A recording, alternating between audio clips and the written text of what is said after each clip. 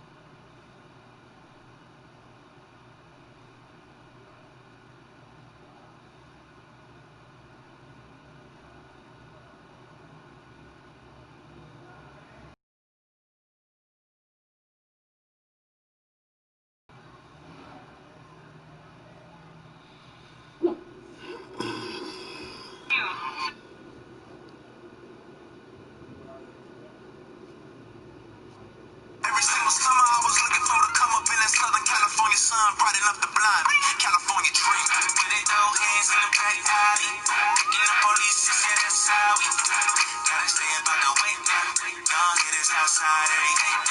Chin up, chest talking, let them see you right there. Beans on the corner, it's the devil make.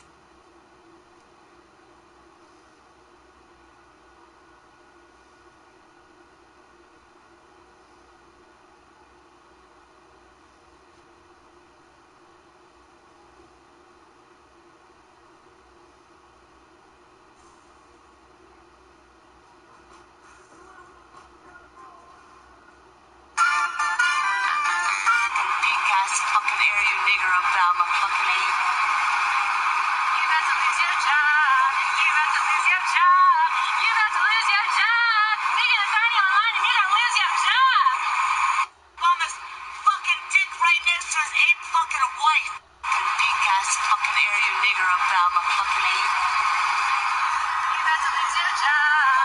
You about to lose your job. You about to lose your job. They're gonna find you online and you're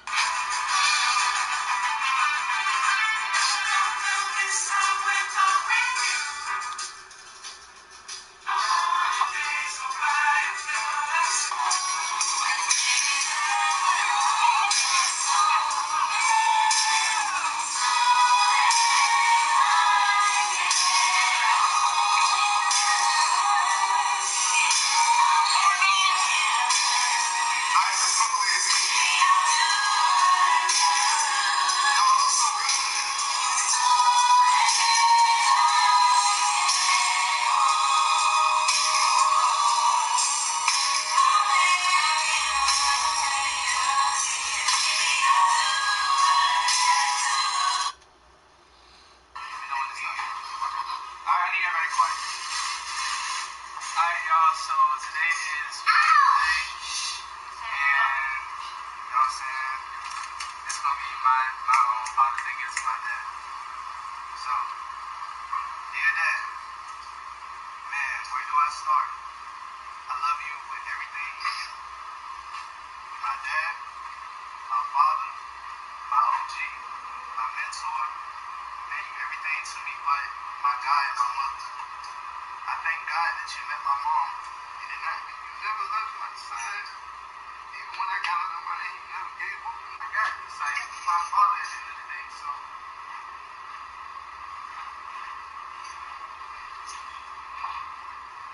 like, I'm ready to say this. Yeah, I want you to adopt me as your own. Not alone, but everyone else see you as my father. As number one male role model in my life. Now you adopted me, you also become my legal father in the eyes of the law. You have earned all credibility for the man that I have become.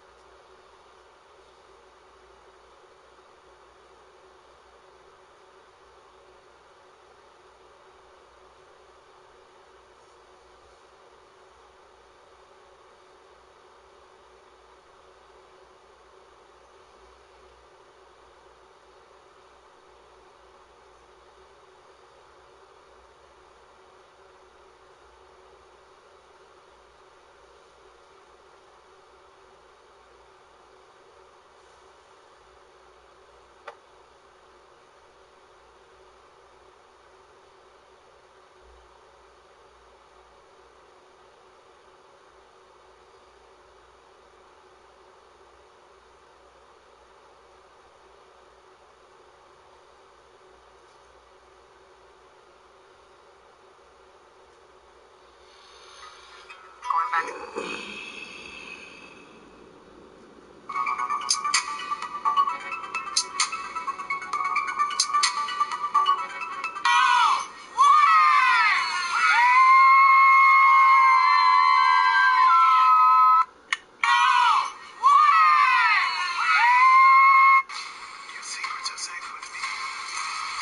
up, TikTok? So I just watched another video of some clown with a camera running his mouth to an officer. I think it was in New York, and calling him a bitch and a punk, and take that badge and gun off and let's fight.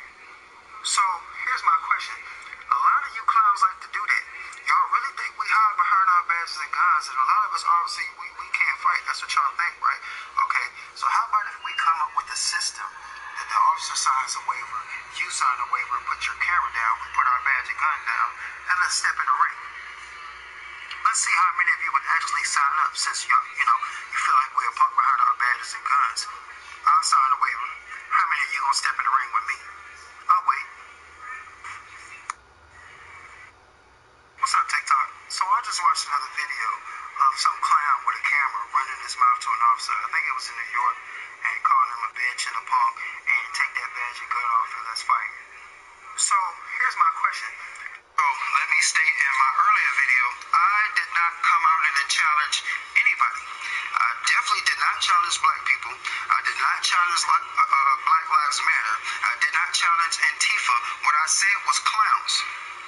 That means if you're not a clown and you're not one of the idiots that randomly just walk up to an officer because you're in your feelings and say, take off your badge and gun and I will beat you up. What I said did not apply to you. So I've been getting all kind of messages and friend requests and all that good stuff. Guys, listen, it's pointless. Okay, I'm getting all type of professional boxers that have been boxing for 300 years and decide, okay, well, because this cop said this, I want to fight him. And that's the wrong answer. If you want to fight me, that's because I did something to you. Right now, half of you guys are running off at the mouth because of what I do for a living, but you've never personally met me and I've never done anything to you, nor me. So if you want to get in the ring, make sure you have a valid reason besides what I do for a living. So let me state, in my earlier video, I did not come.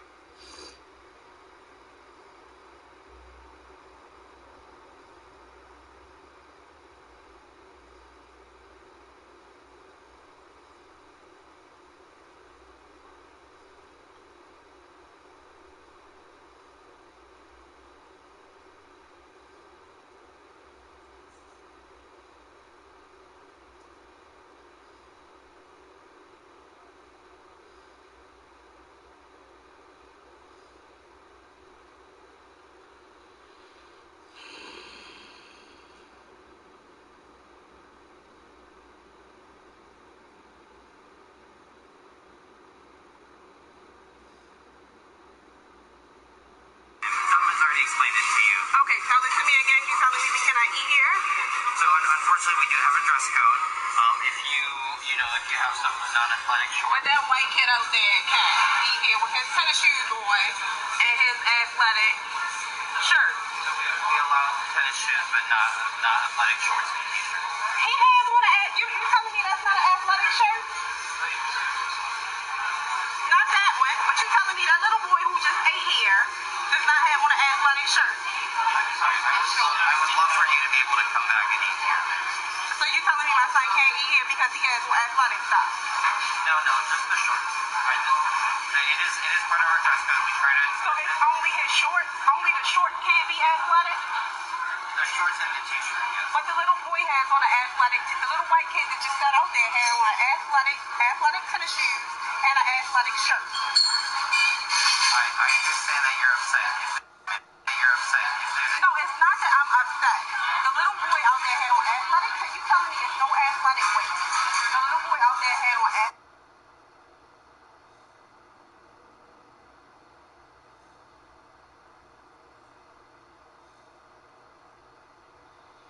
Someone's already explained it to you. Okay, tell it to me again. You telling me can I eat here? So unfortunately, we do have a dress code. If you have some non-athletic shorts. With that white kid out there can't eat here with his tennis shoes on and his athletic shirt. So we allow tennis shoes. Why are you saying shirt, and he said short? And then you want to keep pointing out his shirt, and he got same shorts. That little boy who just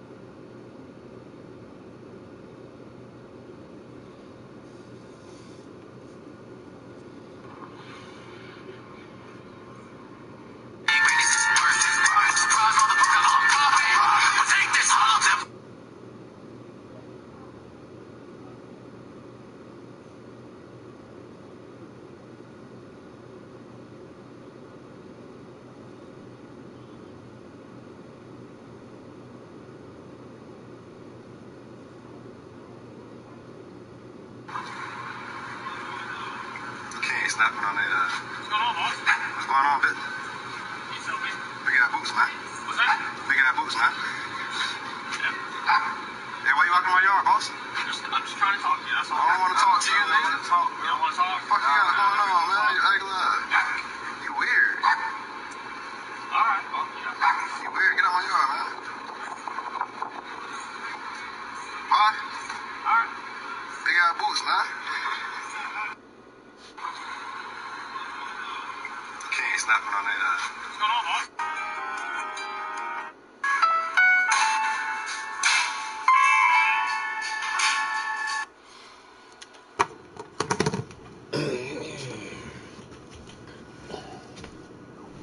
I hate that I have to go through this. The stress so much.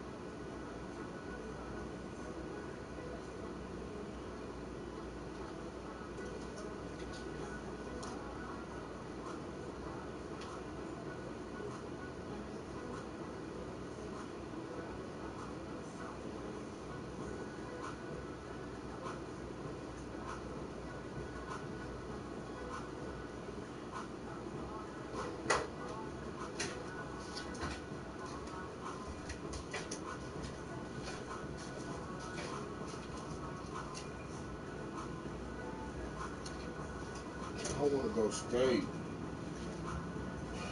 Fucking hate that it's so difficult for me to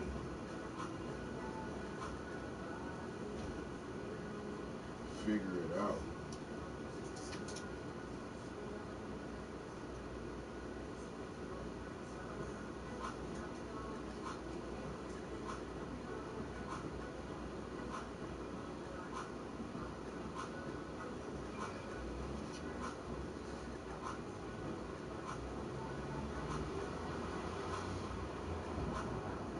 I wish you knew how to fucking listen.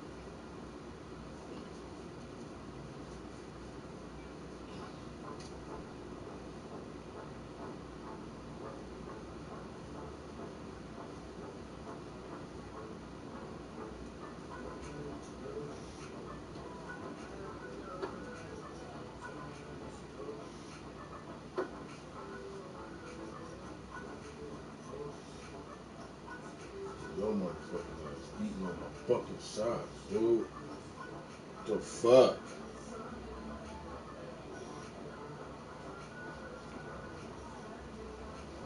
You come and just think that it's okay to fucking just eat up all my shit. Yeah, you.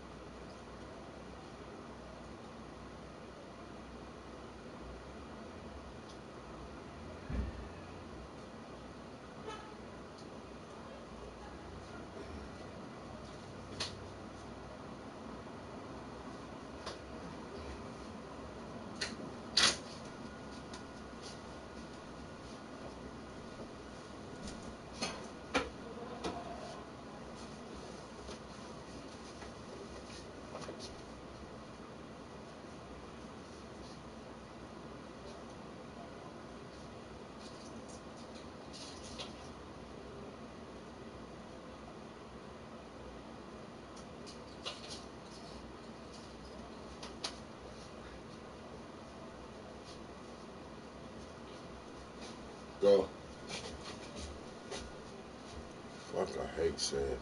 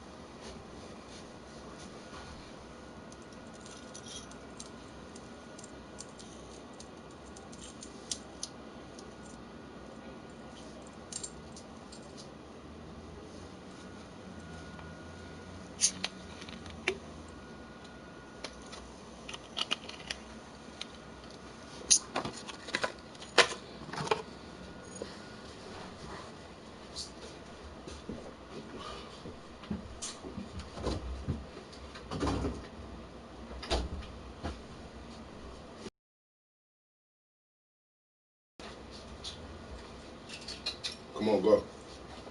Go. Go, Ruby.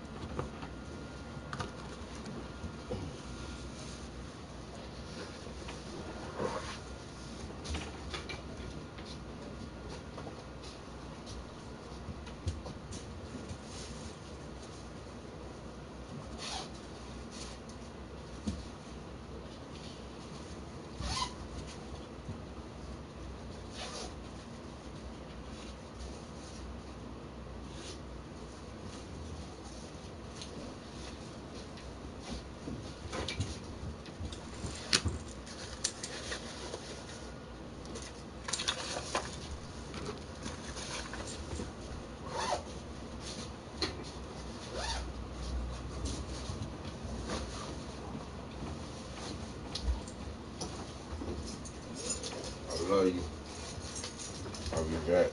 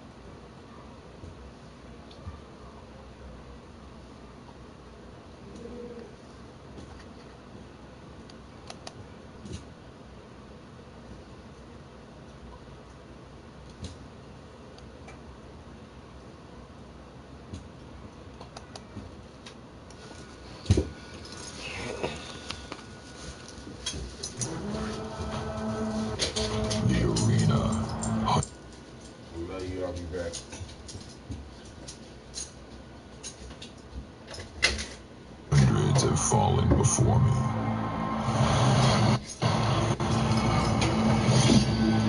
I've won gold and glory. But I came for him. You're mine. Raid Shadow Legends. Desktop version now available for PC and Mac.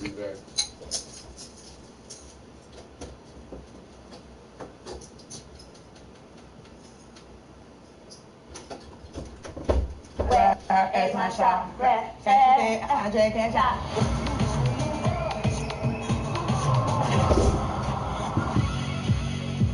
I just wanted to know how did last night end? I've got this thing in my head. How are you doing? Great, as long as I'm around people. I get to, just gather the pieces.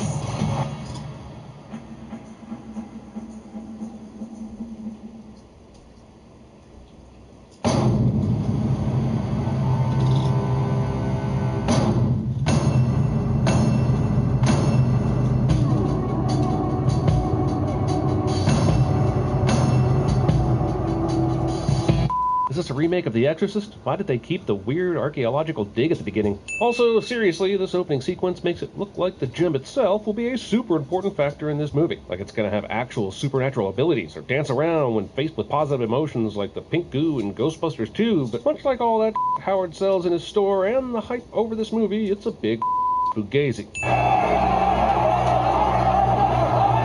Weirdly enough, this is the quietest part of the movie. Dude has a headlamp and his buddy next to him with his headlamp and his flashlight. Is the giant hand torch in the mouth really a necessity right now? 2001 Gem Odyssey. Sometimes when you get on Pornhub, you want to see close-ups, but sometimes your curiosity takes you too far. Yep, that's right, ladies and gentlemen. This movie just took you on a path through the inside of Adam Sandler's ass right at the beginning, but we're sinning it mostly because at no point did we see the head of Rob Schneider. If this is going to be a sequel to Funny People, I'm out. Dude, even if the movie is saying Howard is impervious to the after effects of the anesthesia for the colonoscopy, he'd at least be walking a little gingerly right now. Well, Lakeith Stanfield gets second credit in a prestige film. Oh yeah, I forgot his character is super marginalized and borderline forgotten by the end. This guy slaps Adam Sandler for bringing him a water when he said he didn't want one. I sure hope Sandler learns his lesson and doesn't lock this guy in a hot room later in the movie. I know that sounds like a really specific situation, and it's a 1,000 to 1 shot it'll ever happen, but trust me, we shouldn't trap this guy in a hot room. Come on, shut up, soap opera. I agree. Considering how scuzzy and chaotic this movie is, I'd call it the opposite of a soap opera. Like, this is a grunge opera. It should have been scored by, like, an Alice in Chains album from 1992.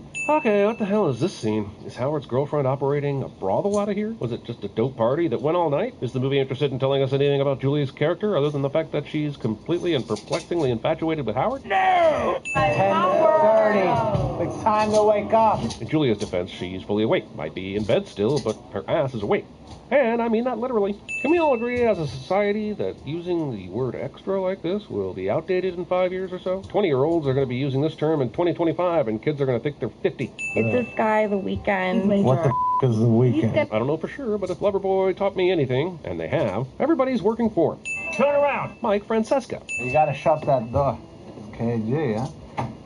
That close? Door shadowing. No one will be seated during the Howard Show's Kevin Garnett blinged-out Mogwai part of the movie. Kevin was just telling me looking for some watches. Right. That one that you got that crazy-ass deal for? That one for 16. I know Howard is just happy to get KG in the store, but what was he thinking about selling to Garnett? What does he have in the inventory that he's highlighted besides the Furby? How is he even keeping this showroom afloat? What happened? Your street goons in there, they attacked me, man. Okay, this movie is packed to the gills with anxiety. You've got Kevin Garnett outside looking to make a purchase, but he's also flirting with Howard's girlfriend. You've got Lakeith Stanfield pressuring him about the watches that he wants Howard to sell for him. Then an important and probably illegal package arrives, and this guy's complaining about the goons who came to the store and roughed him up. If I wanted to be anxious during a movie, I'd watch Basic Instinct with my mom on her birthday.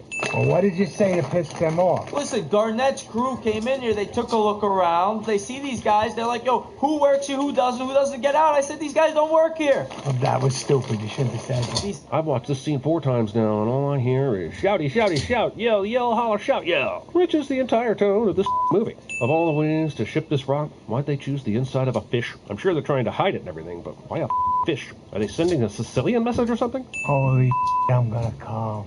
What, does this rock have a script inside where you get to film in Hawaii again? Howard is able to pull up the exact History Channel video he needs for the visual aid to his story in no time. And it doesn't even appear to be a YouTube video. He's got this immediate access via random phone in 2012? Took me 17 months to get this thing. But Howard just said, I'm watching TV like a year ago. Why would he estimate on the ideology of the plan and then get super specific about how long it took him to get the actual stone? This is old school, Middle Earth. You know the problem with this movie? The talking. Every character says the same thing in a slightly different way over and over and over again. And sure, that may be how people talk in the real world, especially in these circles. But it doesn't mean I want to spend over 2 hours watching that shit on screen. How are we doing this again? You already tricked me into looking at the inside of Adam Sandler's ass earlier. If this time we end up inside the ass of John Lovitz, well, I'm swearing off movies forever. Also, don't you hate it when you have a transcendental experience when looking into a rock and it shows you a slideshow of your achievements right alongside the suffering of the Ethiopian people? That's not for sale. I can't sell it. What a rock tease. Would you show me something if I couldn't have it then? KG may be an evil talking basketball player, but he would be excellent at cinema sins. Howard takes a half-ass selfie where he's barely in the frame when there are like 10 people in this room that could have taken the picture for him. Of all the stupid he does in this movie, this is probably the worst. Talking on a speakerphone in public. It's Kevin Garnett's 2008 championship ring. Nonsense. Everyone knows that no Boston sports team has won anything in like 100 years. If they did, could you imagine how insufferable they would be? I'm going to give you $25,000, but I want an 8% vig on the ring. Even if I could understand what's being said as these characters are talking over each other, only a degenerate gambler would have a clue what the hell a vig is. 5 steps ago. Look, I understand he has a lot of money on this, but this is the beginning of an NBA game. It's possible the beginning of an NBA game is more boring than a middle school soccer match. If this were the fourth quarter, I might give a about whether he's going to win his bet. But he's getting animated over the most inconsequential part of the game right now. Stuff that won't make or break his wager. We didn't even get to see if the Celtics won the opening tip, which is part of the parlay. I mean, of course I looked it up and found out that they did, but it's a sin regardless. You! Yes! Hey, you know this guy? The guy that overreacts to every play during a game, whether it's because of a bet or fandom or whatever? Yeah, that guy is the worst, right? Well, welcome to this movie's idea of a protagonist. You sleep. You know, for a guy that's obsessed with this game, Howard sure is leaving all opportunities to watch it. Hell, he could have watched the whole thing on his phone in Benny's room or finished that out with Eddie in his room. None of this matters because he's going to find out that Eric Bogosian stopped the bet. Anyway, part of the parlay that Howard gave the bookie was Kevin Garnett blocked shots. Since this is based on a real game, we can see that Howard got the Celtics to cover. Celtics halftime, Garnett points and rebounds, and the Celtics opening tip. But the one he did not get was the blocked shot one. Kevin Garnett didn't get a single block in that game. The only way he won this bet is if he bet against Kevin Garnett, and that was not the spirit of this bet at all. Oh my god, oh my god, oh my god. Well, he did say he was going to come. I just didn't think it would take him this long. And in a cab, no less. Closet sexting. Closet-sexting? Dude, if you're going to try and be sneaky about this weird approach, can't you turn your phone to silent? How does she not hear this? I just hit so big. Premature celebration. And given the way his girlfriend is dressed, along with Howard's advanced age, I'm going to throw in premature ejaculation just for good measure. Also, I maybe understand Howard not calling his bookie right away, since it's late, but he goes an entire day without checking with Gary on a huge bet that he actually hit. You don't think a money-hungry like Howard wouldn't be at the restaurant early in the morning to collect?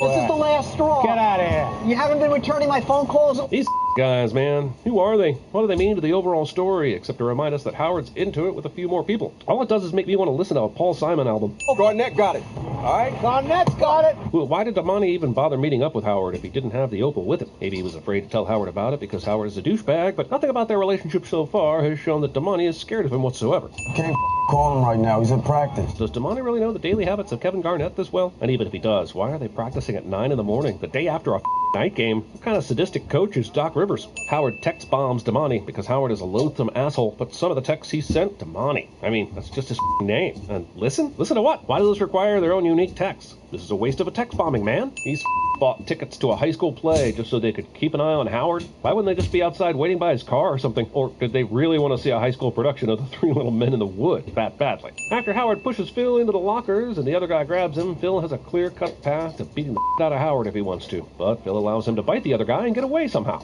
I told you how things were going to go if you didn't start to behave. Sure, and Arno has every right to teach this asshole a lesson. But why pull this at his daughter's play? It's not like Arno's a seasoned thug. thug who wants to make a statement. He's part of the goddamn family. Why not hit him at the shop or the love nest or while he's on the street? Never! You think you're like this more important than I don't know who said that! Adam Sandler does put in a fantastic performance in this movie, but there are times when he's shouting where it comes dangerously close to sounding like Bobby Boucher. Congratulations, Otto! You does! There's so much anxiety in this movie that they had to change the title of Mel Brooks' High Anxiety to Dead Calm, and Dead Calm had to change its name to Being in Nothingness. You know, Idina Menzel didn't have much to work with besides a shrewish housewife who's sick of her husband's but she kills this performance. This look tells it all. Disgust, pity, remorse, fury, and I've seen this before, all rolled into one. I'm gonna remove a sin for the one character that I actually root for in this movie. Hark! Who goes there?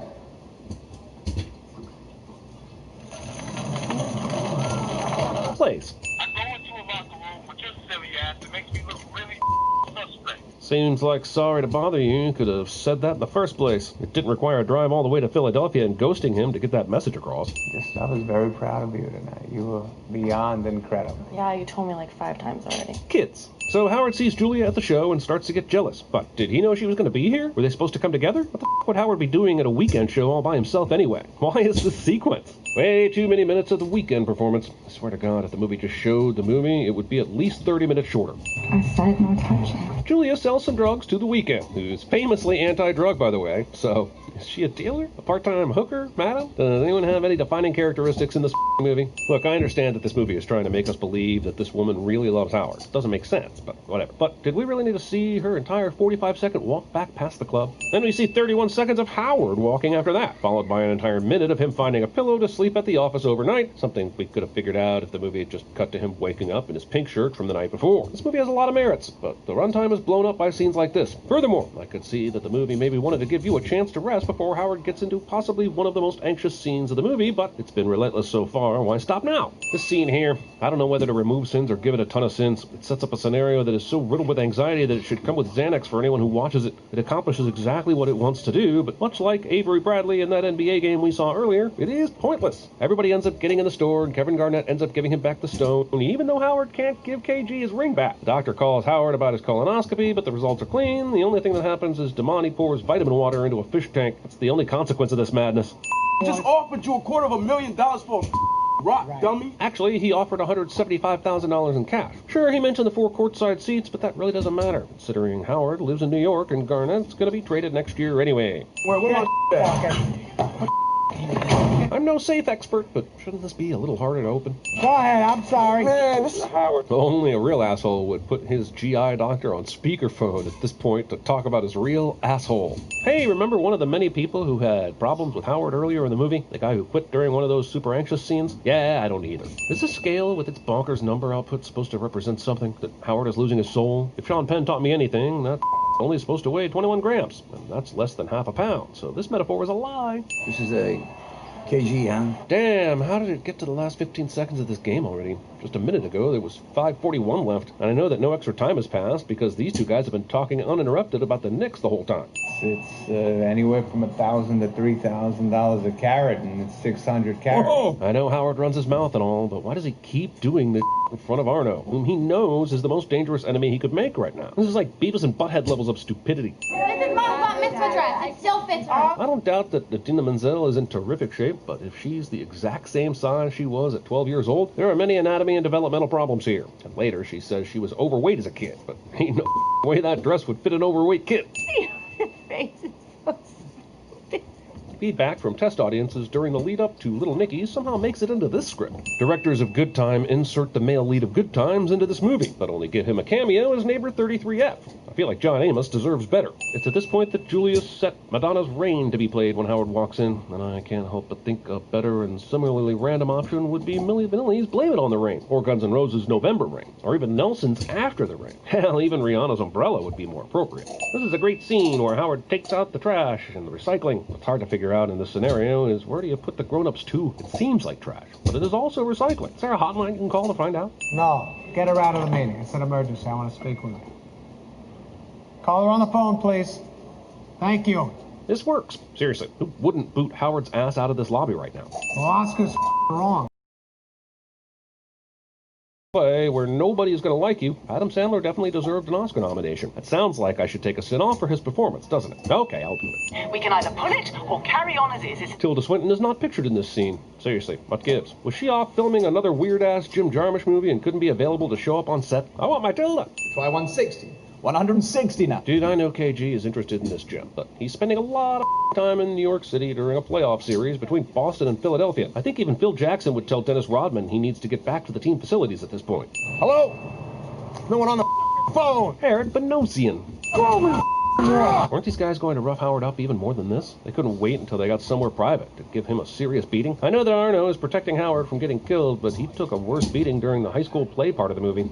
You're my home. You could come to me. To each their own, but I really don't understand why Julia is in love with Howard. He's like 25 years older than her, is an awful person, doesn't have any money, and knows gangsters. He's terrible, treats her like he's an awful person, and he sucks. She can get a Kevin Garnett or a Weekend, and she's pining for this schlub, even getting a tattoo of his name on her ass. Jesus. Everything I do is not going right. Everything I do is not going right. Hey, big guy, settle down. Jack and Jill was a piece of shit, but you did do Punch Drunk Love, showing proof that you do have some taste, even though you seem to frequently ignore it. Do not let him in. Understand me? You know, the real poetic justice in this movie would have been one of these unimportant characters being one of the people who end up killing Howard over a debt. But there are at least 2 red herrings in this movie that are basically just here to give the Safdie brothers some more anxious moments to jerk off to. Paid $100 grand, okay? So you doubled your money. For $165,000? I don't want to cast aspersions, but that sounds like the new math they teach you in the NBA instead of college. And I'm not a athlete. This is my way. This is how I win. You mean having inside knowledge of the team you're betting on? Sounds like Pete Rose circa 1987. I guess this is a statement on the fact that NBA players bet on themselves and influence outcomes based on gambling odds. And the fact that Garnett is in this movie validates that. So explain to me why I'm supposed to be excited for the lead to come back later this summer. Okay, KJ, I need you to give me your this is up face. Really lean into it. There you go. That's what I'm talking about. I mean, Adam Sandler and the Safdie brothers must have studied Worm and Rounders for this character. He is so goddamn infuriating, and this is what the movie wants him to be. Everything you expect from protagonists. Is there anything redeeming about him? This movie really puts us in a bind, because the intent and the execution is there, but it can be very hard to watch at times. This is when ADR goes too far. Play it again. You see? Was that necessary? Again! This is totally the sound I'm going to make the next time Chris or Barrett asks me for a narration redo. She's at Mohegan Sun. She's at Mohegan Sun or going to Mohegan Sun? Because there's no way she's at Mohegan Sun right now. She just left. Why would all these assholes leave? Do they all need to go to the casino to track Julia down? She's got so much of a head start that by the time they get there, she definitely would have already made the bet. So what did they do then? And why wouldn't someone stay with Howard? The ending of this movie is intense, for sure, but it's also built off one big-ass contrivance. Man, Phil must really be in a hurry to get trapped inside this stupid room. Close the door. Does he care if the door gets closed now or in 3 seconds? Why does Howard need these guys to stay here while the game is going on? Why can't he just win the bet and pay Arno later? Why do they have to be here? It works great for your shocking finale, but it does terrible things to logic. And yes, Howard is not a logical person, but I'm sinning it anyway. I have nobody to spend it with, nobody to enjoy my life with anymore. It's horrible. Who the is this guy? I guess he turns out to be okay, but do we really need an extra scuzzy character thrown into the end of this extra scuzzy movie? Feeling this. This is exactly the way the audience feels at this point watching the movie, and that is not a good thing. A bunch of footage of a game in which any casual NBA fan will know the outcome, yet it's somehow used as a device of suspense. Okay, I bet on the Celtics, specifically Kevin Garnett. Okay, 2 good bets. Celtics are winning, and Garnett's got 9 and 7. Julia tells this random dude what she bet on Kevin Garnett, which could mean anything, but he seems to know that the bet is points and rebounds because he indicates as such during his mansplaining. It's funny that during this halftime speech, Doc Rivers is telling everyone to look at KG while he examines the black opal. Everyone remembers all the stories after this game where Kevin Garnett's teammates were like, KG was looking at this weird Ethiopian rock and he got power from it. It inspired us to go out there and whip the 76ers once and for all. It won't help against the Miami Heat later, but man, was this ever a special night. Howard's character is such that he doesn't recognize the temperature of people around him, so he's going to let 2 psychopaths back into the room because he thinks he's safe now. It's a fitting end to his character. He dies happy because it would have been all downhill from here. There's no way this guy could make $1.2 million hold up. First, I hated this because it was stupid for him to let these guys back in, but now I understand that everything fits perfectly. Hey, God, I'm sorry, but I haven't been this happy to see a movie character get shot in the face since Virgil Sollozzo in The Godfather. Amy, he was naked and drunk. Okay, I'm calling police. I guess Amy is describing Howard as naked and drunk and is referring to the night of the high school play, but why is calling the police on her mind right now? Oh, fun. We get to take a trip through a bullet wound at the end of the picture. It's like the asshole of Howard's face. Also, a full minute of bullet wound traveling. Man, you must be out of your fucking mind if you think I'm gonna get in this dirty ass trunk. If you're feeling like you need a pick-me-up after watching Adam Sandler hustle his way through Uncut Gems, let us introduce you to the soothing balm that is Mubi. We're all together right now. We're all so comfortable. Mubi is a curated streaming service that will take you through a journey that'll get you super excited for cinema. Holy shit, I'm gonna come. Well, maybe not that excited, but it's pretty f***ing great. Yeah! Oh my god! And there's exciting news. Beyond adding a new film every day to their curated lineup, Mubi has gone bonkers and launched a whole library. It's a new section allowing members to revisit and discover hundreds of films that have previously been handpicked by their curators. And it is available to Mubi members at no additional cost. It's awesome. I wish I could kiss you. Every film on the platform, including the library, will have Mubi's take, explaining why they chose the film and why it's worth your time. I'm telling you, this is a cinematic streaming service like no other. I've been telling you. That's what I wanted you to see. And you can totally join in on the excitement. Try Mubi free for 30 days at Mubi.com/CinemaSins. No, really? Yep, seriously. That's a whole month of great cinema, including access to the amazing library for free. Sign up right now to start your cinematic journey with Mubi. We love it as much as Howard loves high stakes. This is me. This is my fucking way. This is how I win.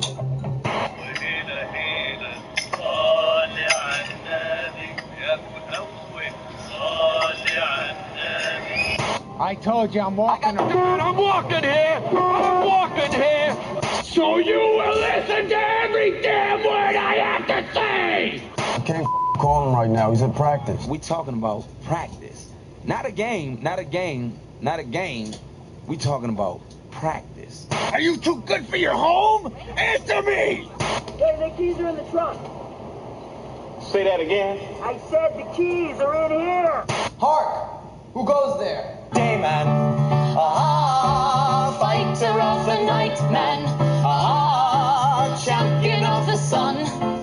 Ah, you're a master of karate and friendship for everyone. I see you in a big rush to come over here, huh? So you heard that I was in a car accident and then decided to stop off for some juji fruit? Listen to me. What's your name, sir?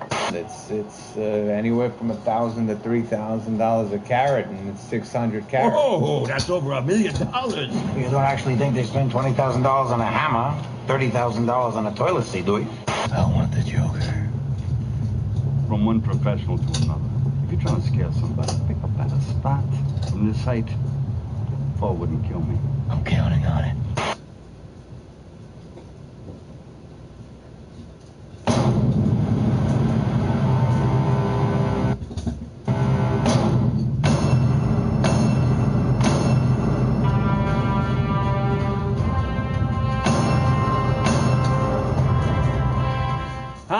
Another sequel to The Ring? Is Samara crawling through the Sega Genesis this time? If so, she's gonna be pixelated as 22 golden Cheerios circling your logo, not to deter my hatred of this 48-second waste of my life. It only makes me hungry, and I don't want to get up to snack. Jesus, Sega, you think you have enough clout to sport a long-ass Marvel-style opening logo at the beginning of your movie? I have to say, that's some chutzpah. Especially for a system whose second-best movie adaptation is... what is another Sega game adaptation? The House of the Dead? Holy f***, you guys should not be leaning into this self-serving logo this hard. So, I know what you're thinking. Wow, you knew that I was thinking that starting your movie at the end, only to rewind and show how I got here, and actually start the movie a few minutes later was a cheap and lazy storytelling device? Also, Sonic the narration. And I never had to catch a school bus because I could run across the entire island in less than 2 seconds. True, Sonic can go wherever the hell he wants on this island, which makes me wonder, who else besides his maternal figure and the butthole arrow guys live here? That's a pretty f***ing big island for just a few people. Also, there was no school. I know, pretty sweet island, right? Education shaming. Sonic, someone could have seen you. No one saw me. I'm too fast. If Longclaw doesn't want anyone to see Sonic run, maybe rethink the structures of this island that are very clearly tailored to Sonic's powers. Who else is going to zip through a loopity-loop or rocket up this ramp without dying? You have a power unlike anything I've ever seen. And that means someone will always want it. Mentor character spills super important shit about main character's powers, but only on their deathbed cliche. Also, maybe Longclaw should warn Sonic about hour. Never stop running. What a mixed bag of mixed messages to be sending this adolescent alien hedgehog. Don't run because they'll find you, followed by never stop running so they don't find you. I think the takeaway lesson for the kids watching will be that adults have no clue what the they're doing, so find a magic portal and escape whenever you can. Why does every parent have to die in an animated kids movie? Did Walt Disney's disembodied head have a secret meeting with his staff and any future directors of animated films and threaten them with his evil psychic powers if they kept one alive? I know Sheriff Tom is kind of half-assing it these days, but what a shitty hideout for a speed trap. Anyone coming from the side of the sign would easily see the front of the cruiser and slow down, and there's no way he can get a radar reading on anything until it does cross the sign. Not to mention his nose is sticking all the way out in the freaking road, so he's endangering any approaching motorist. If the radar gun can comfortably sit in the window and function perfectly, why go through all the trouble to aim it at all? Grab a Sudoku book and wait for the beeper to beep. Better idea, wiggle your wangle. Also, okay, even at 296 miles per hour, Tom would be able to see Sonic approaching and running by, especially on a flat stretch of road like this. That's fast, but it ain't that fast. 296 is IndyCar fast. You can clearly see them shits during a race. Hell, if he couldn't see him coming, he could sure see him going since he's looking right after him. And thus begins the magical blue MacGuffin that fuels a decent chunk of this movie. Why does Sonic only shed this one quill this entire movie, and presumably his entire life, within easy finding distance of the local sheriff? Only God, fate, and the screenwriters can sort that shit out. Also, Tom clearly went to the Fantastic Four school of picking up potentially alien things with your bare hands as soon as you come across them. Sure, he's no scientist, but he is a lawman, one who just went through a rigorous application to be an actual police officer. This is implying that the turtle wants to go fast. Turtles are down with being slow, man. Haven't you ever heard about the f***ing tortoise and the hare? Or at least seen a Comcast commercial? Wait, even if he can run fast? When did we ever get the indication that Sonic could speed read? And sure, maybe he's just blowing through them since he's read them before, but that's just bad comic booking. According to Sonic's handy-dandy map, he's visited a lot of unsafe planets, which is confusing considering Longclaw clearly told him that she was sending him to a safe world. And I guess that means Longclaw probably deserved to die. This whole sequence of staring at the map and then using a ring to solemnly look at another world makes no sense. First off, he's wasting a ring, one of the rings that we were specifically told were his most prized possessions. Second, we learn later that all you have to do is think of a place and the portal will open. Sonic somehow possesses previous knowledge of the Mushroom Planet and all the planets listed on this map. Where did this knowledge come from? The movie skips right over that and asks us to fill in the blanks. My favorite person is the Donut Lord. Jeez, starting at the end of the movie, parental figure dying, primary character narration, and now a cop eating a donut? I feel like without Jim Carrey, this movie would literally annihilate the cliché-o-meter. And we just got that thing fixed after the brutal beating it took from the Emoji Movie. I understand he has to keep hidden, but this is starting to get legitimately creepy. I don't care if he is an alien hedgehog. He's also a hormonal teenager watching a beautiful woman do yoga from behind. There is one person in town who's actually onto me. One person who is on to blue streak zooming out of my ass in broad daylight Sonic. At this point, the entire town would believe in the Blue Devil, and his legend would have advanced to the point where parents were telling their kids to go to sleep or the blue streak will zip out of the darkness and steal your toys. He calls me the Blue Devil. I almost caught him last night. I gotta say, I do agree with his blind hatred of Blue Devils for some reason. I can't put my finger on. Please, please, please, please, please. Yes, Keanu! You are a national treasure. Sonic the Peeper is loudly talking to himself on the other side of the window. And if he's hearing the movie this clearly, how is no one hearing him? How is the dog calm? Dear Thomas, we have reviewed your application to the San Francisco Police Department. You see, in movies, good or bad news can only be delivered by reading a mailed letter aloud in front of nervous family members. Hey, what are those? Apartments for rent I found on Zillow. What a weird product placement, man. This is like if Tom just whipped out an obviously labeled White Claw to celebrate the job placement. It's going to be tough to leave my hometown and all my friendships. Even if I hadn't seen this movie before, I would definitely know this speech is a fugazi. God, I really litter this entire f***ing movie with obvious moments like this that take it from being truly awesome to just being watchable. What do you think, Sergeant Sprinkles? I think your sunglasses are going to be nasty and your donut will taste of metallic paper clips. Get a friend. I guess this kid has the same shine as Jacob Tremblay's character in Dr. Sleep. Hope he doesn't have to walk 2.5 miles home through a cornfield. I hear that's pretty dangerous. Envy. Hey, that's an actual sin. John Doe even used that shit. Wait, so no one turned the lights on after the game? And they left all this equipment behind? Did the commissioner of this little league go out for a bender after a nail-biter of a playoff game or something? God damn, the people who run this league are dicks. Kid from Green Hills hits a 3-run walk-off dinger to win a playoff game, but no one could be bothered to update a scoreboard afterward? He even pulled that shit on a full count. You're telling me they won't even let him snap a selfie of that shit after the game? Sonic gets sad and runs around the bases until he causes an EMP. No, I totally remember that being part of the original game. I can't believe you're bringing that freak into this. Neither can I. But We have no choice. You know, the whole we have no choice bullshit in every movie, but especially this one. This man suggested bringing the 5th and 6th Regiment, whatever the that means, 30 seconds ago, literally offering another choice. Just say you want to find an excuse to introduce Jim Carrey's next eccentric character, and let's get on with it. And tell him his men report to me now, blah, blah, blah, blah, blah, blah. Isn't this information that Bennington would immediately check out? Robotnik is spouting all this bullshit, but it's not like he's actually shown he's in charge of anything. All he did was flash a barcode at the Major, for fuck's sake. In other words, this works. Do you see anything useful in this image? Nothing at all, Doctor. Besides a fully formed footprint near the scene of a cataclysmic event that disabled a quarter of the country? You don't see anything useful in that? This guy is something else. Or girl. I mean, we know it's a guy, but at this point it could be a girl or an it. Mushroom Planet, here I come. Oh no, they're right outside. I gotta go somewhere else. The fact that the enemy is right outside is the very reason to activate the portal ring and go through immediately. Good plot device, God. Someone forgot to read the horrible list of side effects when they took a massive overdose of their 4 reasons pills. Side effects include irritability that lasts the remainder of the film, an immediate feeling of dissatisfaction, an overall growing lack of respect for the writers of the film, and an increasing lack of interest in source material. What you doing? Just coloring with JoJo and Rachel. You are coloring. JoJo is clearly playing with Legos, including building this massive spaceship, and she's working at a much higher grade level than you. The only apps on my phone are the ones that came with it. In the Olive Garden. Ah, because when you're there... Your family. Mother... these weird-ass product placements. Now they're saying the exact catchphrases from the commercials? Are they going to start singing the Liberty Mutual theme next? I'm adding 30 more cents for this weird product placement.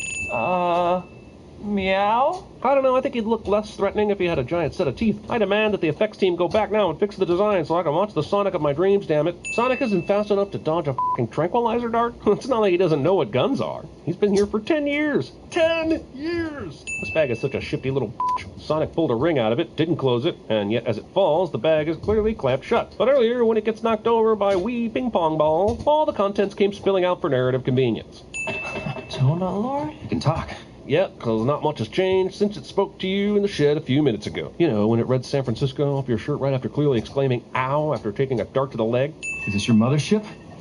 I'm not in the mood to get probed. Why does Tom immediately assume Sonic is an alien? Sure, he can talk and doesn't look like most animals or humans, but he's got pretty fucking animal and human-like features, and is even wearing shoes. Why wouldn't he think he's at least from a weird part of Earth, like Ohio? But you have to help me. No, I don't. Why? Well, my legs, which normally would be classified as lethal weapons, feel like spaghetti. Well, everything about Sonic, his speech, arm movements, and brain power have returned completely to normal after the tranquilizer, but his legs won't work? That's such lazy screenwriting that it might have been a leftover from a recent Star Wars script. You're from the Power Company? Mm-hmm. Oh, you must know my buddy Spencer. We play softball together. Spence. He's a good man. Even as socially awkward as he is, there's no way an actual genius like Robotnik would fall for an easy trick like this. Holy shit, now this movie's ripping off E.T.? Has it no shame? Why are there multiple scanners up in the attic? It's a pretty big house, right? Not to mention that there's a lot of land outside that the perpetrator could have escaped to. They need a hard target search, damn it. They should be checking every gas station, residence, warehouse, farmhouse, henhouse, outhouse, and doghouse in that area. God damn it, another movie with armed drones. Bad Boys for Life and Spider-Man Far From Home have taught me anything, it's that I hate f***ing armed drones. Can you believe Amazon is going to deliver packages with these things? Topical humor that will be outdated by the time this movie hits the basic cable networks. I just saw a guy race out of here and thought that you should stop them. Nice opportunity for Jim Carrey to choose scenery, but they can't have gotten far, right? And aren't there only like 3 roads in this town? Couldn't they be pursuing Tom and Sonic right now instead of Robotnik wasting time being a smarmy butthole? Okay, pal. Out you go. So you're telling me that Tom assaulted a government agent, escaped certain death with the help of Sonic, loaded up in the truck and absconded with what he thinks is an alien creature, drove all the way out of town, and once the alien tells a perfectly plausible alien story, he tries to kick him out of the truck? The kind of reaction is this?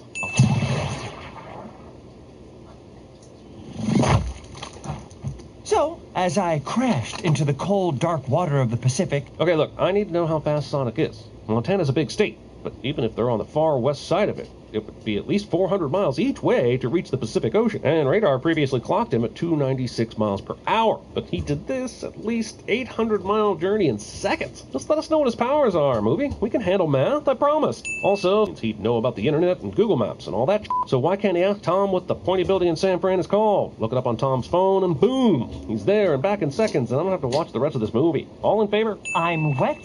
I'm cold. There's a fish on my head! I could buy that he's cold, but there's no fucking way he's still wet, or the fish would have stayed on his head during the journey, considering the speed he was going. Stay in the car, I don't want anybody seeing you. Great idea! Sonic has been shown to have incredible patience and the ability to do what he's told, and there's no reason whatsoever to take him to the phone booth with you. Come on over to the wild, can't-resist temptation party, where all lead characters are lured by excitement and danger. You'll know a CRT party when they conveniently appear out of the window when all was quiet moments ago.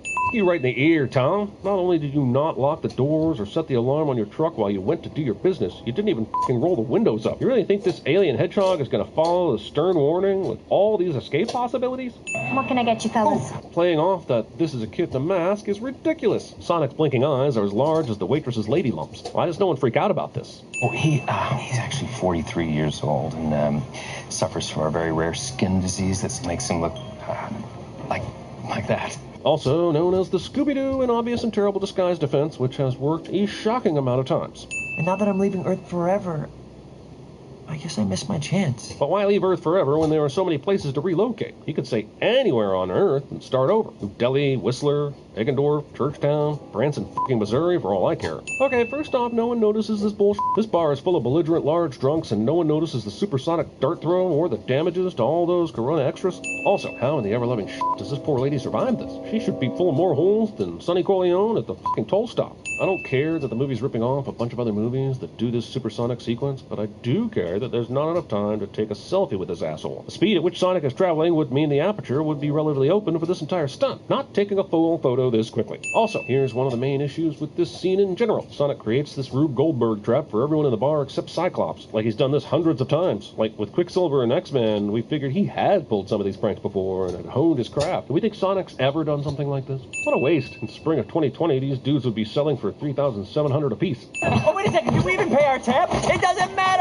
F*** you. It doesn't matter. Your server made a special case to get you into this bar, then got shot full of darts, then had all her customers annihilate each other. Hope you're happy when she can't make rent and has to pull her kids out of school so they can start fencing watches on the street, and only then they can have a lukewarm dinner of macaroni and cheese once per week. Damn it! If only we had motor vehicles we could use to chase these bastards down this incredibly straight road. Ah well, let's head back inside and hit up another round of Appletinis. And suddenly we have two bucket lists, as this clearly is not the same one that we were shown 2 minutes ago. This is a massive continuity error, all because we're supposed to catch feelings about Sonic wanting a friend. I just want to know when he dressed up like Elvis, or why calling into a radio station is still a thing. Thomas Wachowski, accused of committing an act of domestic terrorism. Holy sudden volume increased news position, Batman. This TV has such perfect timing, it has to be on the plot to frame Tom. Judging by the quickest route to San Francisco, the approximate speed of their vehicle. Hang on. How the hell did Robotnik know they were going to San Francisco? Even though they threatened the big dude at the bar, he didn't know where the hell they were headed. Maybe there was a deleted scene that showed someone in the bar who knew, f*** it.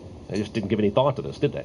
I'm gonna move to San Francisco, become a street cop. Tom is clearly delusional. He's a fugitive now, and there's zero chance he'd be dreaming of the streets of San Francisco. He'd be crushed that his dreams aren't coming true. I mean, if he were real, which he isn't. Mayhem. Wait, how did Robotnik set up this enormous tank at some rando California entrance ramp so quickly? I was wrong about you. You're not the Donut Lord at all. You're more like the Jerk Lord. Have you accusing someone of not being a hero while they are actively keeping a harpoon vehicle safely on the street so you stay alive? Oh, sweet. It's that vintage Sonic maneuver where he blows it up by rolling into a ball. I actually think that's part of the game, but I honestly don't remember, since I was either too young or too high when I played it to remember the details. If I don't make it, just ditch me. You seem good at that. God, adolescent Sonic is almost as big of a dick as Teen Groot from the Guardians of the Galaxy. I feel like all these machines were exceptionally easy to kill. Like, if this actually was a video game, we'd be set on the beginner level, for sure. Not only does Tom do nothing to stop this laser-armed drone from cutting his car in half, he keeps f***ing driving.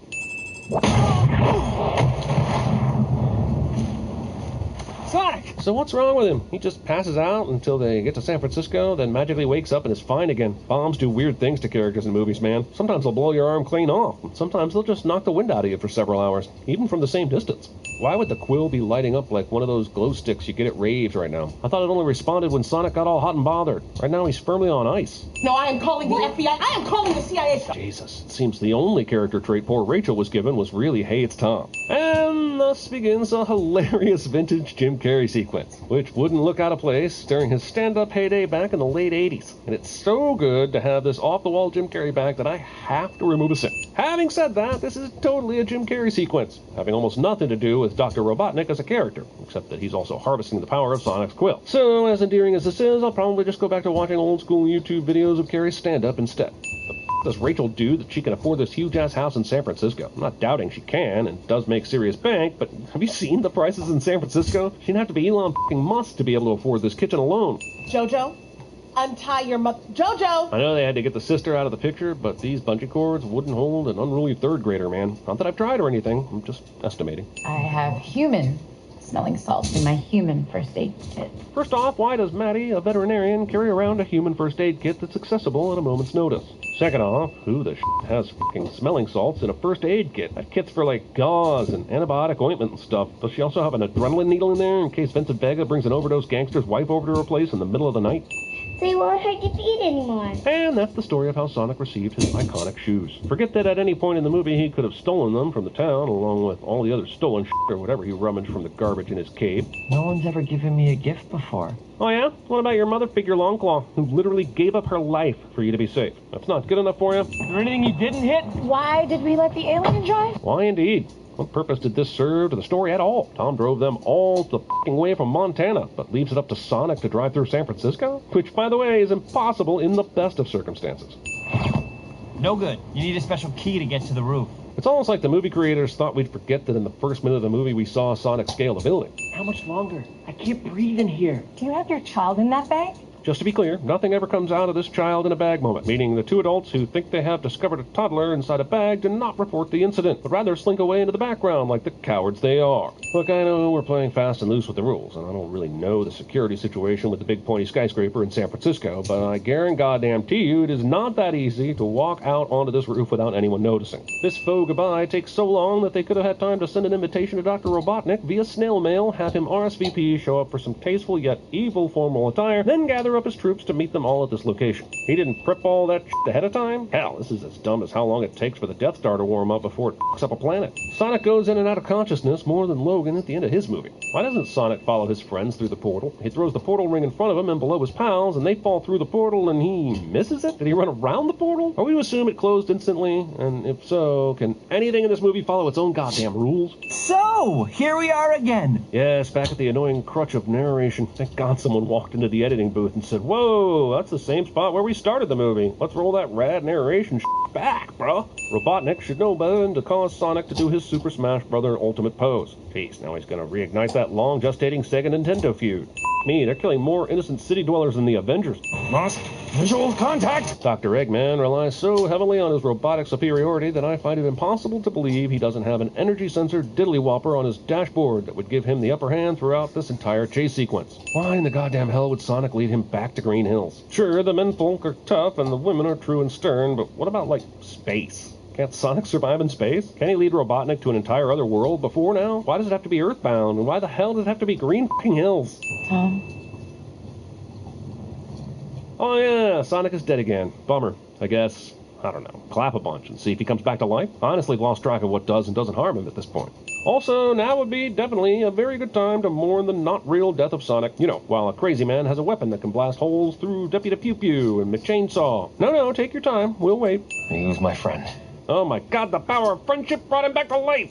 Sweet. I mean, I don't know why he had to go all supersonic to send Robotnik to the Mushroom Kingdom, especially considering all he needed was a ring. But given the circumstances, I guess I'll celebrate like Doc Brown at the end of Back to the Future. The solo Sonic baseball game earlier may have been the most genuinely emotional moment in this entire movie. So the greatest sin by far is Sonic excluding a high five from his plot-dominant bucket list. We can never go back there.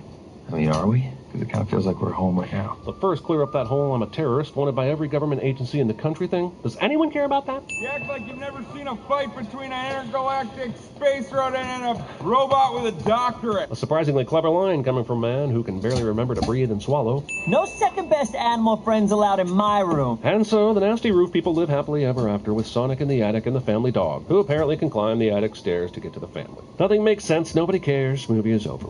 Oh, it's not over. And so the insane villain lives off hallucinogenic mushrooms, convinced he will find a way to return to Earth for revenge. We all know that won't happen until he's gained 75 pounds and looks like an actual egg, and it turns out that is difficult when you have the psilocybin runs. This movie is nowhere near epic enough for 3 endings. Okay, fine. And so, f***ing Tails shows up for those dense enough to not realize that this movie is riddled with nods to a sequel. And hopefully in that movie we will find out how the f*** he managed to get a pair of red sneakers just like Sonic's. The f***ing end.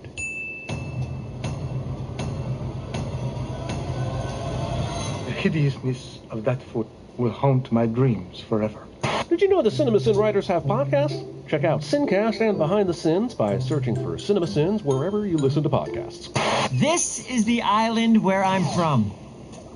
It had everything. Sandy beaches, Geeks, Sherpas, a Jamaican nurse wearing a shower cap. Tommy, that's a paything. I did it! I did it! Congratulations, you played yourself. The future is now!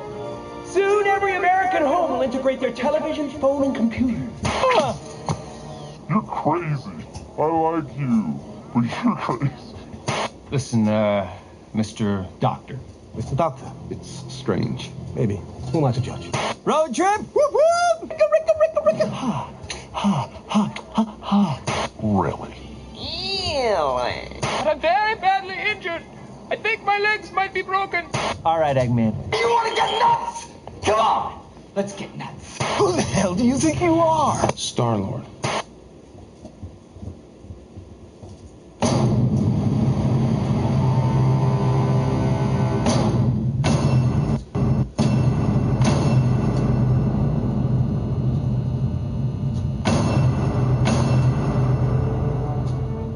Earth that was. Post-apocalyptic narration. Post-elliptication? The central planets formed the Alliance, ruled by an interplanetary parliament.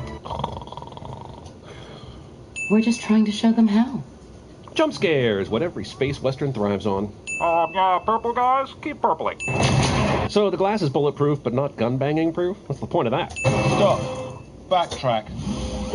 Stop. And this movie gets away with 3 separate openings prior to the main title, including 2 false opening reveals. That's ballsy. Do you know what your sin is, Doctor? If he doesn't, I'll be happy to point it out for him. Also, a tip from a professional, he's got more than one. This paralyzing rabbit punch pinches some bull, but it ends up being super important in at least 2 scenes of the movie. It's like the Vulcan nerve pinch, only stupider and dumber and more idiotic. The ship is named Serenity and blah blah blah, but if the show is called Firefly, then why wasn't the movie titled Firefly? You're just adding unnecessary confusion to the mix of what is already a hard sell to a mainstream audience. This would be like calling the Mission Impossible movies IMF, or calling Star Trek movies Enterprise. Also, Papyrus font. Use the same font James Cameron used for Avatar subtitles, and 50% of small businesses started after the year 2000 used in their logos and on their websites. If the shakes are this bad, some of this food should be flying off the table. Also, that's a lot of food being left out that no one is eating. They don't need to worry about the ship exploding. They should have all died from salmonella poisoning already, if this is how they treat their food storage. It's fun to have them speak Chinese every now and then, and I know because I watch the show that Chinese is the main language out here in the verse, but still, give a guy some subtitles maybe. These moments really only work for the Mandarin-speaking browncoats in the viewing audience. This is all one shot! Man, it looked pretty rad in 2005 on the big screen. Bummer. Also, considering the last 5 minutes have been intermittent with talk of how the ship might crash, the decision to yada yada over how they fixed that problem seems a bit on the sinful side. We'll be back where you can spit. Well, not that you spit. Firefly had many great running storylines, but the Kaylee Simon will they or won't they subplot was not one of them. It's unfortunate they decided to carry that into the movie. This psychic nonsense goes on for some time. What's going on? Serenity is a really good movie and a great transition from the TV to the big screen. However, it does commit the cardinal sin of trying to cram every damn thing from the show into the movie, whether it makes sense for it to be there or not. The Reaver's insertion into this film feels about as organic as a Big Mac, and they try and tie them into the story later, but that too. You see him? Zoe, take the wheel. Anybody see him? How did they not see them? We just saw them all land in the middle of town, so this area should be swarming with them.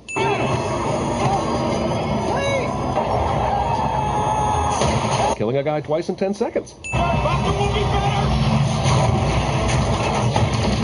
This Reaver ship goes from right on their ass to a ways behind, then back again. It sure would be nice if we had some grenades, don't you think? Maybe, but it's more out of character that he didn't defy Mal and bring them anyways. It's as if he knew he would have the chance to make the joke later if he left them on the ship. Why are they wasting bullets? There's zero chance they can take the Reaver ship down with a pistol. They've got Jane by the leg here, but they don't do anything else for a long time, giving Mal time to save Jane. River? I swallowed a bug. This movie is funny, and I'm taking a sit off for the funny. I mean, the show is this funny too, but most of you slept on that. Where did the Reaver even come from? There was clearly no one in the part of the Reaver ship that crashed. Hey, South Smoke! I'm a hairspray from riddling with holes, Doctor. This unnecessary conflict. Mule won't run with 5. That seems dubious. You had all kinds of guns and extra ammo and boxes of stolen money. And yeah, she says they could have dumped the money, and he disagrees, but my point is that thing could have held another person and the money, and did in fact hold all that while the dude was hanging off the side of it. I got a crew. Ain't been paid. And oh yeah, powerful need to eat sometime this month. Then maybe don't waste the insane feast that was shown earlier. These Reavers, last 10 years, they show up like the bogeyman from stories. Bogeyman. So she says a silent goodbye here, and then the crew goes to give the stolen goods to the boss that hired them. Then they will get their cut, and then they can give River her cut. But they apparently just took some off the top of River and said goodbye to the Tams, and that just doesn't seem like how it would work. Whatever. The Tams aren't going anywhere anyway, and we all know it, but I'm still miffed at the sloppy explanation of events here. River, do you want to stay with them? It isn't safe. No, but it does seem more practical than just wandering around hoping to find someone else who won't turn you over to the Alliance for whatever bounty is on your head.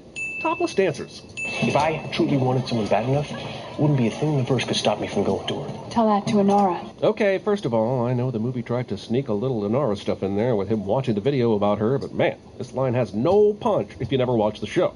Second of all, Mao is too smart to set himself up to be owned this hard, and he would never make this brag. The biggest single sin in the whole movie is that River wanders into the very bar where Mal went to do business, in all that huge port we saw, and she wandered in without Simon. Would Simon leave her alone on the streets? And before you tell me that she's psychic and I know that already, but she just said it's too dangerous for the crew if she remains around them, so she would not wander willingly into the same bar they were in, goddammit. This is more convenient than that time I wanted granola and Matthew McConaughey showed up at my house unexpectedly.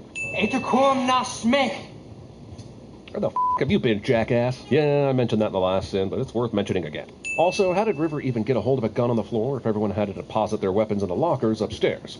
Also, can I just say casting someone named Summer as the character named River is a pain in the ass to work around as an asshole on the internet. Keep saying Summer when I mean River, and since I'm an asshole, I'm going to send that You guys always bring me the very best violence. He's Mr. Universe, though, right? Guy tapping all the signals? Why did they even have to bring this to it? I didn't one that tracks all signals. This is f***ed up and impractical as hell. Look at all the different angles these TVs are turned to. And at least half are playing things already playing on another screen on the wall. This wall of screens is a lie. My love bot. It was a very beautiful ceremony. Movie has time for this. Also, love bots. I've been seeing this code pop up all over the last few weeks. It's Alliance, and it's high military. Mr. Exposition. Sudden Shepherd. I wasn't born a shepherd, man. You have to tell me about that sometime. Maybe in the sequel. Sequel. River, you look tired. I think everybody's a little tired by now. Why don't we all lie down? What happens if the student box, we all freezing? We all take a nap. Oh, I guess we're having something of a... Eavesdropping. I realize this is some kind of religious situation, but all those candles and all those curtains, this religion worships house fires. We locked onto Serenity's post beacon the moment you hit Atmo. Did he really just say Atmo instead of atmosphere? Because that's Obno. Advice from an old tracker. You want to find someone? Use your eyes. Or your nose, though, right? And ears. If you only use your eyes, you aren't tracking, son. You're just play-acting some childhood Rambo games. No offense, Doc. I think it's noble as a grape the way you look to River. Noble as a grape? The show is mostly Western speak with a bit of a twist, but noble as a grape? Why not? I think it's honorable as a pigeon. Or honest as a rock. There's fun dialogue, and then there's absolute gibberish. Mal. This is as good a place as any to point out that the main character in this movie is named Mal, which in half the languages on Earth means some form of bad or evil. Wish like hell he was elsewhere. I was. Damn, this is like the third time this movie has had someone storm off and then the remaining character finishes their thought quietly to themselves. It's a Joss Whedon staple. I think the dreams are the best part of this movie. Serenity would now like to pause its programming to advertise the soon-to-be-released Serenity trading cards. Collect them all, trade with your friends, everyone live in Serenity together. I guess that's not cool, but if anyone deserved the throat punch on this ship, it's probably Simon. Almost want to give a sin back, but I'm me, so. And that is a yada yada and a half to go from opening the shaft opening to arriving in the main hallway. Jesus. Remember John McClane? Half the tension is being inside the tiny crawl space with him. How can it be there's a whole planet called Miranda and none of us know that? Kaylee would be goram amazing at Cinema Sins. Shepard? And of course, Shepard is still clinging on to life here so he can get some last words in with Mal because movie. I killed the ship that killed us. Not very Christian of me. In 2020, that actually might be considered the Christian thing to do. I look to be buoyed by many more sermons before you slip. This is a death that means a lot more if you watch the show. Otherwise, you're just like, bummer, dude, but you're not emotionally affected. I don't murder children. I do. Just broadcast this on all channels, man, and be done with it. Video evidence matters. If your quarry goes to ground, leave no ground to go to. But how could the Alliance know every place Mal's crew is hidden in the past? And if they do, those are terrible hiding places, and they should have been captured by the Alliance a long time ago. I believe in something greater than myself. A world without sin. Come on into my living room, evil dude who hates sin. Let me make you some tea. Do you like finger sandwiches? Can I give you a hand job?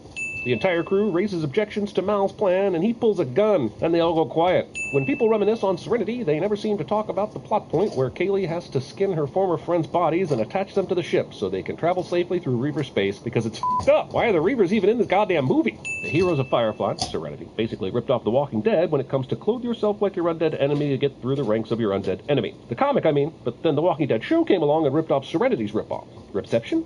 So none of the Reaver ships wonder why Serenity is going to the planet? Because it doesn't appear any of the other ships are going to the planet. Seems like that would raise some sort of a red flag, no matter how much red paint and skeletons adorn the outer hull. This is the first time in this movie they've considered a planet might not have breathable air, so of course, it has breathable air. Also, a main character takes off helmet without enough data only to find out the air is breathable cliché.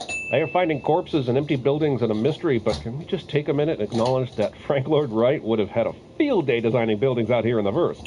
May your machine be in Shurto.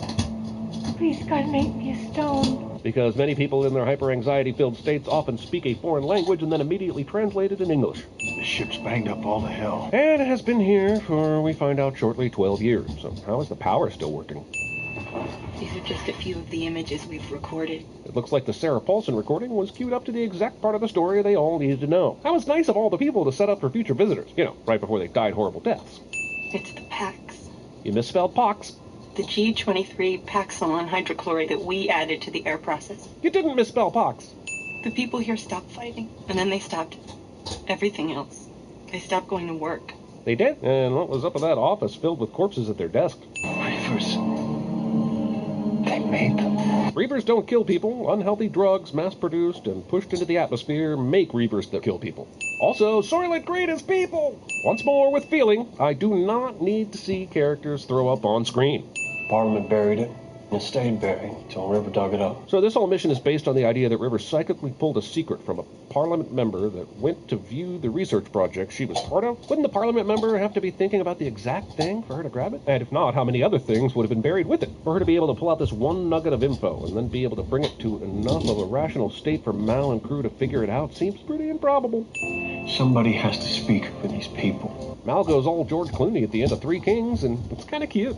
So now I'm asking more of you than I have before. More than the part where he asked for them to help him skin people and attach their skeletal remains to the ship, because that seemed like a f***ing lot. Bastard's not even changing course. So why haven't you shot Serenity down yet? Target the Reavers. Target the Reavers. This is a great moment in this movie, but how was Serenity able to stay ahead of all these Reaver ships for the amount of time it took for them to get to Mr. Universe? The operative takes a shuttle to the surface, and regardless of how big that planet, moon, whatever is, there is no way he ends up close enough to our heroes to f*** up their plans. And yet he does. No one passes out from this shit. They all survived this. Watch out. Oh, I mean... Also, I know this is a Joss Whedon thing. He likes to kill the characters we've grown to love. Miss Summers, Cordelia, Agent Coulson, Shepard from earlier in this movie. But that doesn't make it any less shitty or sinful. Did anyone else forget Inara was still with them? Just me? Carry on. No. Sigh. Guy who should definitely be dead somehow survives long enough or does computer tricks with his sex robot enough to give our hero pertinent information cliché. God damn it. They destroyed my equipment, but I have a backup unit. Of convenience. Spent so much time on Serenity ignoring anything that I wanted for myself. Movie has time for this, which it doesn't, and neither do Kaylee or Simon. The Reavers in this climax feel so much like the vampires in the best episodes of Buffy, or the Chitauri in the Avengers. My point is, maybe Whedon does his best work when the heroes are facing a rabid horde of mindless kill-eat drones. That's great, Mr. Universe has backup equipment, but why would he make it so goddamn difficult to get to? This looks more complex than a Bond villain's lair. There are a lot of innocent people in the air being killed right now. Said the guy who earlier said he had no issue killing innocent children. Inara turning into a sudden Legolas here at the end is one of the movie's funniest jokes. This chain-based final boss battle is confusing as mostly because I have no idea where any of these chains truly connect to. They're gonna get in. No, lady. Why aren't they already in? So if River could do this the whole time, then why the wasn't she already? For the second time in this movie, Mal will last a lot longer against this guy in a fight than he should. I'm sorry. Here's this scientifically questionable one-punch paralyzing move showing up again. If this were possible, my brother and I would have paralyzed each other every other week when we were growing up. You should know there's no shame in this. This is such a great moment, but if the nerve cluster was severed, as Mal will say in a bit, then how would he have felt this or even known what the operative was trying to do?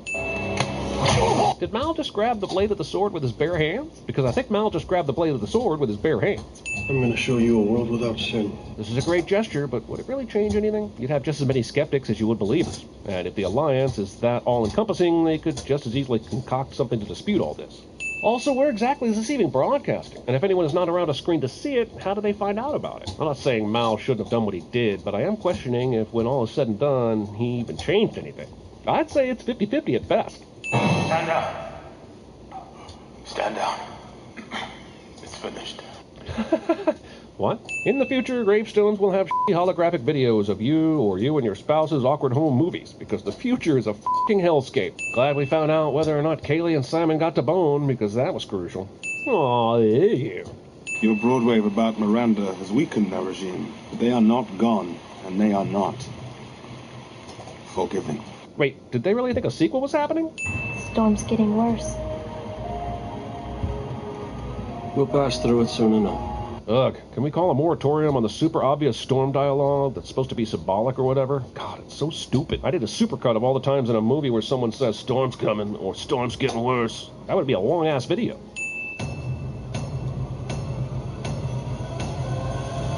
Serenity now! Serenity now! Make sure you click that bell icon. Sellouts. But clicking the little bell icon is how you make sure you get notified every time we release a video. So click it. Sellouts. We got the primary buffer panel coming. I'm giving her all she's got, Captain! He didn't lie down. I'm sensing a powerful mind. Doors open, beds made. Welcome home. Blow it! Get through! Mine should have hit us. Should have hit me.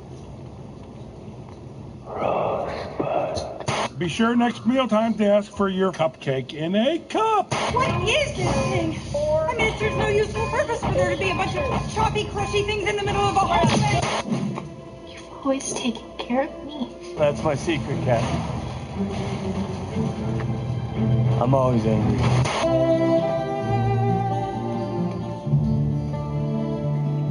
Tommy, how's the taping?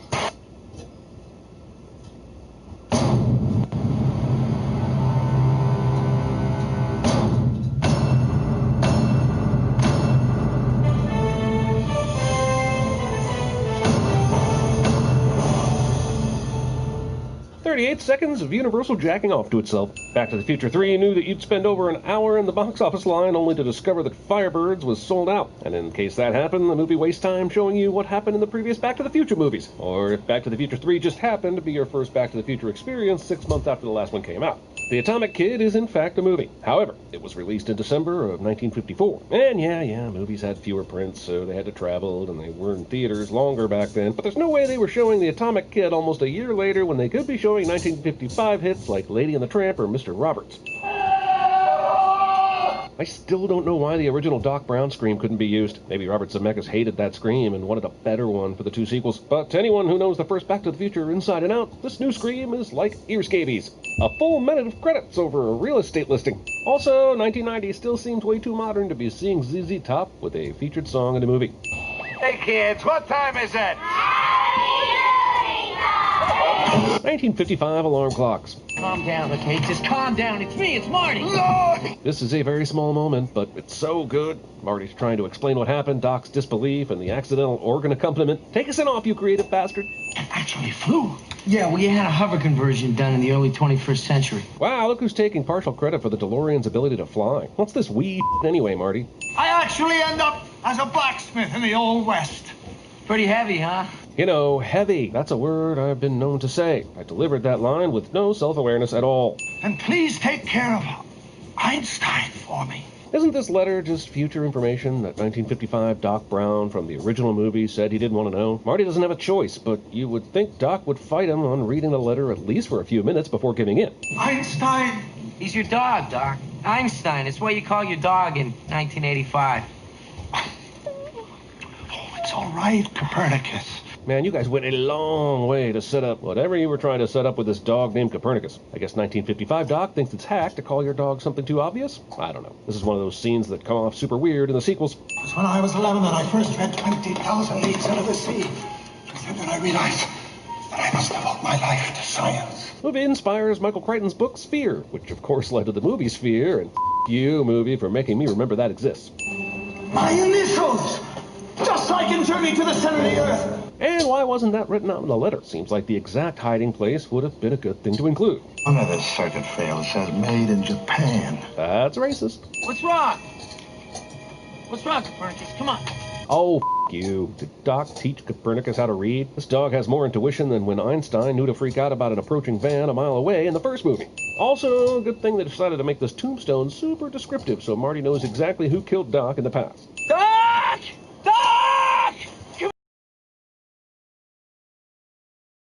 Wait 1 minute longer. Although the filmmakers never intended for anyone to read the articles on this newspaper, they severely underestimated the boredom of people in 2020. This is one of those pre-processed articles that dominated movies for years, that talk about some sort of economic plan in vague, uninformative ways and have nothing to do with the headlines. Buford Tannen was a notorious gunman. Look, Thomas F. Wilson is great and has provided the first two movies in this franchise with a fun antagonist. But the idea that a Tannen from 1885 would also be involved in the lives of Doc and Marty is ridiculous. I think everyone would have been fine with the movie having a new villain this go-round. We've been perfectly fine without Crispin Glover. Do you have any relatives here back then? The Browns didn't come to Hill Valley until 1908, and then they were the Von Brauns. I'm pretty sure that the Emmett Brown on the tombstone is the one and only Emmett Brown, but even if it wasn't, why does the Brown on the tombstone have to be a relative? Brown name is pretty common. Just because Doc's immediate family wasn't in Hill Valley doesn't mean some other Brown family wasn't there. Great Scott.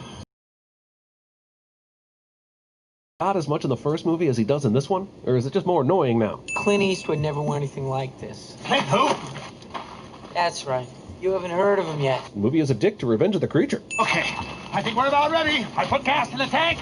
Your future clothes apart. Why are they in a rush? They do realize that unlike the situation with the clock tower, they don't need to rush, right? 1885 isn't going anywhere. Don't be Teenage Mutant Ninja Turtles 3, movie. I wrote the letter on September 1st, so we'll send you back the very next day. Why not send him back on the 1st or 2 weeks earlier? Doc has been there for a few months before he writes the letter, so why give themselves such a short timetable to work with? I know they wanted to do this in the middle of nowhere so that when Marty went back to 1885, the chances of running into anyone would be low. But why did they have to do this inside a drive-in? They could have done this anywhere near here on a road late at night with no traffic, instead of finding a drive-in that just happens to have the perfect length for getting a DeLorean up to 88 miles an hour. Gotta hand it to these Native Americans, man. None of them even flinched that a machine like this has appeared out of nowhere right in front of them. It's like they were expecting it. The cave! Of convenience. The cavalry! But at least some of them had to have seen Marty. Not one person stops and finds out who the he is and what he's doing out there. This arrow was in no way lodged in the DeLorean before Marty backed it up into the cave. And not one of the Indians shot an arrow at the car when Marty was driving away from them. Marty is going to outrun a bear here. And somebody didn't do their research. Maggie! Fetch some water, we got a hard time here! You mean Marty just fell right into the old McFly property a mere minutes after arriving in 1885? And before some of you start saying, well, that's the reason why they picked the drive-in, because they knew it was so close to the old McFly home. Remember, Marty was worried that it would take too long to walk to Hill Valley from here, so neither he nor Doc had any idea this is where the old McFly place was. Mom, is that you? God damn it. This. Why do we have to keep churning out the same familiar moments? And how many times is Marty going to think he's awakened from some strange dream after all the stuff he's already been through? Okay, so is it just the slightest bit disconcerting that Maggie McFly looks so much like Lorraine Baines? I know they have to figure out a way to put Leah Thompson in this movie, but maybe not in such a way that the McFly-Baines family tree doesn't fork at all. Eastwood? Clint Eastwood? It's almost as if connected to us. Do these assholes really not see the similarity between Marty and Seamus? At least acknowledge it. I know you don't know that Marty is your great-great-grandson and time travel is possible or whatever, but damn. And you peed on me. Now that Marty's been peed on and he's stepped in a pile of horse, this movie can officially start. I don't care what happens now, I've gotten my money's worth. The way these movies are, I'm surprised it's not one of Lou's relatives from the cafe behind this bar, played by the guy who played Lou. You ain't Seamus McFly. Yeah, Seamus McFly has a mustache. No way he cut that off. He also has a different hair color, but the no mustache part is what really gives it away. Also, the Back to the Future movies are teaching us that bullying is genetic, as is unoriginality. You're Mad Dog Tannen. Is he just now getting that? Can no one tell almost twin-like resemblance of people they're acquainted with in this movie? Also, Mad Dog gets the whole spittoon dumped on him and somehow doesn't throw up. As an usher who had to clean up a sold-out auditorium for the Luke Perry film 8 Seconds, I can tell you that Mad Dog's restraint is impossible. Marty runs out of a drinking establishment pursued by a Tannen, and I'm going to add 100 sins for the constant f***ing repeats. Marty McFly went to the Prometheus School of Running Away from Things, which is disappointing, considering how many times he changed directions the last 2 times this happened. Surely he doesn't need a skateboard for every escape. September 7th! That's this Monday! Now I wish I'd paid him off! But you still could, right? Or at least give it a shot? It's a better option than just waiting around and hoping for the best. I thought maybe she was a girlfriend of yours. Artie, my involvement in such a social relationship here in 1885 could result in a disruption of the space-time continuum. Your mere presence does that. Like, if you really cared about this shit, you'd have found a cave and stayed there. But you're like running a business in Hill Valley and interacting with people on the daily. I don't know, Doc. This franchise is 67% Marty yelling over the sound of loud noises. So why did Doc have clothes that were in Marty's size? Maybe I don't want to know. Just the fusion powers, the time circuits, and the flux capacitor. But the internal combustion engine runs on ordinary gasoline. It always has. Weird that you never mentioned that before. In the first movie, when Marty asked you if it ran on gasoline, you told him that you needed plutonium, suggesting that the plutonium actually replaced gasoline for the car's fuel. When Mr. Fusion came along, you famously said, "I need fuel," and threw a bunch of garbage into it. Every context clue about the fuel of that car has shied away from gasoline until now. 24! Soyuz, Marty! Even the fastest horse in the world! Won't run more than 35, 40 miles an hour! Then why did you even bother trying this? Bartender says that's the strongest stuff they got. Try it, Marty. I get that the horses could have dragged the DeLorean back to town, but how in the hell did they get in Doc's barn without anyone in town seeing it? Just gonna yada yada over that shit, I guess? It'll take me a month to rebuild it. Doc, you're gonna get shot on Monday. Why is that necessarily so? Why can't you rebuild the car somewhere else, hiding away from Mad Dog? He doesn't need to know where you are, right? What's weird about this movie is they look at certain events as inevitable, like it's the lightning strike at the clock tower. You can prevent this. Whoa, when did Marty become an expert at riding horses? He's riding this one like a pro, like he's been doing it for years. Also, what are the chances that Clara's wagon just happened to be riding past this out-of-the-way spot near this ravine at this very moment? Clayton Ravine was named after a teacher. They say she fell in there 100 years ago. Yeah, but why was the ravine renamed after her? Clara's a brand new school teacher with absolutely no history with the people in Hill Valley. Seems weird they discovered her body and think, let's call this something else in her honor. The stranger did so much for us. That she was supposed to go over in that wagon. Now I may have seriously altered history. It's kind of crazy that you didn't realize that when you volunteered to meet her at the train station before Marty showed up. Any interaction you have could alter history, not just huge life or death ones. According to my calculations, we'll reach 88 miles per hour just before we hit the edge of the ravine. But it looks like there's a little bit more straight track behind the DeLorean, so why not back it up a bit so you're not cutting it so close? Do time machines also need dramatic timing to work? Pretty sure even in 1885, ZZ Top was dated. Where'd you learn to shoot like that? 7-Eleven. Glad to see the 90s movies following the 80s movie tradition of if you're good at something in video games, then you could do it in real life. You gentlemen will have to check your firearms if you want to join in on the festivities. However, if you want, you can buy a Colt revolver inside this festival for $12 if you start feeling weird without your gun.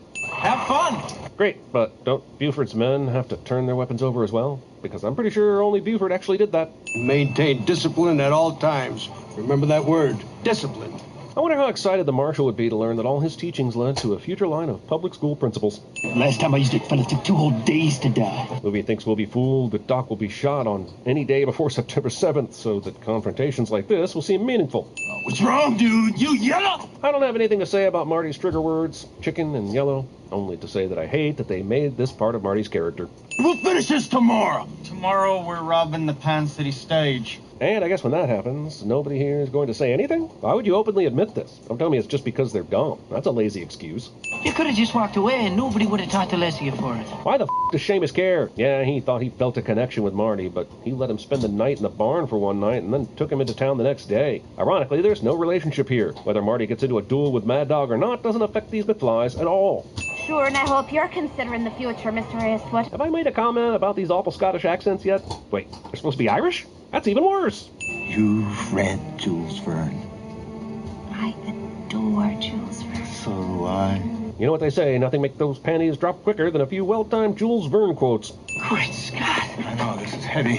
What happens to us in the future? Do we become assholes or something? I know we were told that the train wouldn't come through till Monday morning, but what if it comes through at an earlier time? Or a different train comes through this track that wasn't scheduled? What if some 1885 hobo wanders onto the DeLorean and starts stripping it down? They're leaving a lot to chance here is all I'm saying. Because if anything happens to this car, they are royally f***ed. What are you gonna say to her? I gotta go back to the future? Audience reactions to Back to the Future 2 somehow make it into this script. I don't know, maybe we can just take Clara with us. I caution you about disrupting the continuum for your own personal benefit. The very fact that Clara is alive is problematic to the continuum. It's actually better for you to take her to 1985 because then she can't change anything that's already happened.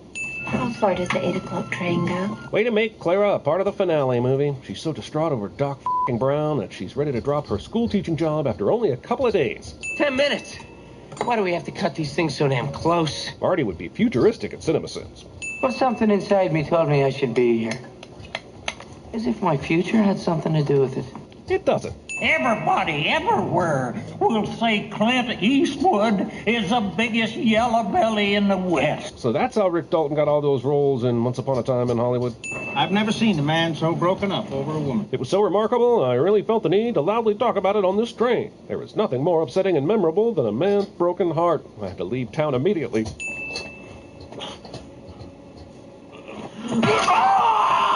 It's a good thing Buford didn't shoot Marty in the face, because what would Marty have done then? I guess die, but seriously, this plan was pretty f***y.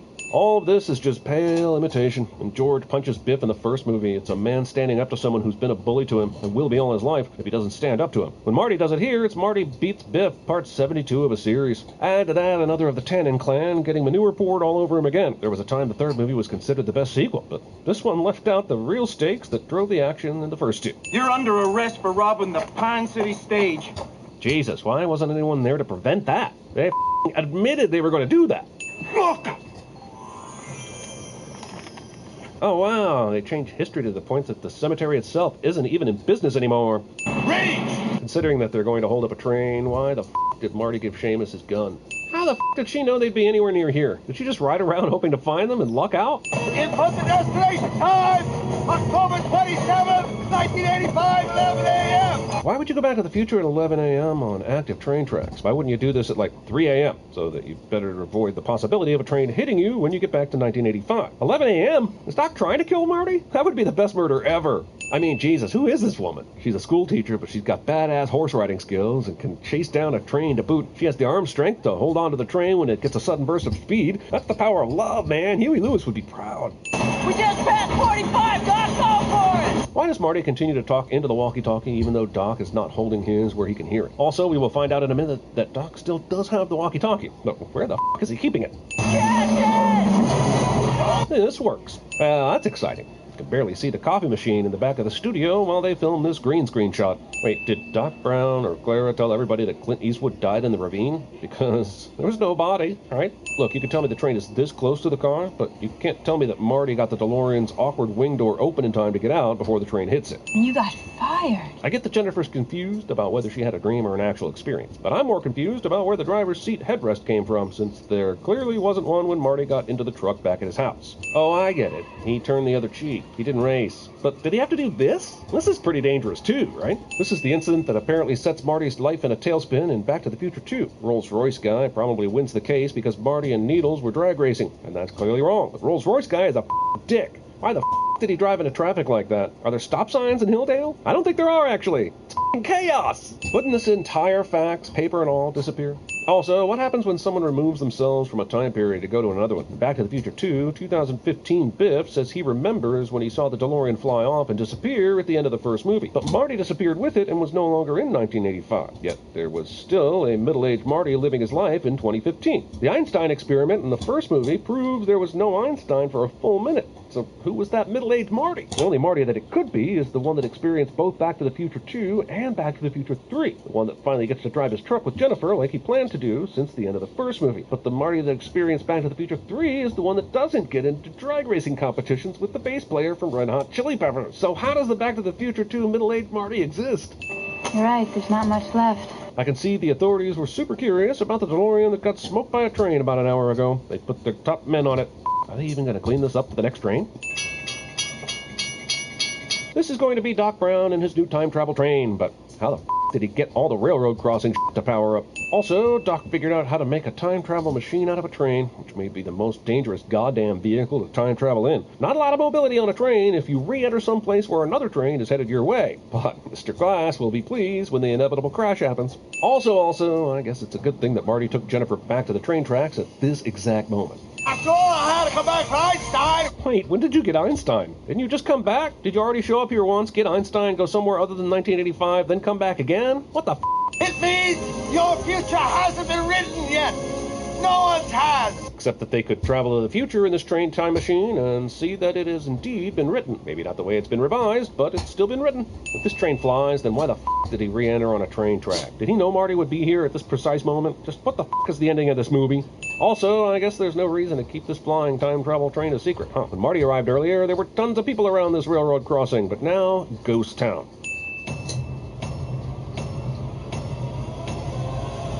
We got ourselves a new courthouse! Hot time we had a hanging! Make sure you click that bell icon. Sellouts. But clicking the little bell icon is how you make sure you get notified every time we release a video. So click it. Sellouts. I'll have, ice water. Hey, look, mister. We serve hard drinks in here for men who want to get drunk fast, and we don't need any characters around to give the joint atmosphere. Is that clear? What's your name, dude? I'm a dude playing a dude disguised as another dude. Let's finish it right now. We can't keep him past 4. I will keep you here until 4. Marty, the future isn't written. The future's not set. There's no fate but what we make for ourselves. I understand, because you know I'm partial to the writings of Jules Verne. Are you making some kind of list or something? No. Did you call up my friends and ask them what I like and what I don't like? No. Is this what love is for you? You thought wrong, dude.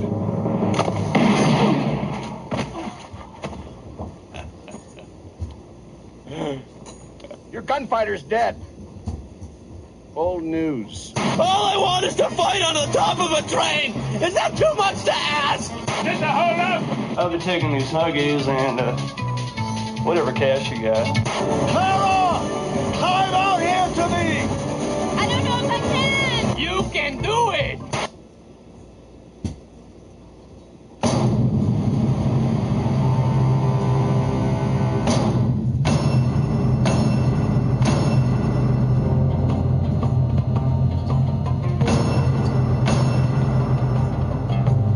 1 minute and 5 seconds of 4 different company logos, all with their own grandiose musical themes, and the logo plague rages on undiminished. I believe you mean Disney's Amblin, Steven Spielberg's Roald Dahl's The BFG. Establishing shot 1-2 punch of a double-decker bus and Big Ben, and yes, I know it's actually called Elizabeth Tower, but here's an extra sin for reminding me cliche. It was the witching hour.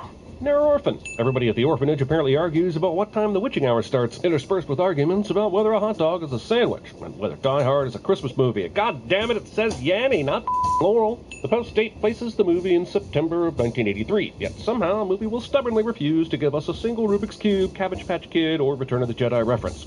You're bladdered, the lot of you. One part of this sin is for the fact that we don't use bladdered enough. The other part of this sin is for the drunk shaming. Also, I'll add another sin for making just as much noise as these bladdered folk are, just to tell them to stop making noise. Freeloaders. Never go to the window. This little asshole was badgering some drunks for making too much noise a minute ago, but now she's reciting some sort of mantra in the middle of all the sleeping kids. What? A giant? Those aren't even real. If the big friendly giant is this careless and visible, I'm going to go out on a big friendly limb here and suggest that his big friendly ass would have been outed many times before now. You can't possibly notice everybody and hide from them, even if it is 3 a.m. Case in point, this works. Several people in the cars approaching this spot on the interstate just saw a goddamn giant. I don't care how dark it is, there's enough light to see it. This movie may be whimsical, and you might be rooting for the giant not to be seen, but facts don't care about your rootings. At this speed and as haphazard as BFG is being here, being Fabioed in the face by a seagull is the least of Sophie's problems. We're talking NFL-level concussions on a trip like this. OMG, this OTT BFG POV is NFG, so PTSB ASAP.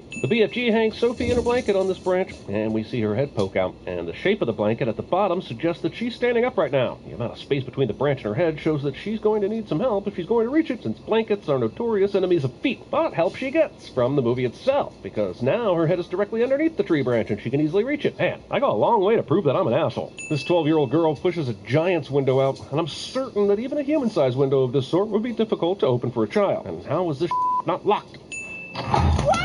Come on, man, you didn't even have to do that. This is pure dickery on your part, and it turns out you're not even that big for a giant. BFG. I can think of 2 things wrong with that title.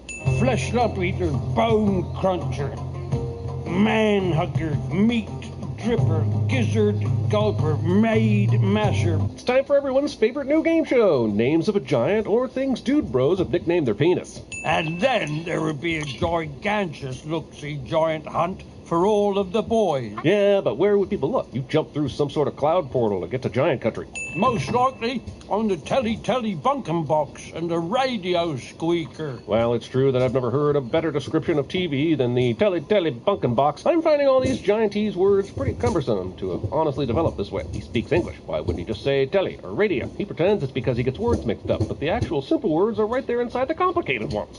Those giants, they would swallow you up like a piece of pumpkin fry. It's pumpkin pie, not pumpkin fry. And giraffes are giraffes. This giant warns Sophie about what would happen if she were to escape, but all she can do is correct him when he says stuff wrong. Don't you hate it when you're just trying your best and there's somebody keeping score of everything wrong with you?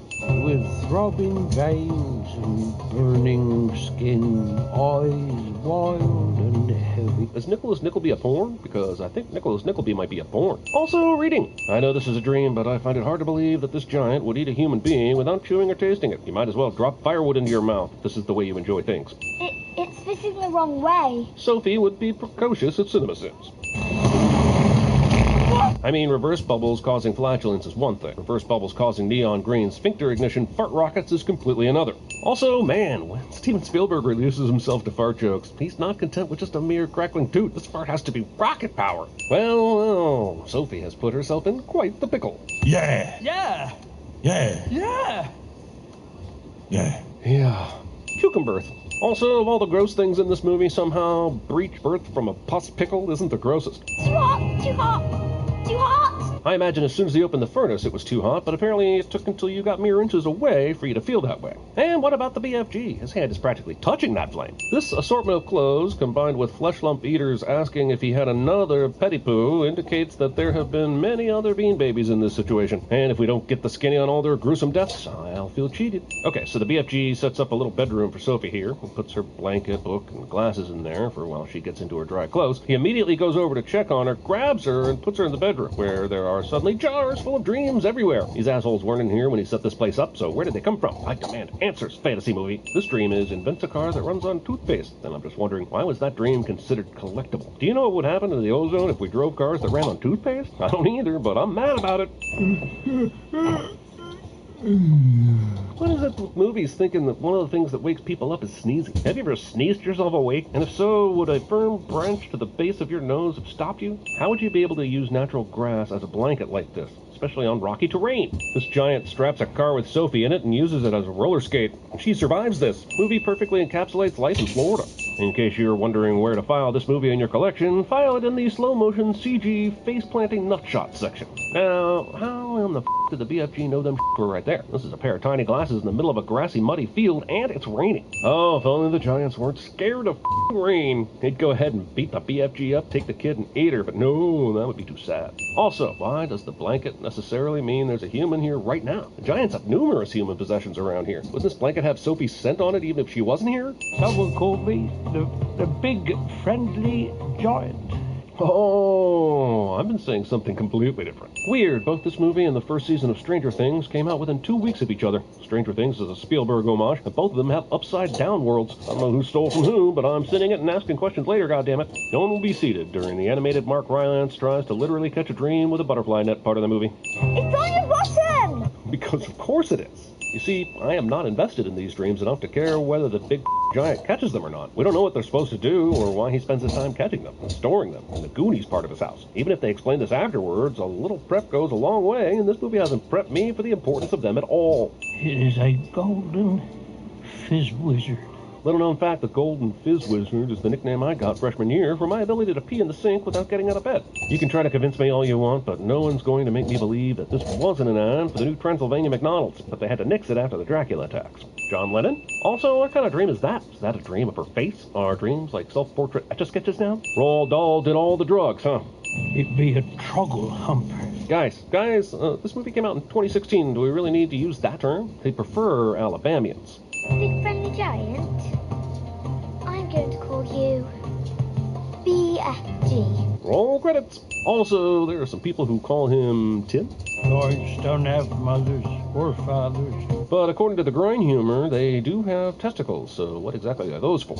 Us joints is mostly just going on and on and on, like whiffsy time twiddlers. Yeah, this movie goes on and on and on like a whiffsy time twiddler too. I don't mind a bit of atmosphere, but Yandre the Giant here is about to put me to sleep. I'm trying to figure out if it's creative or dumb that a giant blows dreams through a horn into people's houses, thereby giving people dreams. I think I'm going to settle on dumb. Stories about storks bypass basic human reproduction to be kid-friendly. I'll be damned if this story is going to bypass a product of REM sleep.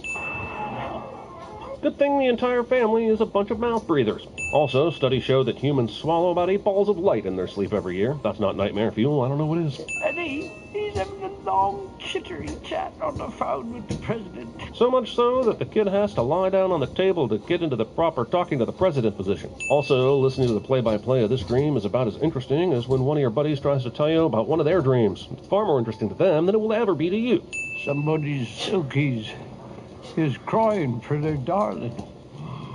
Look! BFG had to walk all the way over here and push a tree branch out of the way to see these giants. How the f*** did Sophie see them? BFG? God damn it. Ever since Sophie decided to call the giant BFG, she's been saying it every time she talks to the guy. There's only 2 of you. He'll eventually figure out you're talking to him.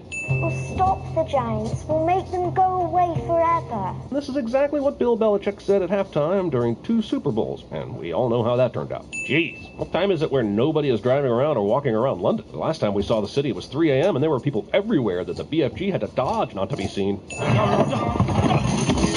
Oh, this giant just tore down an empty shelf on the Boulevard of Broken Dreams. This be my work! This be my work, boys! So your work is dreams, which means your field is DreamWorks. Leave it to Spielberg to slip a DreamWorks reference into a Disney movie. Man, humans must be crack cocaine for giants. Considering they are so small, there's no way that they need them nutritiously. They could eat cows or elephants or even blue whales and get pretty much the same stuff, but in greater portions. What is it about eating humans that has these idiots so hungry? Where does she get the strength? I know it's a nice thought that standing up to bullies would turn the tables like this, but in the real world of giants, these guys would absolutely destroy him within seconds of poking them with that hot poker. Pretty sure the big friendly giant would be the dead friendly giant by now. Or speaking the most terrible Wigglish. Well, I think you speak beautifully. Sophie suddenly wants to compliment the BFG on his speaking skills, even though just 5 seconds ago she was correcting him on something where she understood him perfectly. It's at this point I've got to ask, what does it matter if he says things in the wrong way? It fits his character perfectly. It's like slang at this point.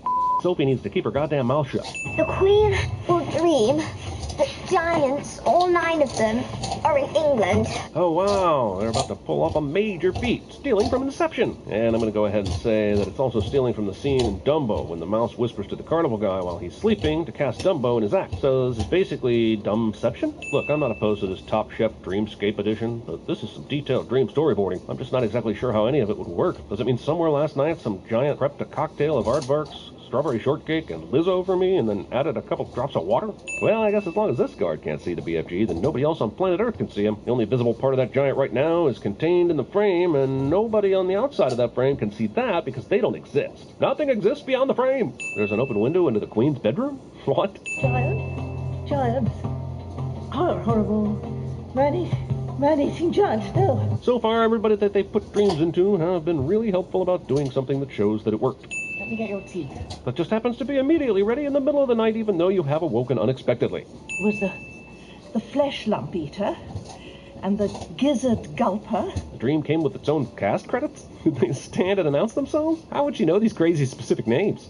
A giant put you there? Just think, the Queen probably never believed in giants in her whole life, and now because of a dream, a coincidental newspaper, and a kid on a windowsill, she's ready to drop all her preconceived notions. 3 adults let a child climb back out onto a second-story ledge, even though they don't believe her story because Spielberg needs his faith of a child moment. Also, while Sophie tries to get the BFG to stop hiding, I bet if she jumped down to the window, he'd show up. Seemed to work last time. The Union Jack that's flying here should only fly over the palace if the Queen isn't there. When she is, it should be the Royal Standard flag on the pole. The movie doesn't know how to England correctly. I swear the design of the BFG looks so much like the fake CG Scrooge that every time he opens his mouth, I half expect Jim Carrey's voice to make an anachronistic pop culture reference.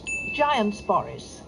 Man-eating giants. Considering she follows this by talking to Nancy about Ronnie, we can assume she's calling world leaders, and the Boris is supposed to be Boris Yeltsin. The problem is, Boris wasn't elected until 1991, 3 years after Ronnie ate his last jelly bean at the White House. Having this meeting inside instead of outside only makes sense if your top priority is physical comedy instead of common sense. Nearly a full minute of breakfast serving, followed by 2 whole minutes of breakfast eating and coffee drinking. Was it black stuff? BFG calls coffee black stuff before a single drop has left the container. Unless X-ray vision is a little-known giant power, there are grounds for us in here. I guess there's a slight chance these 3 would be this soaked, but I'm pretty sure the dissipated liquid would not be steaming, especially considering it wasn't even steaming when he took his drink. Also, it bears mentioning that the Queen and this movie are having a swell old time here, despite her just finding out that giants are eating the country's children. A little gift for your majesty. Hell, are they going to get Mickey to kill the giants already? I heard he killed 7 with 1 blow, so might as well let that brave little tailor go ahead and do it instead of wasting time with all this breakfast.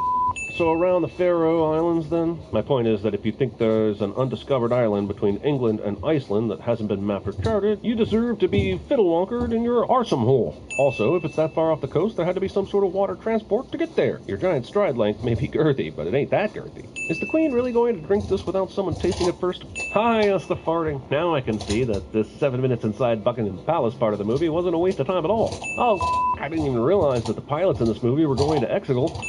What is Sophie's dream? This scene is actually pretty good, just feels oddly misplaced here in the middle of the climax of the movie where they've already wasted all this time. Just looking at how much time is left in this movie, I'm pretty sure these giants aren't going to be much of a challenge. Adventures will come and go. But in the end... Giant skip! I'm sure this is a beautiful moment of some sort, but knowing this movie, I half expect this to turn into a pull-my-finger joke. Sophie. Did Sophie really decide to do this on her own without discussing it with BFG first? Why? Was there a time constraint? Was he not listening to her? There's absolutely no reason why she did this other than movie needs to get on with it, and I already blew 16 minutes on breakfast, so that ship has sailed. Atlas shrugged. Man, if dream distribution was this easy, then why was BFG worried about not having his dream horn? Wait, you can force dreams on people who are awake? Those aren't dreams, BFG. Those be spells. Deus ex tropica. Also, I can't be entirely sure that dream thing worked. I guess the English military was the backup plan in case it didn't. I just feel completely cheated that the dream thing was a total wash. It did jack for this finale. Are they trying to feed them or humiliate them? Because this is the worst possible place to drop these, considering at least 90% of them will land or roll into the water. The Queen sent them off with snozcumber seeds. The Queen shows mercy to the giants by giving them a lifetime supply of snozcumber seeds. But can you plant anything here? This is just a big rock. Morning, Sophie. Is this Sophie's heart's desire, though? I mean, I'm sure she's fucked, but I'm not sure the movie really ever gave any insight of what her exact hopes and dreams really were. It doesn't feel like the emotional groundwork was ever done for this moment to fully land. If only the movie had given her a crisis, or a moment of decision, or some sort of choice for Sophie. What would you call that? I'm sure it will come to me. I could see the scattered pages of the book he was writing. And the giant who wrote the story that you just watched turned out to be Bilbo Baggins. I'm Pickle Rick! Make sure you click that bell icon. Sellouts. But clicking the little bell icon is how you make sure you get notified every time we release a video. So click it. Sellouts. You can read. Austin, you're a reader. You're a reader. You did it. What have we here? Wait a minute. Oh, it's a human. I finds him. Ouch. I yeets him up. I drink your milkshake. I drink it up! He slimed me. On the outside, it's long on the inside. Tis very small outside. It's just in here it's big. Was the boy scared? Yeah. I'm not. You will be. That kid is a bad kid! There's a small girl standing on the windowsill. Is there not, Mr. Tibbs? They call me Mr. Tibbs. Your Majesty, I is your humbug servant. Humbug. How about that queen, ladies and gentlemen? Your cape, sir. No capes.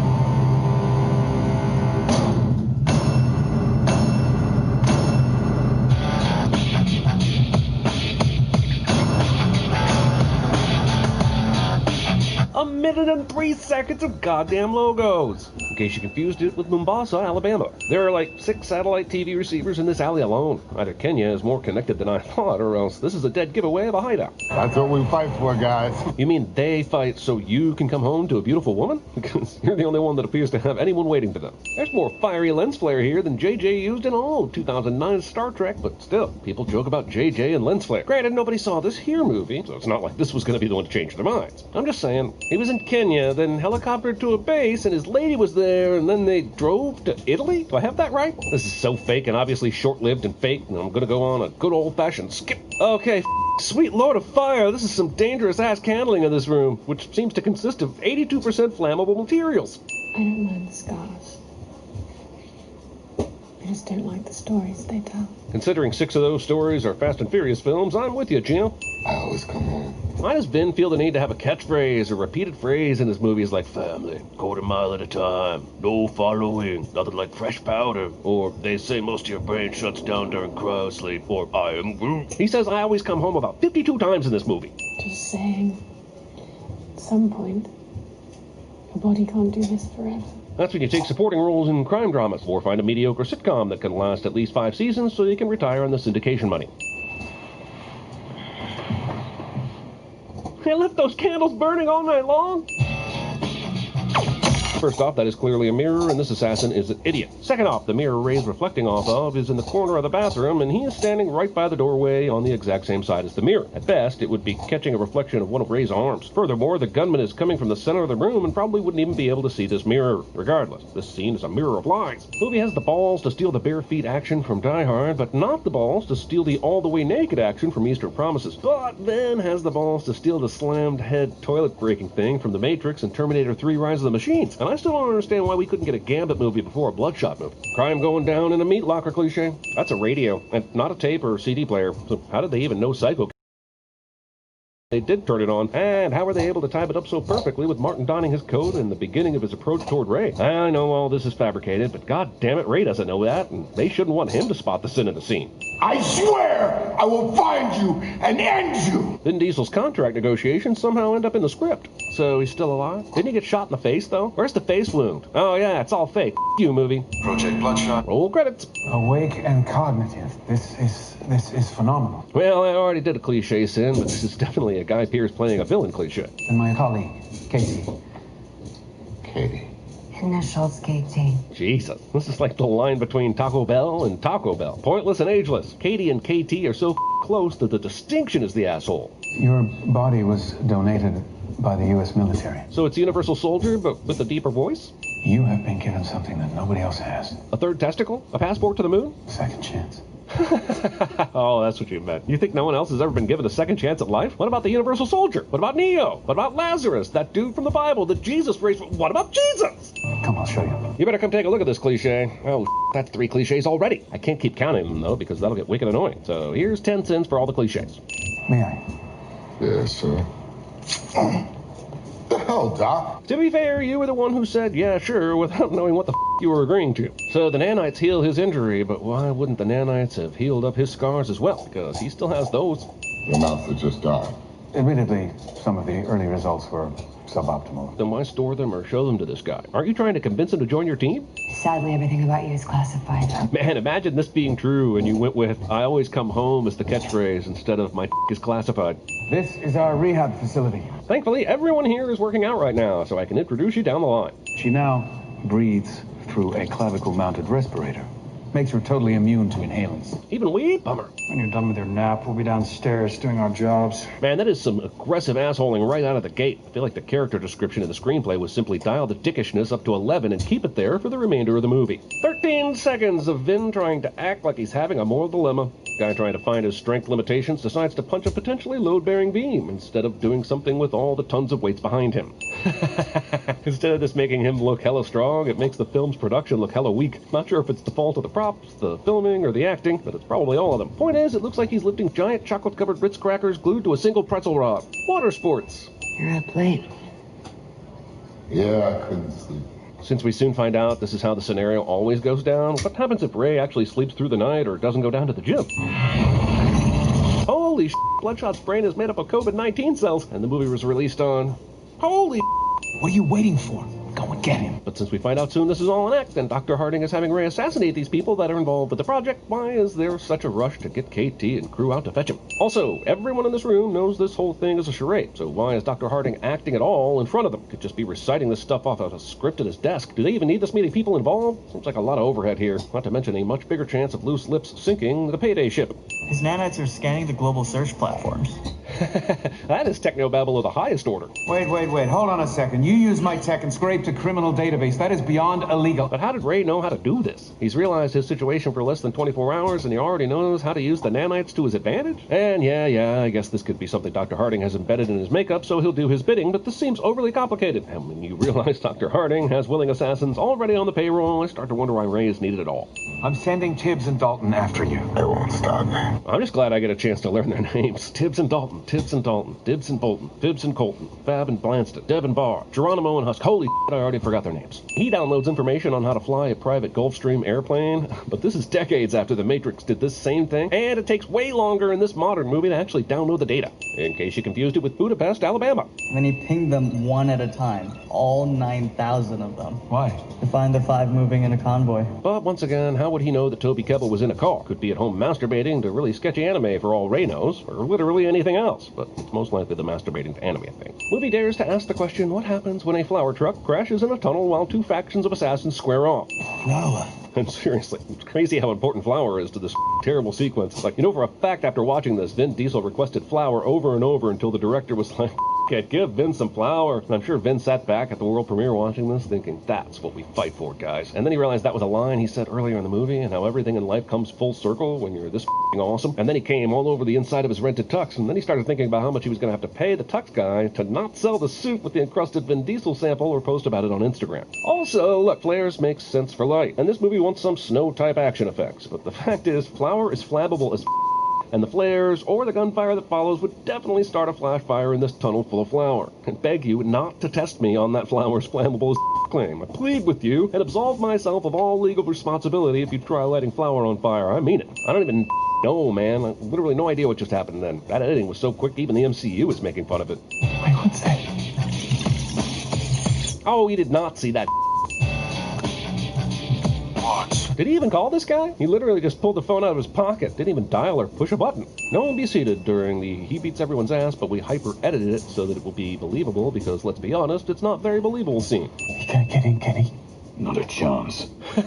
What? Maybe that glass is bulletproof, but those doors are still just doors. He appears to have had no issue taking out everyone else. But sure, whatever you say, no-name hired henchman, you hold on to that last pair of misplaced manly monocles, and we'll see where that gets you. It's like Terminator 2 saw the nanobot baby face in the Matrix Revolutions, and the two of them had a baby that cries all the time and gets bad grades in school. Literally no way he timed this correctly. I'm pretty sure there's more slow motion in this movie than there was actual movie. And yeah, that might not make sense, but neither does this movie, so suck it. Dalton, who hates Dom Toretto with an unreasonable, unknown passion driven by the script, somehow has total access to the tablet and room that houses his equal, who is also his enemy. This is quite literally never explained. I get that this is supposed to show Dalton comes in here and has done this several times, but this room is in pristine condition. Clearly they have some kind of cleaning crew or someone who comes in here and takes care of it. So there's no way that the other pieces of gum wouldn't have already been scraped off. I may be an asshole, but you're the toy soldier. Is that an insult? Isn't an asshole worse by far? Is this a trick question? There it is. Have a look. Dumbass catches on too late. But he's not catching on to anything. You flat out told him what the deal was. He had no reason to believe anything was amiss prior to this encounter. They can change his memories of the interrogation and his girlfriend's assassination, changing who the killer is so they can get him to go off and kill that person. And that is an interesting premise undone by a super boring movie. Vin Diesel is something, but he's not charismatic.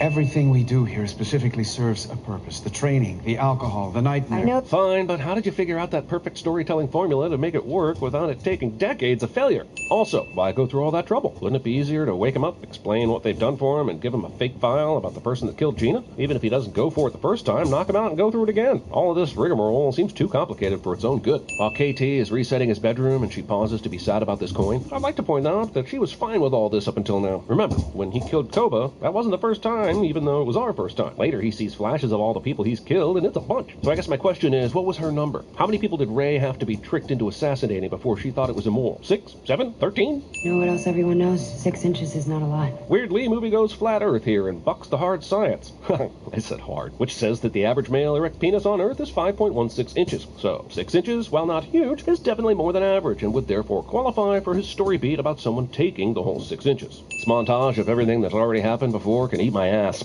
So, do you think I could get some kind of RST tech installed on my body? This guy with his tiny...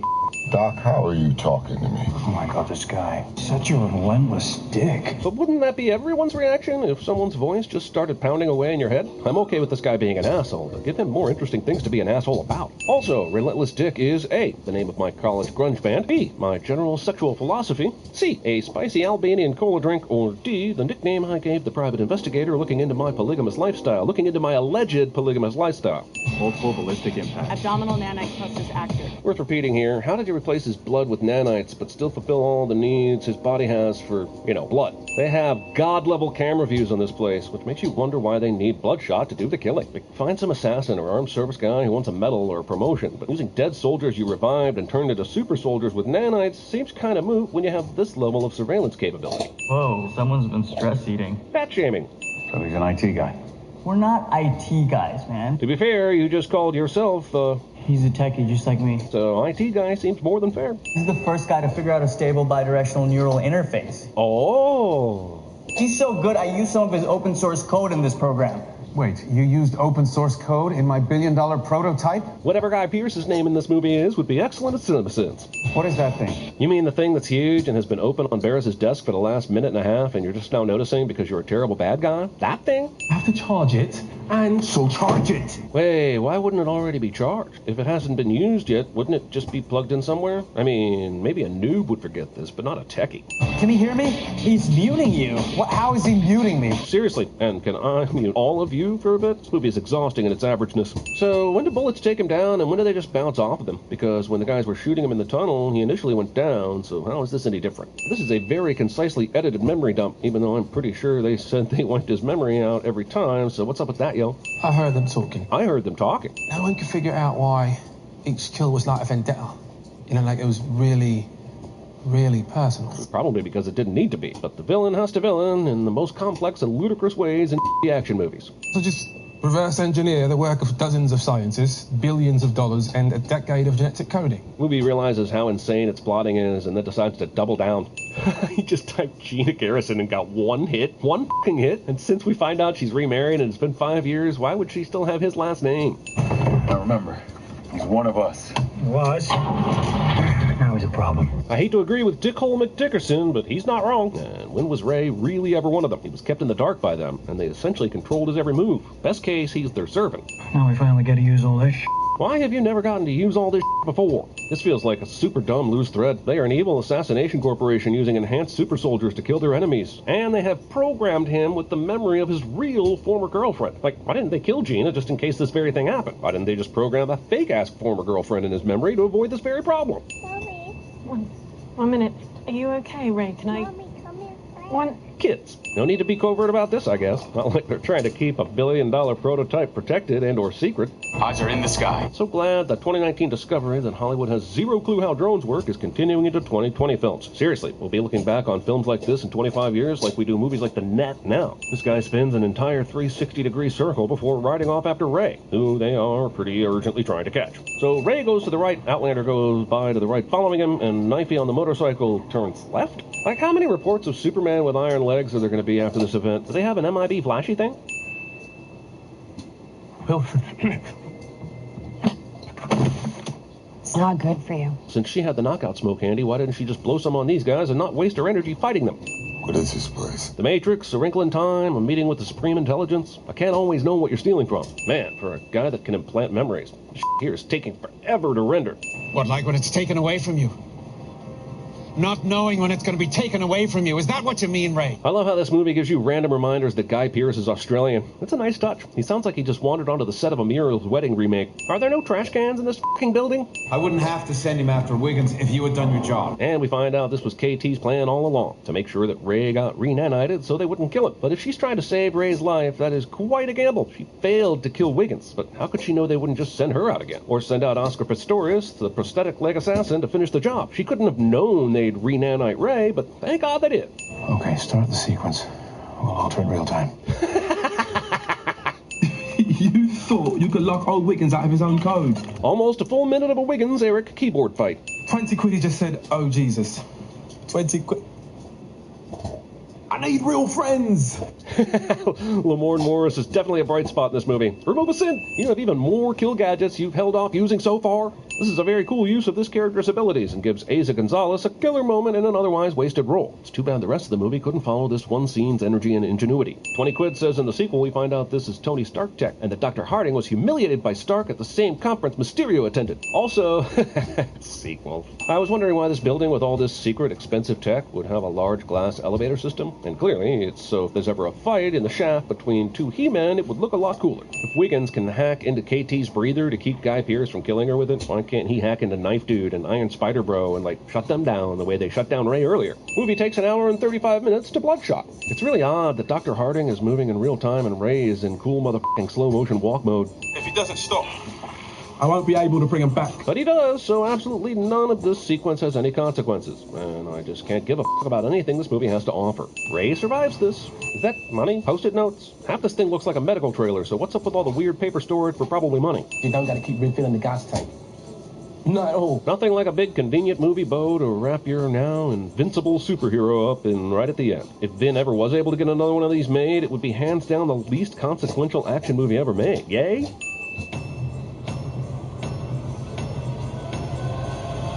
Back to formula.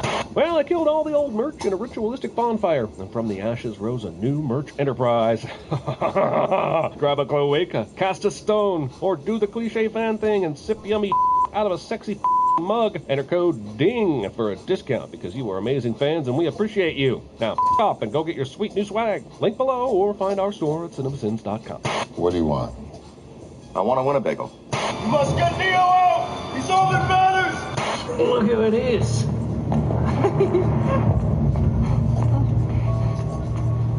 Who's that? Damn it, Gina! They call me Mr. Tibbs. Boy,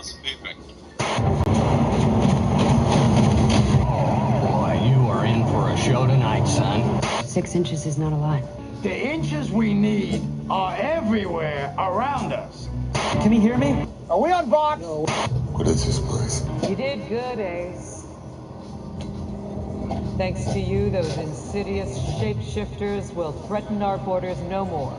Revenge is what makes a man like you exceptional, Ray. You thought this was gonna be a street fight? You're goddamn right it is. Okay, start the sequence. We'll alter it real time. We'll do it live! Fuck it! Do it live! They're breakdance fighting.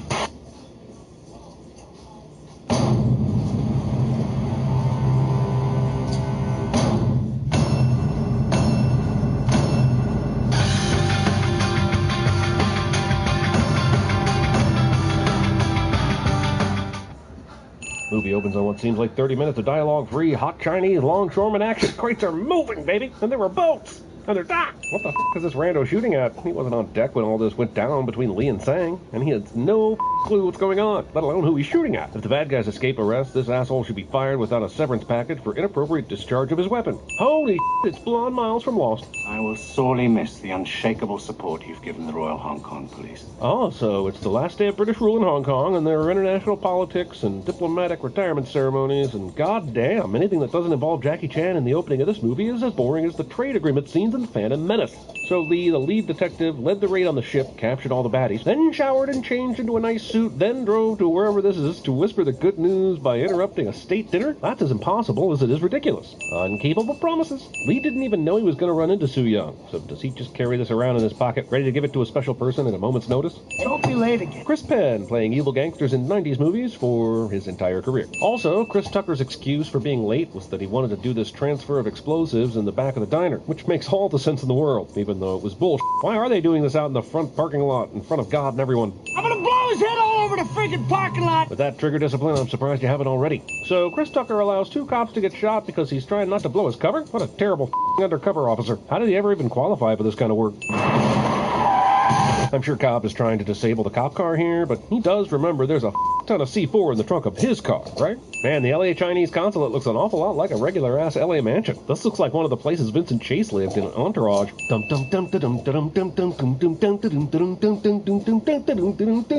No problem. Just rush hour. First off, rush those credits. Also, is this trained assassin seriously closing his eyes as he shoots these fools? Is he scared of the recoil? Or is he trying to show off like Michael Jordan did for Dikembe Mutombo at the free throw line in 1991? Long before it was even accredited, Soo Young clearly attended the Prometheus School of Running Away from Things. Lamp, lamp, lamp, lamp, lamp. I would like one of my people to help. No, he's told no and the movie ends here, right? Do ambassadors get to make demands about American investigations? He's already on the plane. I trust you will treat him with the same courtesy as you have shown me. Okay, politically, dick move, bro. Also, asking forgiveness instead of permission. You know, this is why nobody will work with you, man. But you're the only cop in the department without a partner. Expositional chastising. Chastisation? I work alone. I don't want no partner. I don't need no partner. And I ain't gonna never have no partner. Partner shadowing. Dangerous out there. It's safer for you to be right here behind the desk. That's racist. No, it's a disgrace to me. Philip Baker Hall's negotiation to be in this movie ended up being his appearance in this movie. 2 officers were shot. 1 man lost a pinky. You could show me only this clip and tell me it's a Bad Boys movie, and I would believe you. This is an FBI operation, and I don't need any help from the LAPD or some Chungking cop. You got it? Why'd Warren go through all the subterfuge to make Carter feel important if he were just going to drop this about how useless he is like a minute later? Okay, I guess I can get behind the traditional East Asian music being played during Jackie Chan's scenes, but a gong sound when it cuts to him? It really is amazing that a director like Brett Ratner wouldn't have more cultural sensitivity to his characters. Do you understand the words that are coming out of my mouth?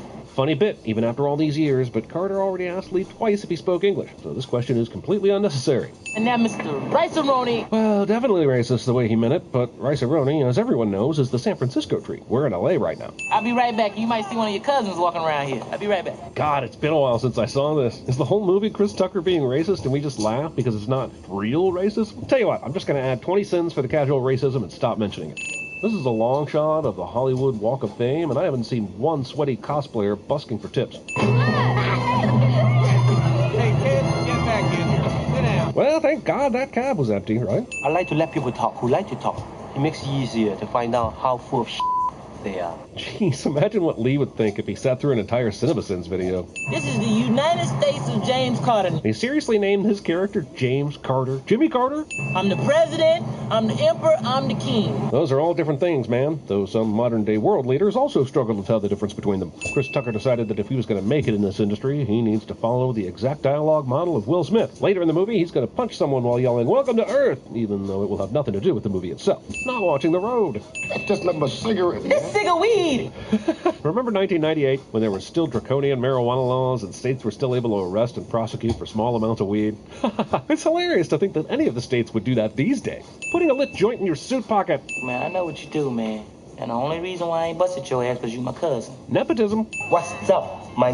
Man, I'm kind of angry they convinced Jackie Chan to say this for laughs. It played okay in 1998, but it doesn't hold up so much today, man. This is making me cringe. Look, I'm always down for a Jackie Chan versus the world group fight, but this dude that just threw him didn't hear the offensive language, right? He just saw Lee do what he needed to do to get out of a chokehold, so what's his beef? Jackie sinks the 8-ball prematurely here, which is bad luck. You might think I'm going to send the Daily Market sign, but I considered someone named Daly, like John Daly, might own it. And I googled and found a store named this in LA. So instead, I'm sending the fact that this store specializing in milk, meat, and Mexican food, has a huge rack of please steal me toilet paper rolls outside the store in an area of town where they cage up the store at night. Even if he knew he had to sneak in here to get to his boss, did he really need to kick so much ass in the process? Everyone here is a good guy, whether they work for the consul or the FBI. Giving himself up and demanding to speak to the consul would get us to the same place we are now anyway, no? The fact that Carter is allowed to continue this conversation without anyone confiscating the phone and taking over is ridiculous. I just want to be able to tell the consul who is responsible for his daughter's death because he talked too much. Sure, Carter has a motor mouth, but he really hasn't said much besides repeating the instructions since Sang told him not to sing, right? We got it. 620 South Broadway, downtown. God damn it, I am so sick of the FBI or the police or whatever the being totally certain they have the correct trace on a bad guy's call, then sending everyone to that location because there are no other possibilities the bad guy could have employed.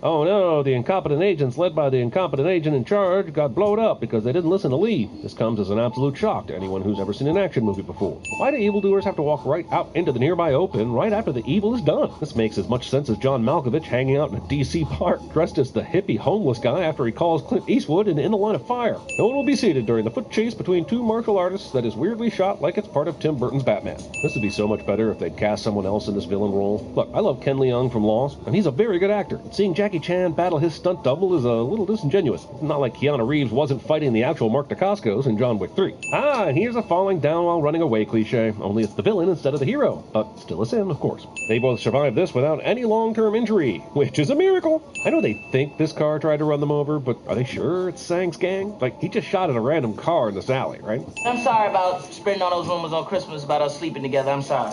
What? See, this is what I like to call an easy joke, aka the Family Guy joke. It's a sudden shock delivered via a throwaway tone, and it's literally only for the audience. No one inside the movie enjoys this or thinks it's funny, except maybe Carter, and it casts her character as a sex object instead of a scientist just after she helped them. I'd say Carter is misogynist, but then the movie was directed by Brett Ratner, so maybe there's blame to go around. I don't care about him, I don't care about you. I care about the little girl.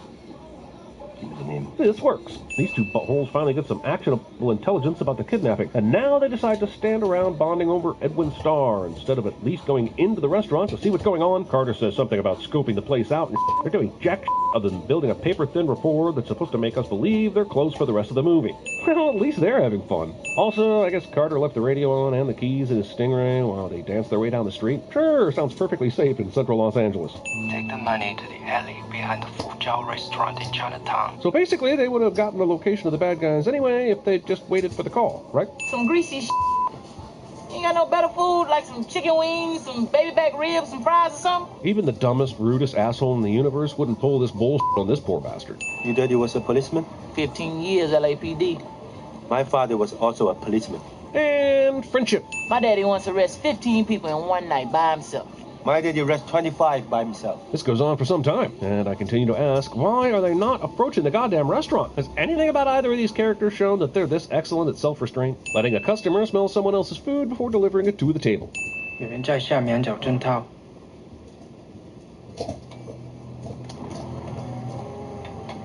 Carmine Falcone is going to be Tony Montana levels of paranoid. Why not keep the view of the monitors accessible at all times? Especially on the night of the big drop-off after you've kidnapped a young child. I'm glad Lee doesn't drink the poison tea, but regardless, look at that big-ass spot on that cup. It's obviously not clean and would have made him sick anyway.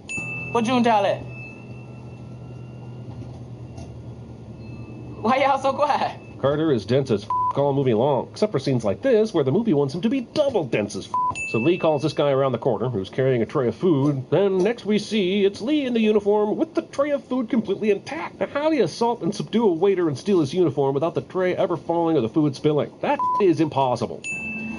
Here's the problem. If they were just gonna off Carter without asking him any questions, why haven't they killed his ass already? And once Lee saw him go upstairs, what took him so long to get up there to help? God, there's so much wasted time in this sequence that I'm convinced Brett Ratner realized halfway through filming that he only had a 45-minute movie.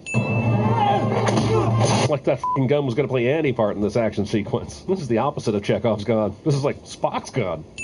Watch out! Accidental ass-kicking. This somehow happens.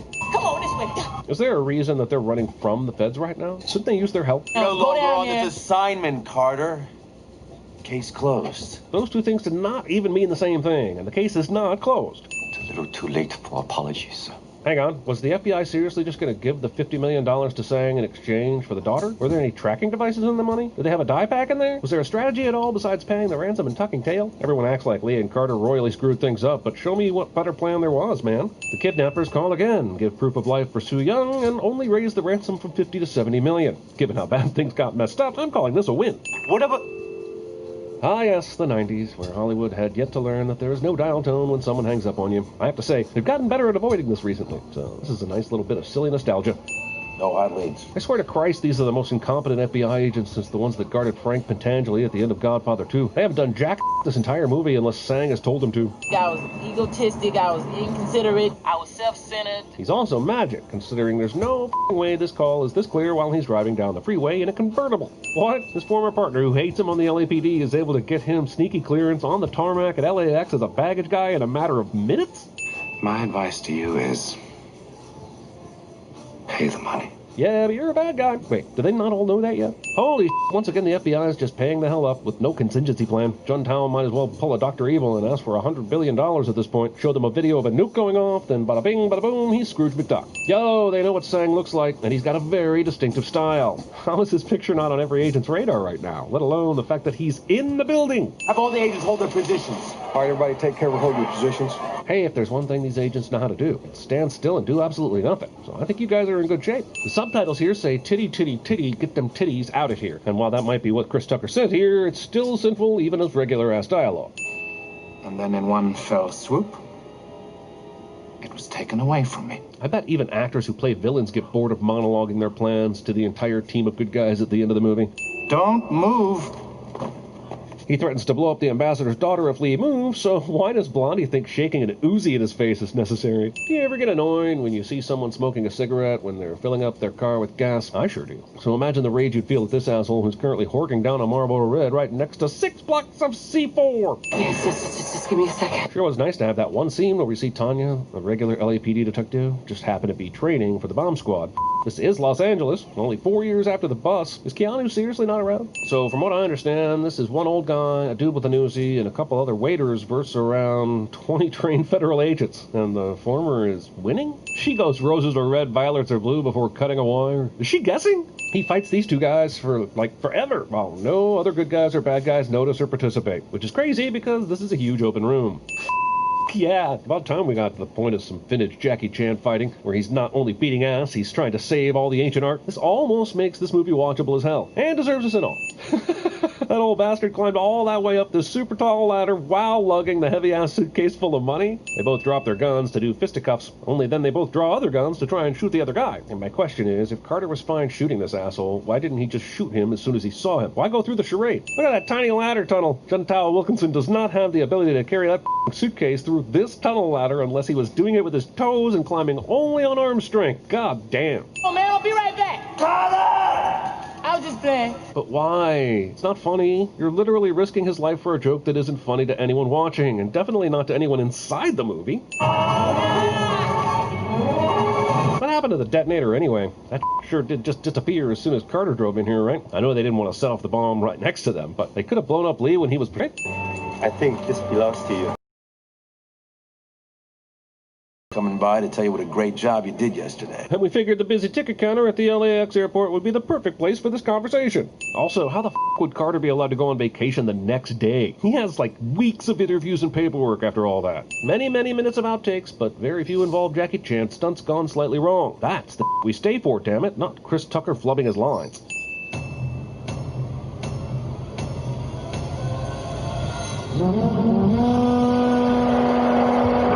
Make sure you click that bell icon. Sellouts. But clicking the little bell icon is how you make sure you get notified every time we release a video. So click it. Sellouts. You want a piece of me? You got it!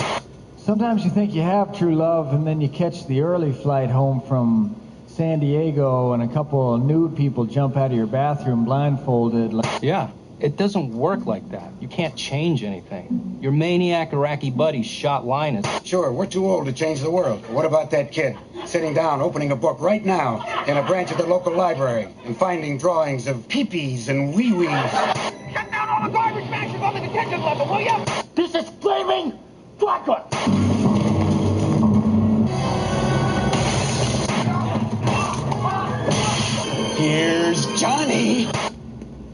gun? In here? Hop inside my mouth if you want to live.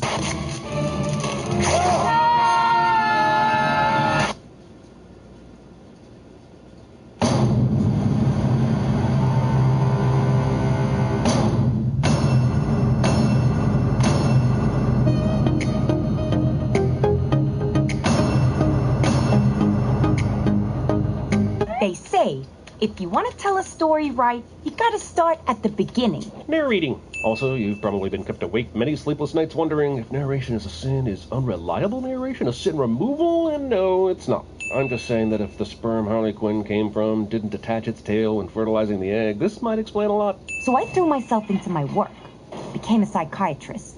That's when I met him. So I guess when Harley went to Arkham to do a psych evaluation on Joker, they just let that asshole wear his purple suit? Mr. J, my Joker. You're gonna need to be more specific than Mr. J. That could be Jared, Jack, or even Joaquin. All we know is that it's not Heath, and leaving him off the ledger is certainly a sin. I take payment in kind. All hyena dealers are rapists. Also coming soon to Netflix, Hyena Queen, Murder, Mayhem, Madness, and the fantabulous exploitation of any tabloid trash we can show you to keep you subscribed. Think of the memes. This guy clearly sees Harley lunging at him, his mouth agape in surprise, but did the rest of his body not react to this? Wouldn't you almost involuntarily brace for the impact and not have your legs in such a vulnerable position? Call me dumb. I have a PhD, mother. Weird, I don't remember Harley being this much of a potty mouth in Suicide Squad. Okay, fine, so I hadn't told people about the breakup. Does Harley really have to tell anyone about the breakup for it to get around Gotham quickly? The movie seems to believe the only way anyone would find out that Harley and Joker are Splitsville is if Quinn spilled the beans herself, but that would have made it around Gotham almost instantly. While Harley explains that being Joker's girlfriend lets her do anything she wants, I'm wondering why she has to steal this other woman's drink. Can't she just order one for free? Maybe it's not as much fun, but even though her arrangement is an abuse of power, this is an abuse of an abuse. This montage is on for some time. Also, purse purging. Even when I did try and tell people, they didn't believe me. Except the conversation you are now overhearing isn't about them not believing that you broke up. It's about not believing you won't go running back to him. It may seem like a small distinction, except the movie wants to use the same point to both say people don't know what happened and that they do know but think she's powerless to stay that way. Those things are 100% contradictory. Some people have the Eiffel Tower or Olive Garden. The Joker and I? Olive Garden is where you take people to break up. In fact, even suggesting a date there would lead to a long conversation, in which you assure them that everything is solid, you don't want to break up, stop being silly, and so forth. So that time you decide not to break up with them because you feel bad. But the second time, there won't be one, because your significant other will have broken up with you for taking them to Olive Garden. Why the would she throw the necklace out and not just keep it in the truck she's about to aim into the chemical factory? Also, the symbolism of Harley blowing up Ace Chemical, the place where she and Joker officially began, isn't lost on me, but why couldn't this have been an Olive Garden? This movie starts off pretty much like a 90s rom-com, and I'm wondering during that whole title change if they ever considered Can't Hardly Wait. Were there a bunch of black cats lying around at Ace Chemical? Based on 80s cop shows, she's always saying cheesy like there was only one shooter inside. Is one shooter inside cheesy? Seems like pretty straightforward cop describing the scene talk to me. Our ballistics check for a bullet in one of those parked cars. Did I stutter? I know this movie has a men treat women like trash theme and everything, but last time I checked, this is some clear insubordination. Not to mention the fact that Rosie Perez seems like the kind of person who would rip your heart out if you failed her. I'm not buying this underling's bull. Detective. Yeah. Found this necklace. And rather than following procedure and keeping it with other evidence, I wandered around with it until you showed up so you could put the pieces together fast and move quickly to the next scene. Also, Harley threw that thing a metric mile away from Ace Chemical before she jumped out of the truck. What possessed this guy to snoop around there? Harley Quinn and the Joker broke up. What?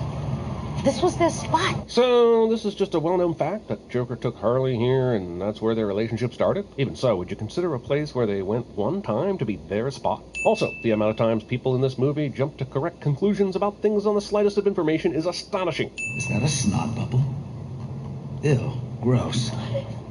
Oh, I've changed my mind. Peel it off. As if we needed any further evidence this guy was a psychopath. What exactly is the point in showing that the smallest thing can set him off when he just cut off people's faces? Littering. Jesus, does Harley go to the sandwich place so often that they knew she'd be here? If so, why not wait for her before she gets the sandwich and arrest her then? And what's worse, every person I ever wronged now felt free to come and take their pound of flesh. Birds of Say, the everlasting narration of one Harley Quinn continues. Look, I get it when movies make narration a personality choice of the film, but at least use it to tell us things we don't already know. The whole first 15 minutes was about how Harley is now public enemy number one. Quit re-narrating us. Also, does everybody know where Harley is going to be at any given second? How the did roller dummy know she was running through here? And that was a good air conditioner. Also, the grievance is that Harley broke her nose playing roller derby.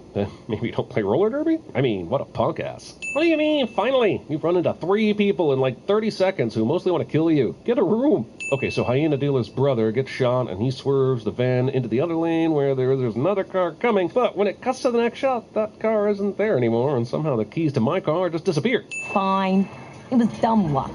But still, that felt pretty great. Breaking the fourth wall with your narration and breaking the fourth wall by talking to the audience on screen are 2 different things. One can be done artfully, the other should usually be saved for Adam Sandler movies. Oh, a penny. Oh, sure, it's a bunch of bull that Harley is so enamored with a penny that she picks it up just before she's about to fight, and it just happens to save her life. But we find out later that Huntress was aiming for this dude. How'd she know Harley would get out of the way? Why didn't she wait for a better time? Montoya's new shirt is awesome, but are we really saying that the shirt from Lost and Found that says I shaved my balls for this was any cleaner than what she was already wearing? While it seems ingenious to encode your bank account info inside a diamond, I feel like a post-it note inside an awesome safe in a secure location does pretty much the same job. But you gotta find her before someone else does. Canary plays the pronoun game so that Montoya will have to ask who the she is. She's a pickpocket. Her name's Cassandra Cain. She just happens to be in the same police station you're in right now. If this were a movie, that would be unbelievable. Movie continues to follow the anti-hero paint-by-numbers rulebook by downgrading Harley's violence. What about Harley Quinn's character makes us think that she would be using beanbags here instead of just taking on the precinct with a real shotgun? Sure, she likes the colors and glitter, but you can have both. Also, the inability of any of these cops to get their guns out and take care of this threat as she just saunters around reloading at will strains even this movie's credibility. Is this just another one of those action scenes where the hero wins because everybody else is unskilled and stupid? Because I hate that. Where can I find Cassandra Cain?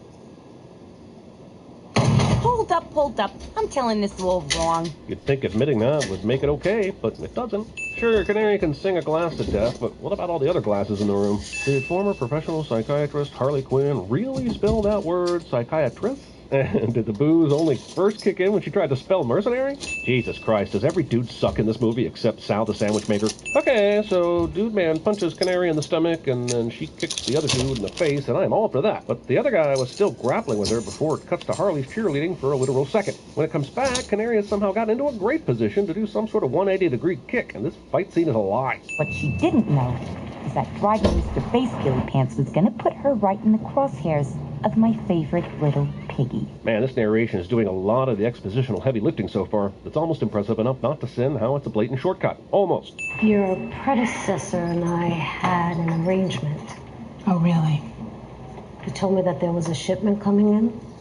A diamond? So how does that work? Sure, you had an arrangement with the previous driver, but that's probably because you made a deal to keep him out of jail. Why would you tell Canary about the stuff you know? Wouldn't you risk her telling Roman and everything up? If you aren't going to arrest her and give her a deal, then what the are you doing? Why don't I own the crossbow guy? You should own it. I mean, I like crossbows. Who's going to tell Ewan that he transitioned from hilariously chewing the scenery to overperforming like he's a precocious 7-year-old hemming up lines in their grade school presentation of Who Owns the Crossbow Guy? Look at his little ears. A little haircut. Yeah, he's 1,000 years old, and now he's just an ornament in my living room. If this movie isn't careful, I just might start hating this guy. You, I have something I want you to pick me up. Something super duper important, okay?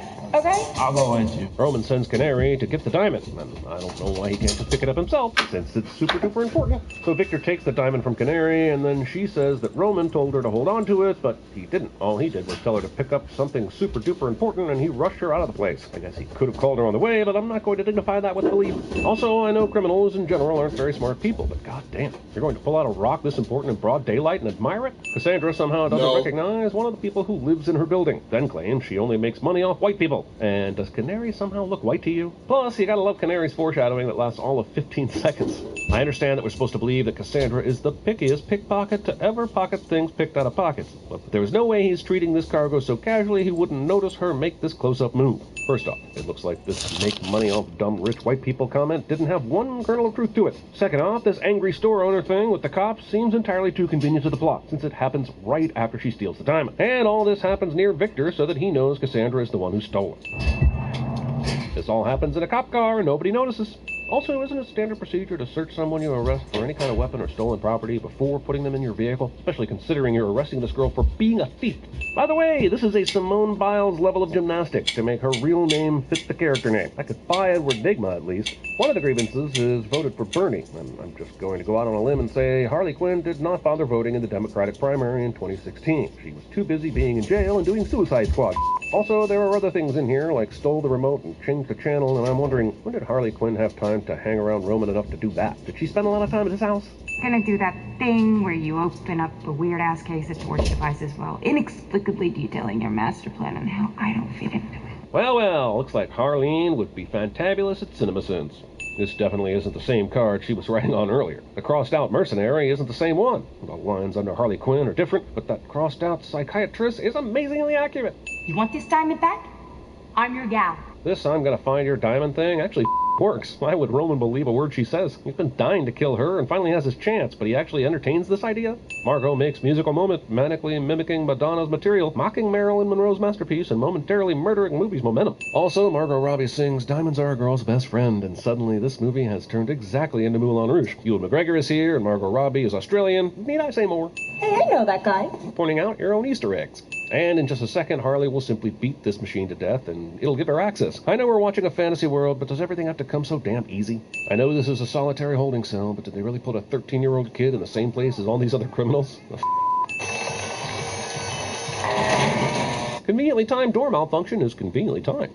If someone you know suffers from one-at-a-time-itis, please seek medical attention immediately. Delaying treatment can lead to long-term complications where loved ones are powerless to attack a story's protagonist until the person currently fighting them has finished. For treatment, please call ahead and schedule an appointment. Can't take you all at once. Together we can end this horrible disease. Who are you guys? I'm not sure why she's confused. These guys look exactly like the type of guys who would around with a Harley. Keep the kid alive!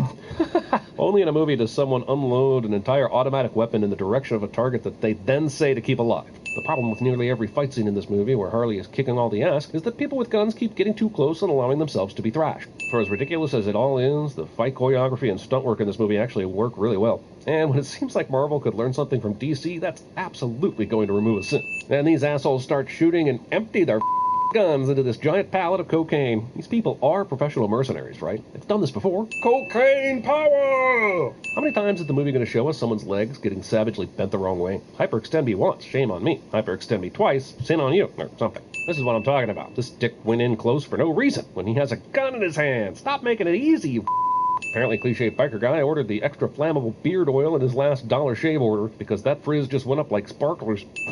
Does she have to keep running? I think a better question is, why did she help you earlier instead of running immediately? You know what's weird about this scene? I didn't see one place where cars could come in and out of this evidence room. Yet the very next scene shows Harley on the road, so there must have been one. But considering all the cars are parked here in this one spot, you'd expect there to be an obvious vehicle-sized door somewhere, but there isn't. So what? One of the mercenaries spotted a van with mattresses on top of it and said, "That's something Harley Quinn would drive. Let's go chase that." What's that for me, will you? Making a kid an accessory to murder. Also, it's pretty clear Cassandra throws the dynamite out of the van and it either hits the hood of the other car or misses completely. They drive for another 3 to 4 seconds and then the dynamite blows up. And all I've got to ask is, why wasn't the mercenary already past that? Cassandra has a $500,000 bounty on her head and some asshole already found them driving around in a van a minute ago. But sure, we have time to buy a whole cart of groceries. And the whole point of them going here was to get some laxatives, but those appear to be pretty far down on the list. Peeps. Okay, look at all this in the cart that Harley is stealing. But in the next shot, Harley and Cassandra are carrying a couple small bags and a bag of dog food. She's been ordering number 32 with extra chili for many years. Lesson number 2. You always want extra chili with number 32. Fascinating. Nothing gets a guy's attention like violence. DC's marketing meeting memo somehow makes it into the film. Give me number 32. Ago. Thanks for the reminder, movie. Yep, that Bertinelli. Valerie?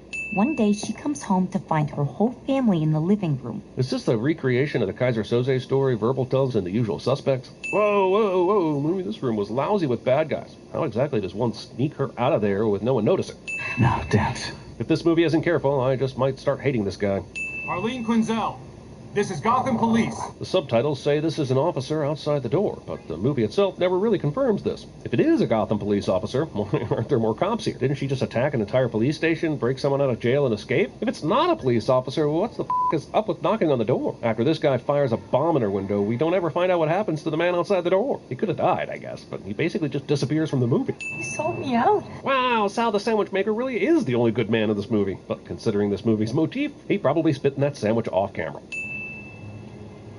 Quit judging. He can't. He's a beaver. Damning things is in his DNA. Why is this only a thing just now? Also, we've seen Black Mask to be a villainous scum without his mask on over and over again in this movie. So exactly what are we supposed to be feeling about him putting on the mask in this moment? It means exactly nothing to us, but the movie is treating it like somehow it's about to get real, when I'm just feeling like what's real is about to go to Did Montoya really come here armed only with her fists? She did see what Harley Quinn was capable of back at the police station, right?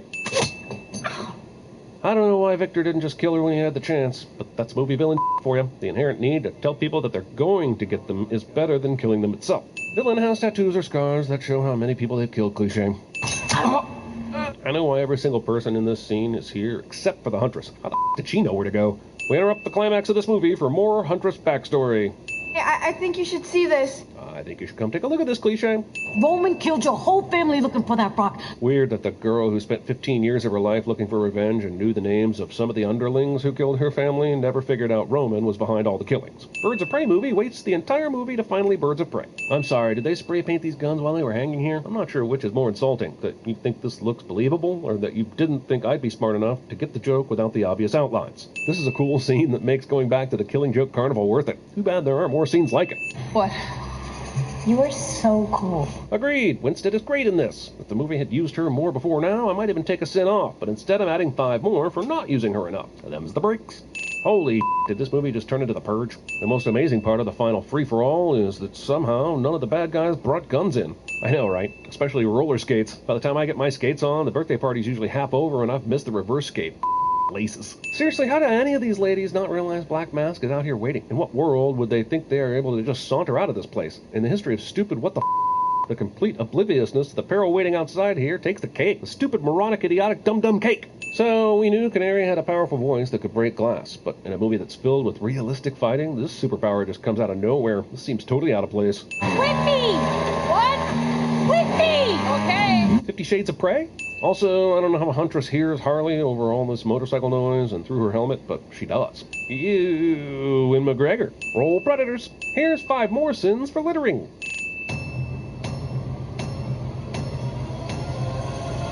You hear that?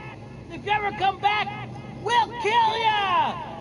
You just woke up from a nightmare. You forgot to grab your original CinemaSins merch before it was gone forever. Cold sweats, leaky eyes, unloved. Well, I'm here to tell you that you still have time. Not much. Minutes, probably. Go snag your severely discounted swag and live your loveless dreams before your nightmares come true. Click below or find the link to our store at cinemasins.com. Who sold you to Humble Pie for $50 and a case of beer? Let's all just have a big pee party.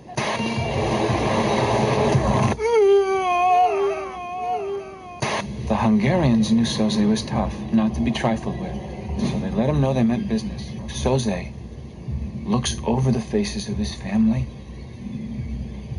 Then he showed these men of Will what Will really was. Cuz, I ate it, okay?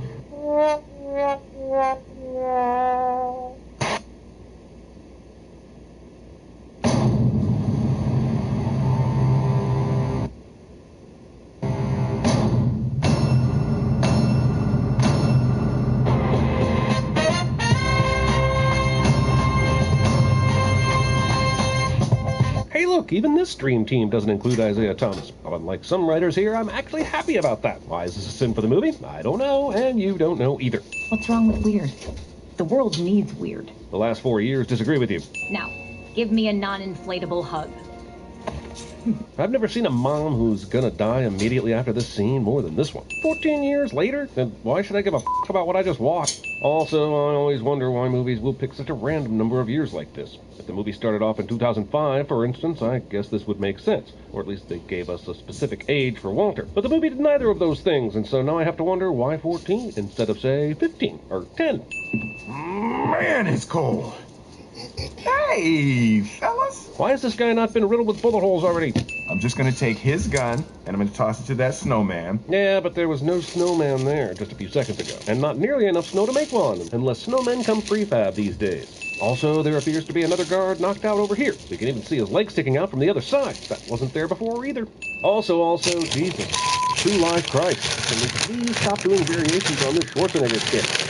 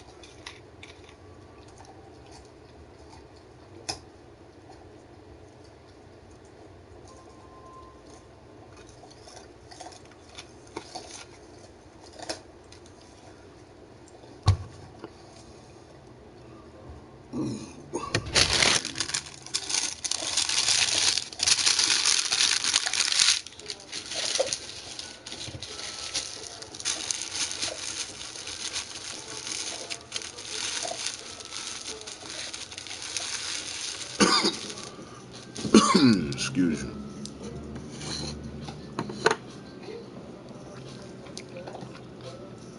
What's up, everybody?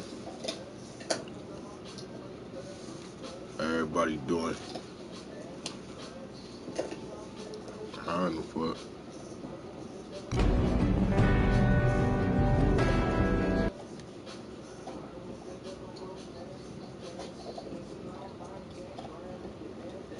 Okay, how come it says 0 viewers and I'm gonna be on it?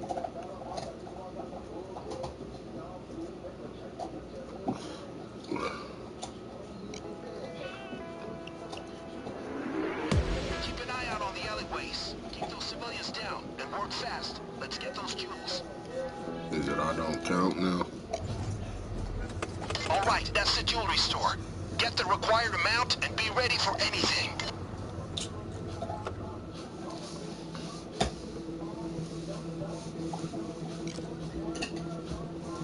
Get into the store. Watch the civilians. Watch the cameras and get it done.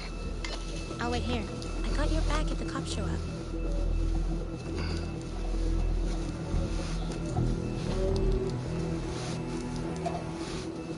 You go have a look-see then. I'll be ready to back you up if needed.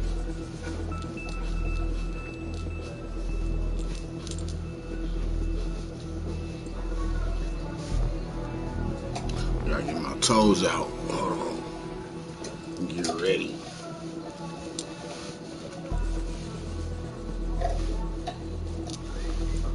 And, you know, just came home. Had me a good little escape. Found this nice little basketball court in this little hidden ass park. It's dope how the park was hidden. But yeah, they damn sure was on neighborhood watch on me. And then right when I was done, excuse me, here came a little group of young ones that all of a sudden is playing basketball. But I was already done. And it's getting ready to be dark. Y'all not coming to play in the dark. Y'all thought y'all was coming to interrupt me, but I'm already done. Haha. It's that type of bullshit. But oh well. I enjoyed myself and had a great skate. You know what I'm saying? Got my session in.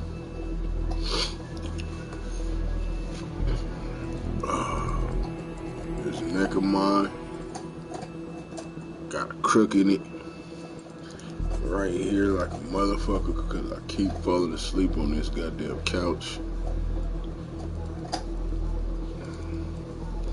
So tonight I'm trying to go get my black ass in that bed.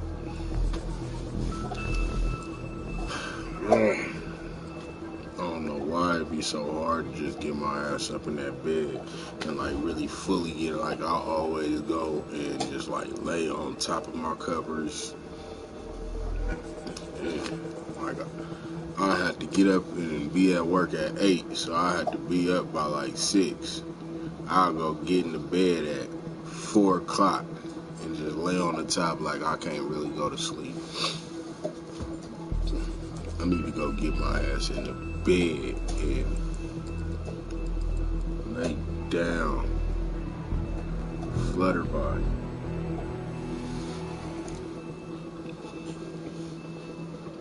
I seen this alien ass flutter by the other day. That motherfucker was huge. And that nigga kept flying like he was trying to, he had beef with me or something.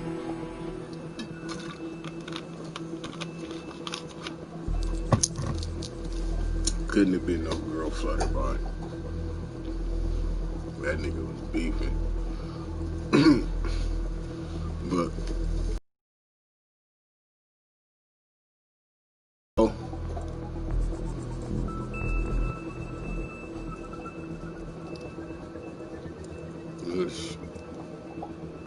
Right there. That motherfucker.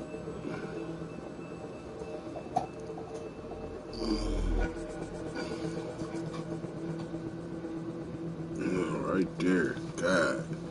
That shit hurt, Cuddy. It don't really hurt, but it's not comfortable. Oh, okay. You the driver. What's up, my nigga? Yo ass always sitting outside, boy.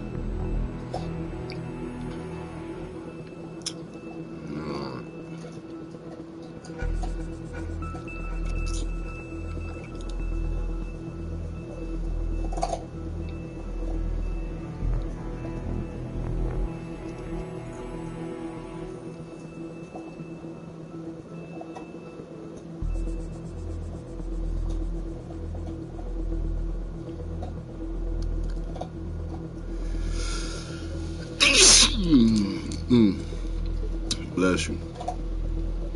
Ooh, and that's not what I need to be doing with my neck hurting like this. That shit felt like I was finna just snap my neck. Not crack it, snap it. Shit.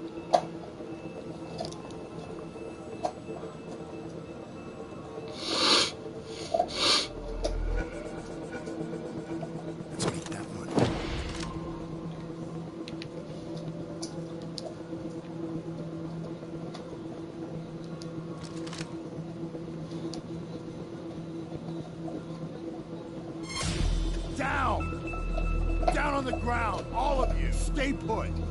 That hostage will definitely make them have to regroup. Buys you more time.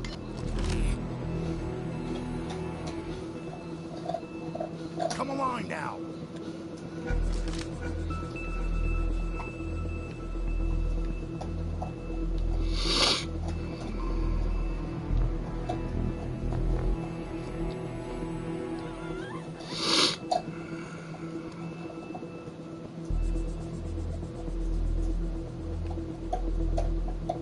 Down! And don't move! Stay where you are! Come on, come on!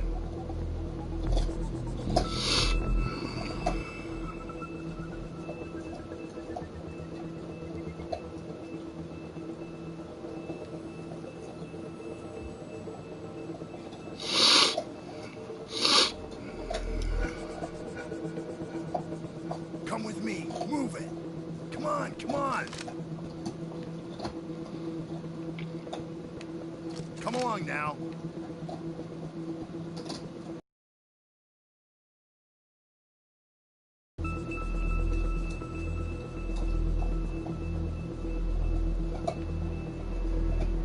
Come on, come on.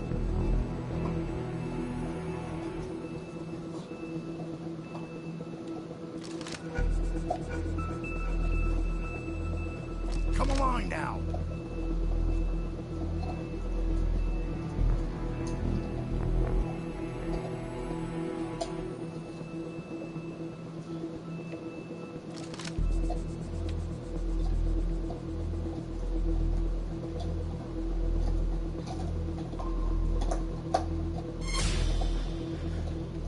Get down on the ground. Down. Get down on the ground. Down on the ground. Get down on the ground.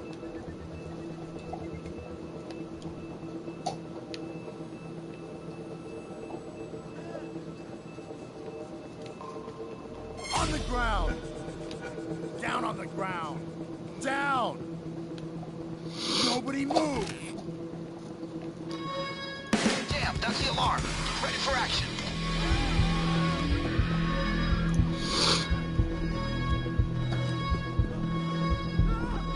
Police should be here in 20.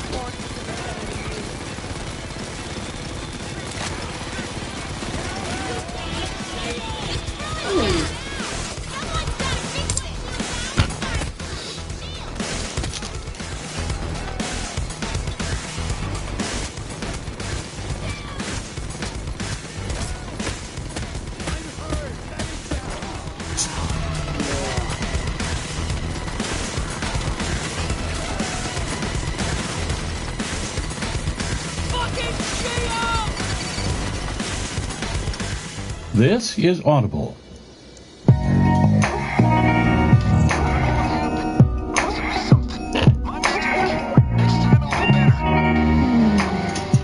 Pimpin' Ken presents Pimpology, the 48 Laws of the Game. Written by Pimpin' Ken with Karen Hunter. Narrated by Mr. Gates.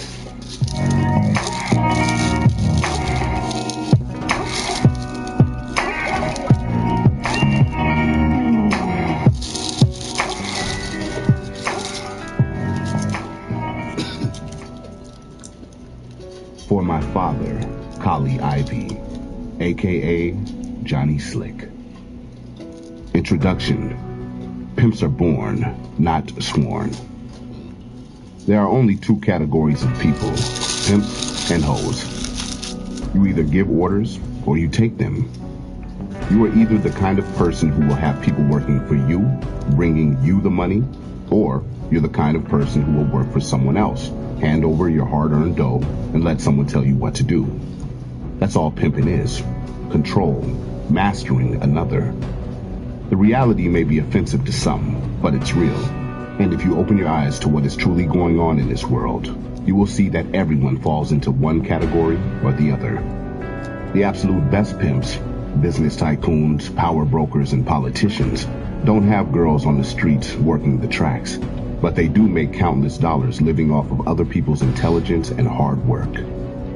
Good pimps don't have to steal or take anyone's money by force, because hoes will give pimps their money willingly. When you go downtown and see an old lady feeding a bird, the bird comes every day to check the lady for that bread. And the old lady chooses to come every day to be down with the bird. Even that bird is pimping. The biggest, baddest, most powerful pimp of all time is named Uncle Sam. Every April 15th, he tells you to break yourself, bitch.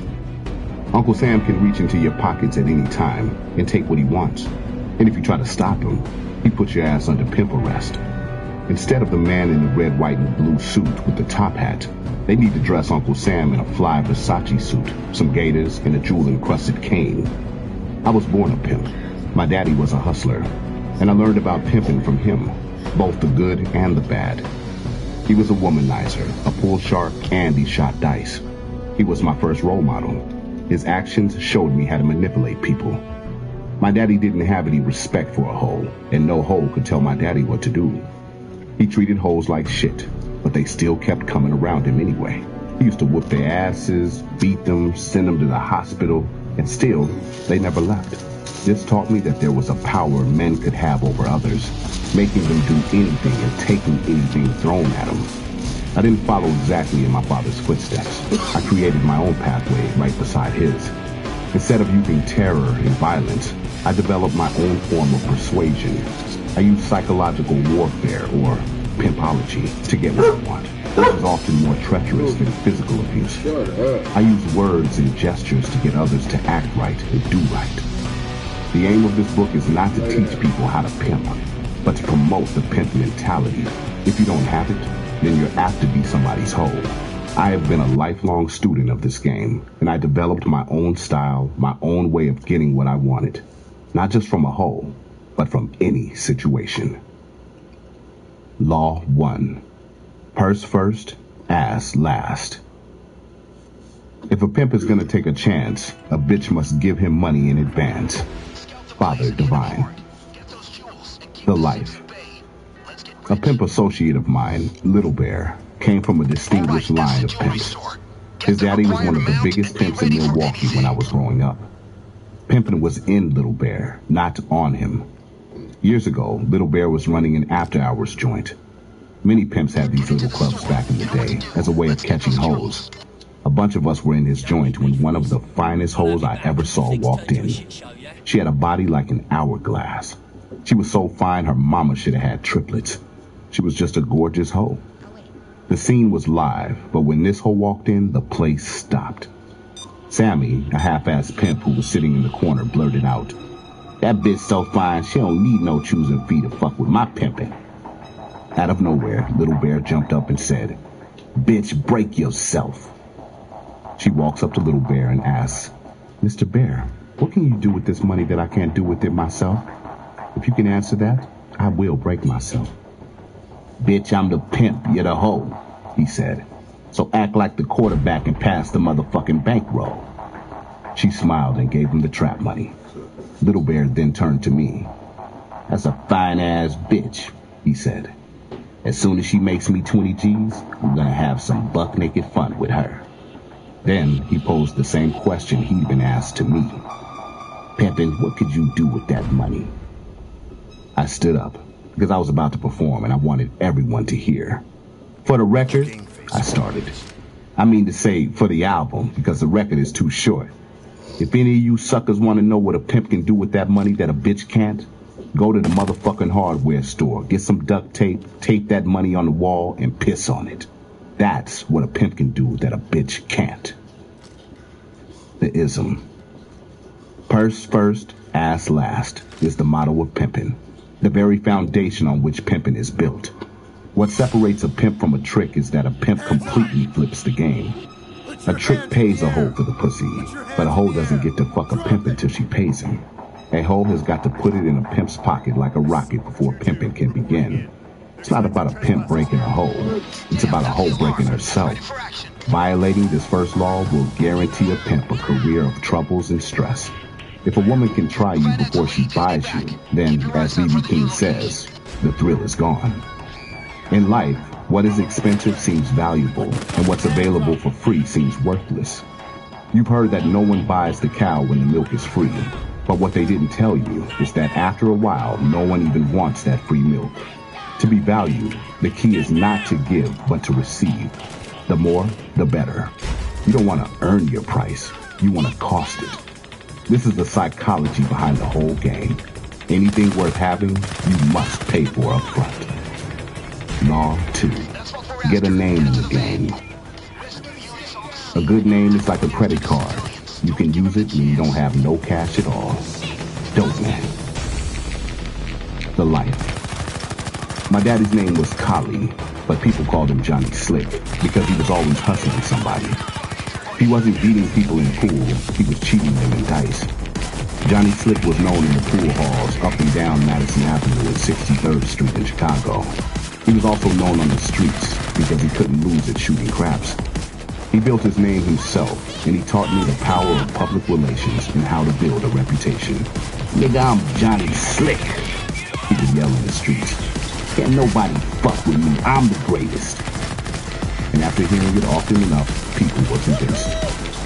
As far back as I can remember, my daddy used to sit my 4 brothers and me down and make us say his name. Who am I? Johnny Slick, we'd all have to say in unison. What's my name, boys? Johnny Slick. We would go through this shit for hours sometimes. I would be so mad. But once I hit the streets and saw how many niggas respected my pops, it dawned on me that he was trying to teach us the importance of having a name. I used to go places and ask people if they knew my father, and they always did.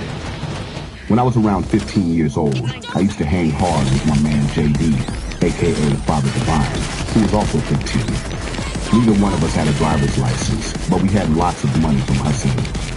On the weekends, we would rent a nice, shiny stretch limo and drive through our neighborhood, hanging out of the sunroof, throwing stacks of dollars onto the street. With each handful, we would shout our names. People would be going crazy.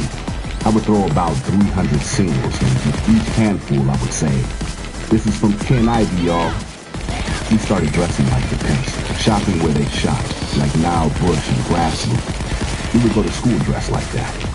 Our teachers looked at us like we had lost our minds, but the kids loved us. Everybody wanted to kick it with us, and all the older girls wanted to take us to the school dances. We were so popular that we never had to pay to get into those dances.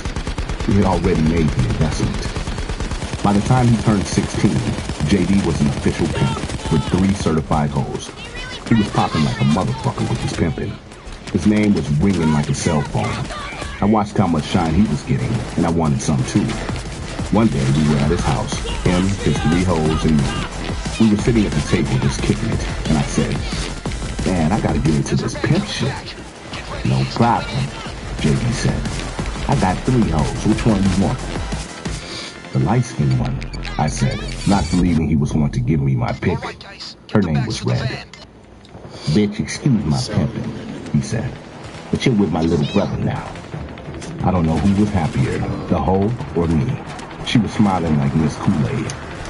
JD, here's what we're gonna do, I told him. I was always cooking up a plan. We're gonna go hang out with the older pimps and steal their game right from under them. Look, bro, all we need to do, I'm already doing. Look good, smell good, and keep a fresh food good, he said. He was telling me to just build my name and the rest would come.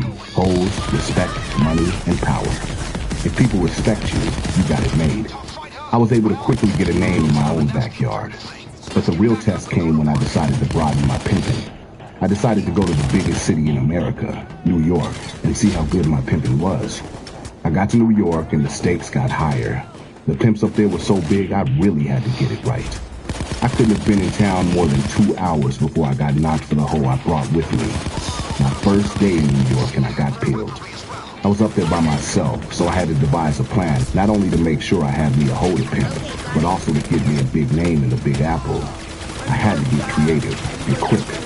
I was pimping like crazy, and I decided that every time I peeled a pimp for his hoe, I would give him a Wall Street Journal folded around a banana. It's in the news, you just been peeled, I would tell him. If the nigga wanted to talk some shit, I would put a bottle of ketchup under his tire and tell him, you better catch up, cause my game is as thick as time, and yours will never be as thick as mine. This would really make a pimp mad. Once I had him mad, he would be talking. The more he talked, the more he spread my name, and the more respect I started getting on the street. People were impressed with my style of serving the niggas. Nobody was doing the things I was doing. As I was trying to knock these hoes, I would drive around the track throwing payday candy bars out my window. Make it a pimpin' kin payday, bitch, I would say, trying to hit a hoe on her ass with a candy bar. Who is that nigga who keeps harassing us with candy bars? The hoes wanted to know, and they soon found out. Pimps wanted to talk to me about my tactics, because it was really pissing them off. When a pimp confronted me, I was prepared. I would make sure to always have a bunch of lollipops handy, and would give one to the angry pimp. What's this for? He would ask. It's for you, sucker. I was always looking for a witty saying, or looking for some sort of speech, because I knew that would stick with people. Sometimes I could see it in a pimp's eyes that he wanted to kill my ass, but pimping is a non-contact sport. This is the NPA, the National Pimping Association, and I was number 23. I was the motherfucking Michael Jordan of that shit. Once I conquered New York City, I needed to take my name to the next level. I moved to Atlanta and decided to make a name for myself in hip-hop. I went to the club where the rappers hung out, shook hands with everybody in the club, and started talking to everyone there. After I was known, rappers started coming up to me. Once I had the ATL love, my next move was to get in their videos, talk on their albums, and get invited to all of the parties. I told them, y'all fuck with me, my name in the streets, and that gives you street credibility. If I fuck with y'all, then I get that rap and hip-hop credibility. I ended up on stage with Outkast at the BET Awards, and I was featured on Jermaine Dupri's album. Ultimately, it was them, Lil Flip, 50, T.I., Nelly, and Little John, who made my name internationally known. The ism. When you first come in the game, nobody pays you any attention. You gotta keep your name popping until others keep it popping for you. It's not about being liked or loved. It's about being respected. When people hear your name, they have to first know who you are. Then they must know that you are good at what you do.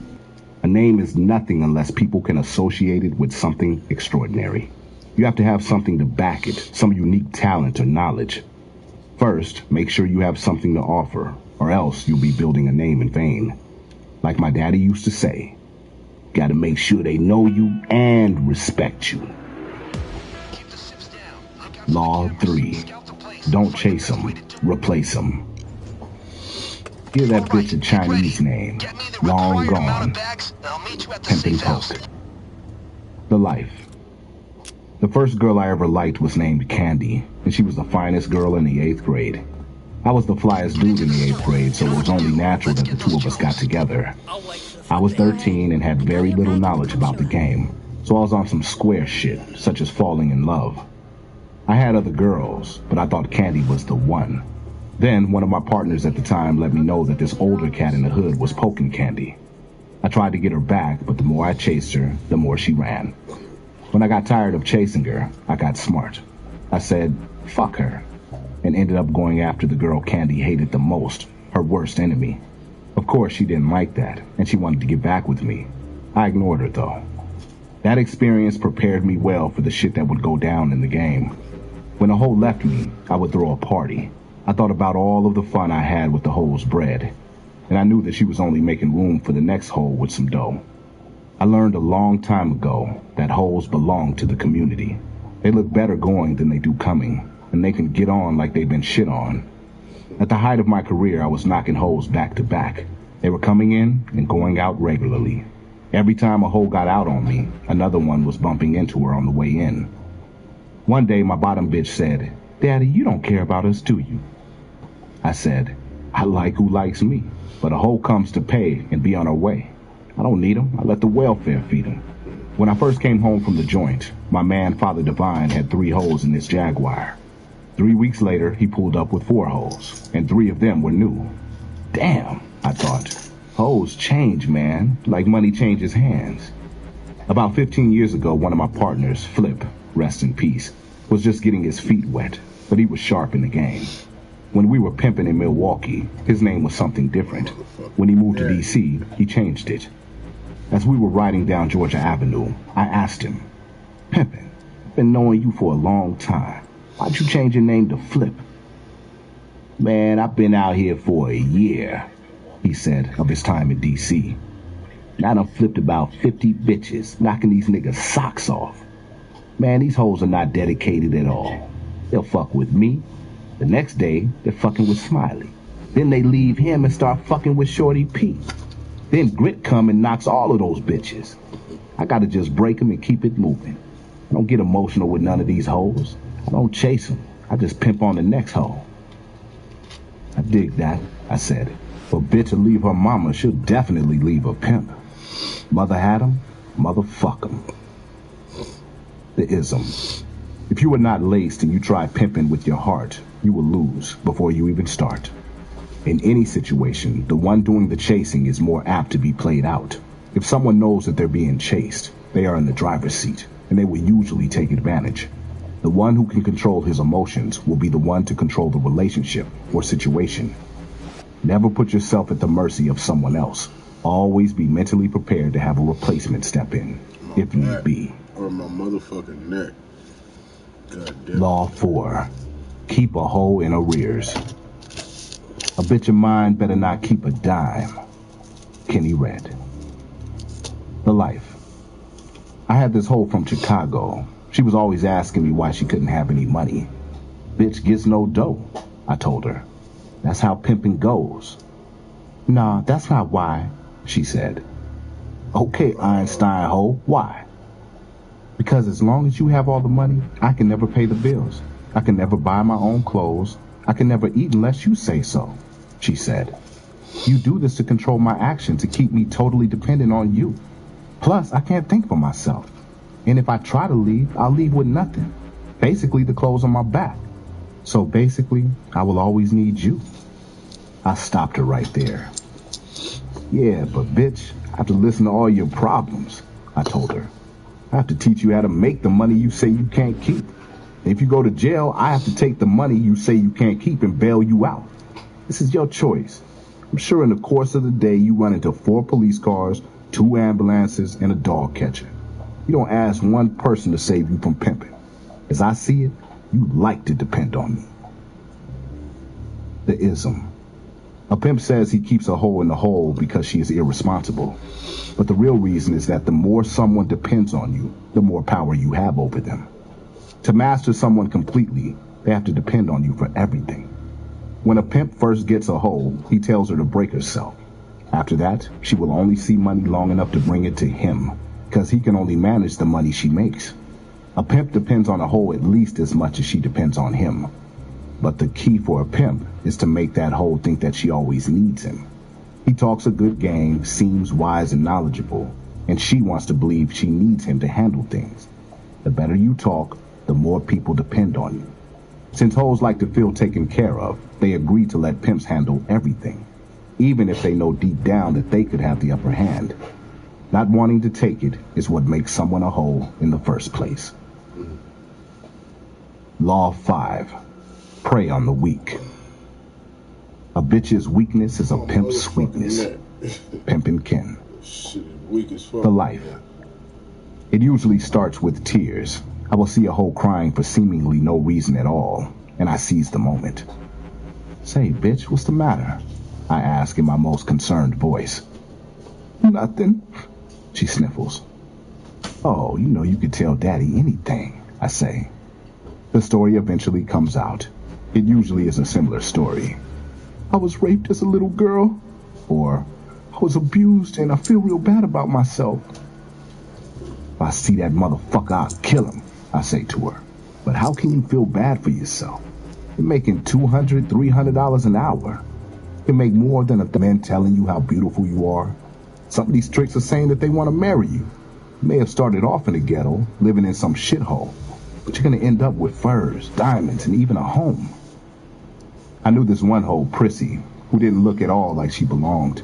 I asked her, damn, bitch, why you out here doing this? I can't stand these motherfuckers, she said, speaking about her parents. I want to be my own person. Say, bitch, imagine their faces if they saw you fucking with me. Success is the best revenge, right? The ism. Most hoes have low self-esteem for a reason. A pimp looks for that weakness, and if it isn't on the surface, he brings that motherfucker out of them. It doesn't matter to a pimp what hoes' weaknesses are, so long as they have them. Then he uses those weaknesses to his advantage. Weakness is the best trait a person can find in someone they want to control. You can't find a weakness, you have to create one. You have to tear someone's ego down to nothing before they will start looking to you for salvation. Then you have a chance to build them back up, showing them that it's your program that takes them from darkness to hope. While you want them to feel good about themselves eventually, you want them to feel that it's because of you. They begin to see you as their champion, their hero, even if the weakness you rescued them from is the one you created. Law 6. When pimping begins, friendship ends. There is little friendship in the world, and least of all between equals. Sir Francis Bacon. The pimp game is a lonely one. Gorgeous Dre. The life. At 16, I used to roll with this veteran pimp I admired named Aquarius. We were really tight. I even gave him one of my gold chains to wear. We would ride around the track in Milwaukee while he schooled me on the game. I just had one hoe, Dirty Red at the time, and I was looking to get more. Aquarius taught me about knocking a pimp for a hoe. He told me that a hoe is not supposed to look at a pimp who is not her own. It's called reckless eyeballing. If a hoe is caught doing so, it means she is ready to choose a new pimp and be knocked. Aquarius taught me how to sweat a hoe who was out of pocket, eyeballing another pimp. I couldn't wait to test out my new knowledge on the track. I caught this hoe Bridget reckless eyeballing me, and I started sweating her hard. Now Bridget was Aquarius's hoe, but Aquarius himself taught me that all's fair in the pimping game. When we were out together, he even said to me, "You see one of my bitches out of pocket, knock her." I took him up on it. "Say, bitch," I said to Bridget, "that nigga you're with will probably need a walker and some bifocals in 2 years. It's a senior citizen. You need to get with this young pimpin' over here." Bridget was 18, I was 16, and Aquarius was about 28, which made him an old man in the game. She liked that I was young and bold. "Me and you are both young," I told her. "You can get this money. In 10 years, we can be riding in Benzes and living in mansions." She said, "I want to fuck with you. You're cute and you're my age." I told her to get in my car, and at this point, I was driving a Cadillac. I didn't have a legal license, but I had been driving since I was 12, and I had enough money to buy my own car. I told Bridget to get in the front seat and throw all of her money, which was about $400, on the back seat. I went and picked up her shit from where she was staying, and from that moment on, she was my hoe. I was eager to serve Aquarius. I thought he would be proud of me for using what he taught me. I called him. "Man, I got some news for you, baby, that you're really gonna use," I said, very excited. "I got that Bridget bitch. I told you I was gonna be good at this shit." There was silence on the other end. Man, fuck he finally said, and hung up on me. Aquarius was really mad. He wasn't speaking to me and started to pour salt on my name, telling the other pimps that I wasn't shit. He started a hate campaign. His reaction was completely un-pimp-like. If a pimp gets knocked for his hoe, it's because he wasn't paying attention. He's supposed to take it like a man, step up his game, and try to either get his hoe back or knock another nigga for his hoe. He doesn't get mad, he gets even. Aquarius's attempt to discredit me backfired. I became a legend at the age of 16. Actually, it was a gift. But to knock a veteran pimp was quite an accomplishment. I got so much respect on the street because I played by the rules. It wasn't personal. It was straight pimping. The ism. A pimp has allies, mentors, running partners, and agents. But it's impossible for a pimp to have true friends. Friendship requires loyalty, consistency, and love. There's too much treachery in the game for there to be the kind of bond and trust of a friendship. In business, you have to exploit every situation you can. If friendships prevent it, then you are not on even footing with your competition, and you will lose. When people go into business with their friends, they get caught up thinking things should be a certain way because of the friendship. You believe that your friend will have your back and that you will stick together no matter what happens. But see, what happens when that business goes bad? We expect our enemies to attack us, but when a friend betrays you, it's twice as devastating, and you are liable to react emotionally instead of intelligently. When you are so focused on how your so-called friend is treating you, you're ignoring the business at hand. The two don't mix, and they never have. Law 7. Pimp the game. Business? It's quite simple. It's other people's money. Alexander Dumas. It takes real charisma to be able to start getting millions instead of thousands. Ice-T. The Life. During my years in prison, I did a lot of reading, and one of my favorite books was Only in America, The Life and Crimes of Don King.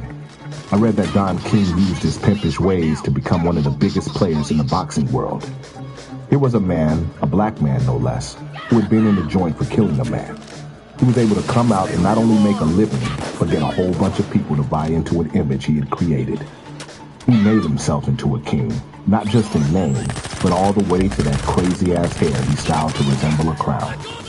He put together the Rumble in the Jungle, the legendary fight between Muhammad Ali and George Foreman, which to this day might be in the top 5 of the greatest heavyweight fights of all time. King went to Muhammad Ali and told him he had millions of dollars for him to fight George Foreman.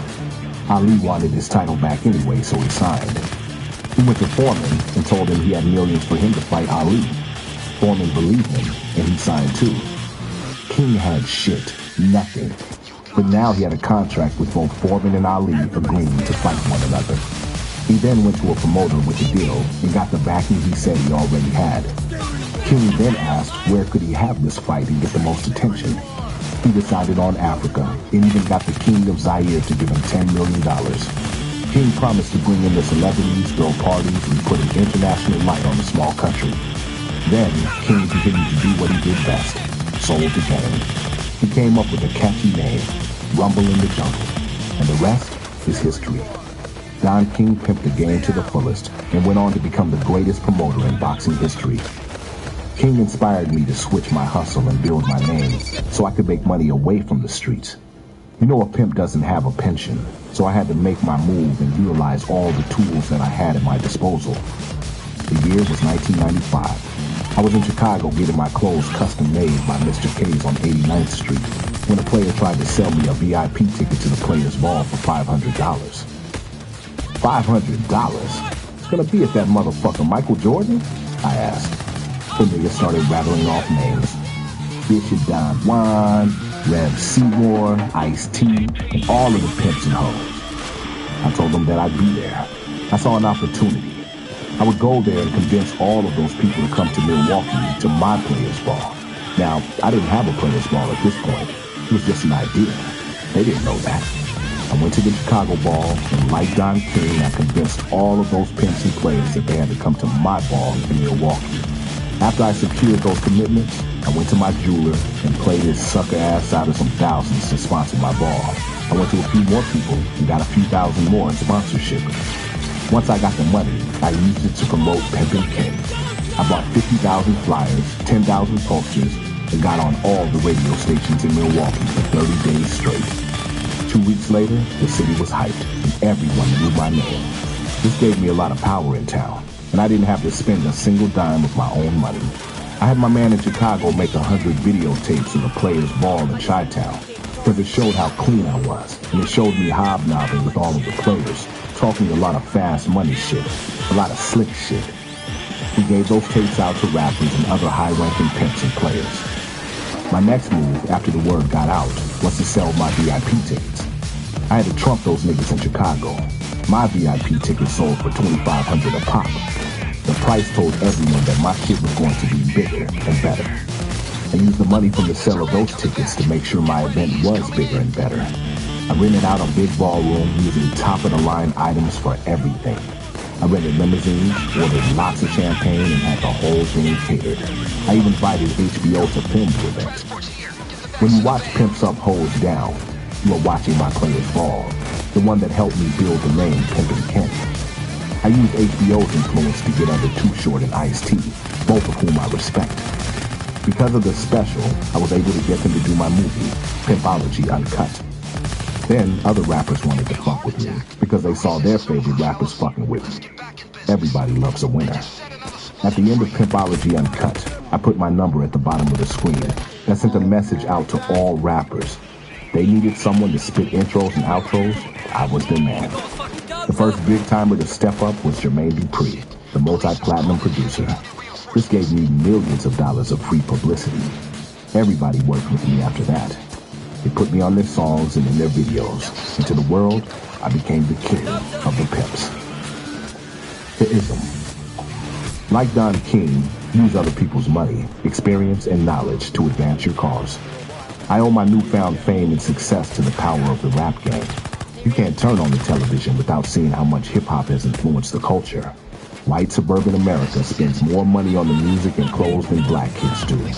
And many people in Germany and Japan know the lyrics of just about every rap song. Even TV commercials are hip-hop, from the fashion industry to technology. I flipped from pimping on hoes to pimping on hip-hop, which in turn has pimped on America and the entire world. Law 8. Don't let your history be a mystery. It was my destiny to live a pimp legacy. Too Short, from the song Where They At. The life. Just like any other field, pimping has a history. When I was young, this OG, Jim Dandy, used to tell me about all of the older pimps from back in the day. He talked about them. I let him reminisce and finally asked, "So where are they now?" "Mystery to me," he said. The only one who remembered anything about these so-called great pimps was Jim Dandy. They hadn't left behind a legacy. They hadn't done anything to keep their names alive. From that point on, I made sure that everything I did would be a history-making event. Once I got my pimping right, I threw an annual birthday party. I went out and got the biggest names in the game to celebrate with me. All of the top flight players, even the ones who really didn't know me, showed up because word got around that my party was the party of the year. If you were somebody, you had to be there. Soon, niggas were telling people, "I'm kicking it with my boy Pimpin' Ken." They didn't even know me. Everybody was talking about my party. I threw this party 12 years straight. Each year, it was bigger and better than the year prior. There are people who were at the first party 12 years ago who are still talking about it. When I did Pimps Up, Hoes Down, I made sure I stood out and my shine was on. I gave a performance for the ages. I remember talking to my father afterward, and he said, "Man, what the fuck are you doing?" He told me people would now be watching my every move. Why did I want to make myself a target? Unless you've been living under a rock, you can see my every move has been to keep my name out there, I explained to him. And because of that, I will go down in history as the greatest pimp to ever live.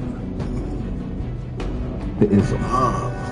Of all things in the world, history is the only one that can record a man's life.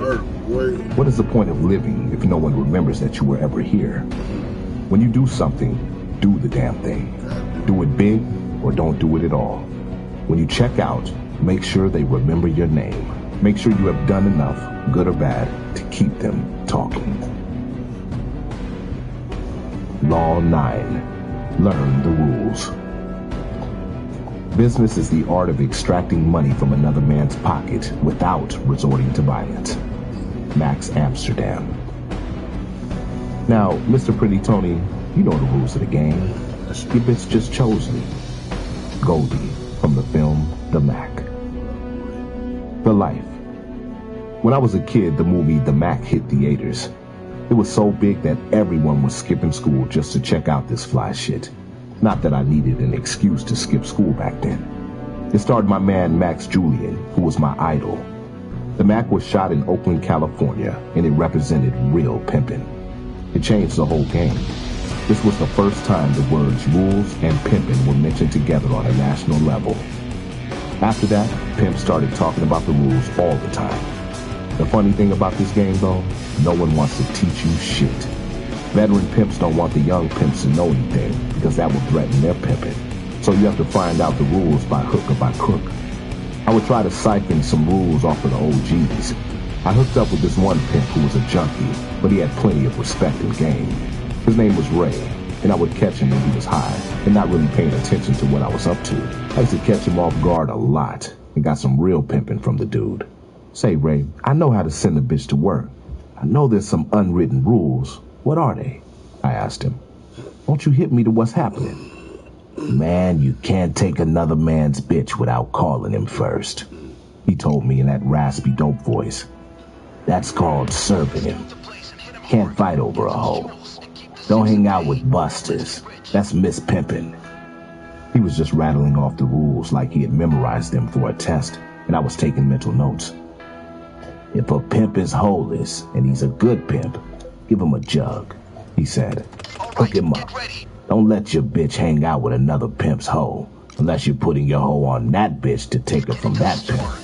When you're in the presence of other pimps and hoes, make your hoes hold their heads down so they won't be out of pocket. I stopped him. Ray, man, write that shit down for me, I said. Love that shit. He said, man, you can't write this shit down. Suppose you lose it. One of these squares finds it. You're right, I said. Please continue. But it was too late. I had sobered his ass up with my dumbness. The game is to be sold, not told, he said. Stay in it long enough, you will get from A to Z. Right now, you just got the ABC. When I started in the game, I was fortunate to have a few mentors. Like my man JD, who gave Dirty Red to me, take me under their wings and teach me the rules of engagement. How to knock a hoe, how to instruct a hoe, how to build a stable, and so on. But Dirty Red let me in on some trade secrets that I took and ran with. Who better to teach how to pimp a hoe than a veteran hoe herself? She really taught me that this game is won between the ears, not between the legs. It's not about fucking, it's about fucking with the mind. She taught me more than any pimp would. Dirty Red didn't really think about what she was doing when she schooled me in this game. I was only 16 and didn't look like any serious threat. She felt a certain amount of power, me being green and all, and took pleasure and pride in seeing me come up. It reflected well on her, but she created a monster. The ism. You'll hear me say that this is the NPA, not the NBA. This is the National Pimpin' Association, a non-contact sport. The NBA bills itself as non-contact, but there is more pushing and shoving, fighting and carrying on than a little bit. In the NPA, if you come with all that shit, you're out. The worst pimp is a pimp who doesn't know pimping. Pimping is psychological warfare. It's not physical combat. Pimping is a straight mind game. Every game has rules, and you'd be crazy to think you can come into it without knowing them. The best players are the ones who not only learn the rules, but master and manipulate them, and then come up with a few rules of their own. You have to have the ability to move and shake like a chess player. You might make a move today, but what you're really doing is setting yourself up 10 moves ahead. Law 10. Plan your work and work your plan. Most of the important things in the world have been accomplished by people who have kept on trying when there seemed to be no hope at all. Dale Carnegie. The Life. There was this guy named James, a petty hustler. He told me that an Arab grocery store had $50,000 stashed in the back of the store. All we had to do, he said, was sneak in and snatch the money. When we got inside, there was only $300.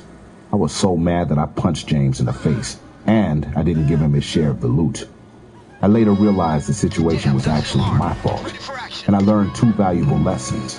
1, make sure that you have a real plan that is well thought out. 2, never follow someone else's plan unless you have checked it out for yourself. From that point on, I decided that whatever I did, I would investigate it thoroughly.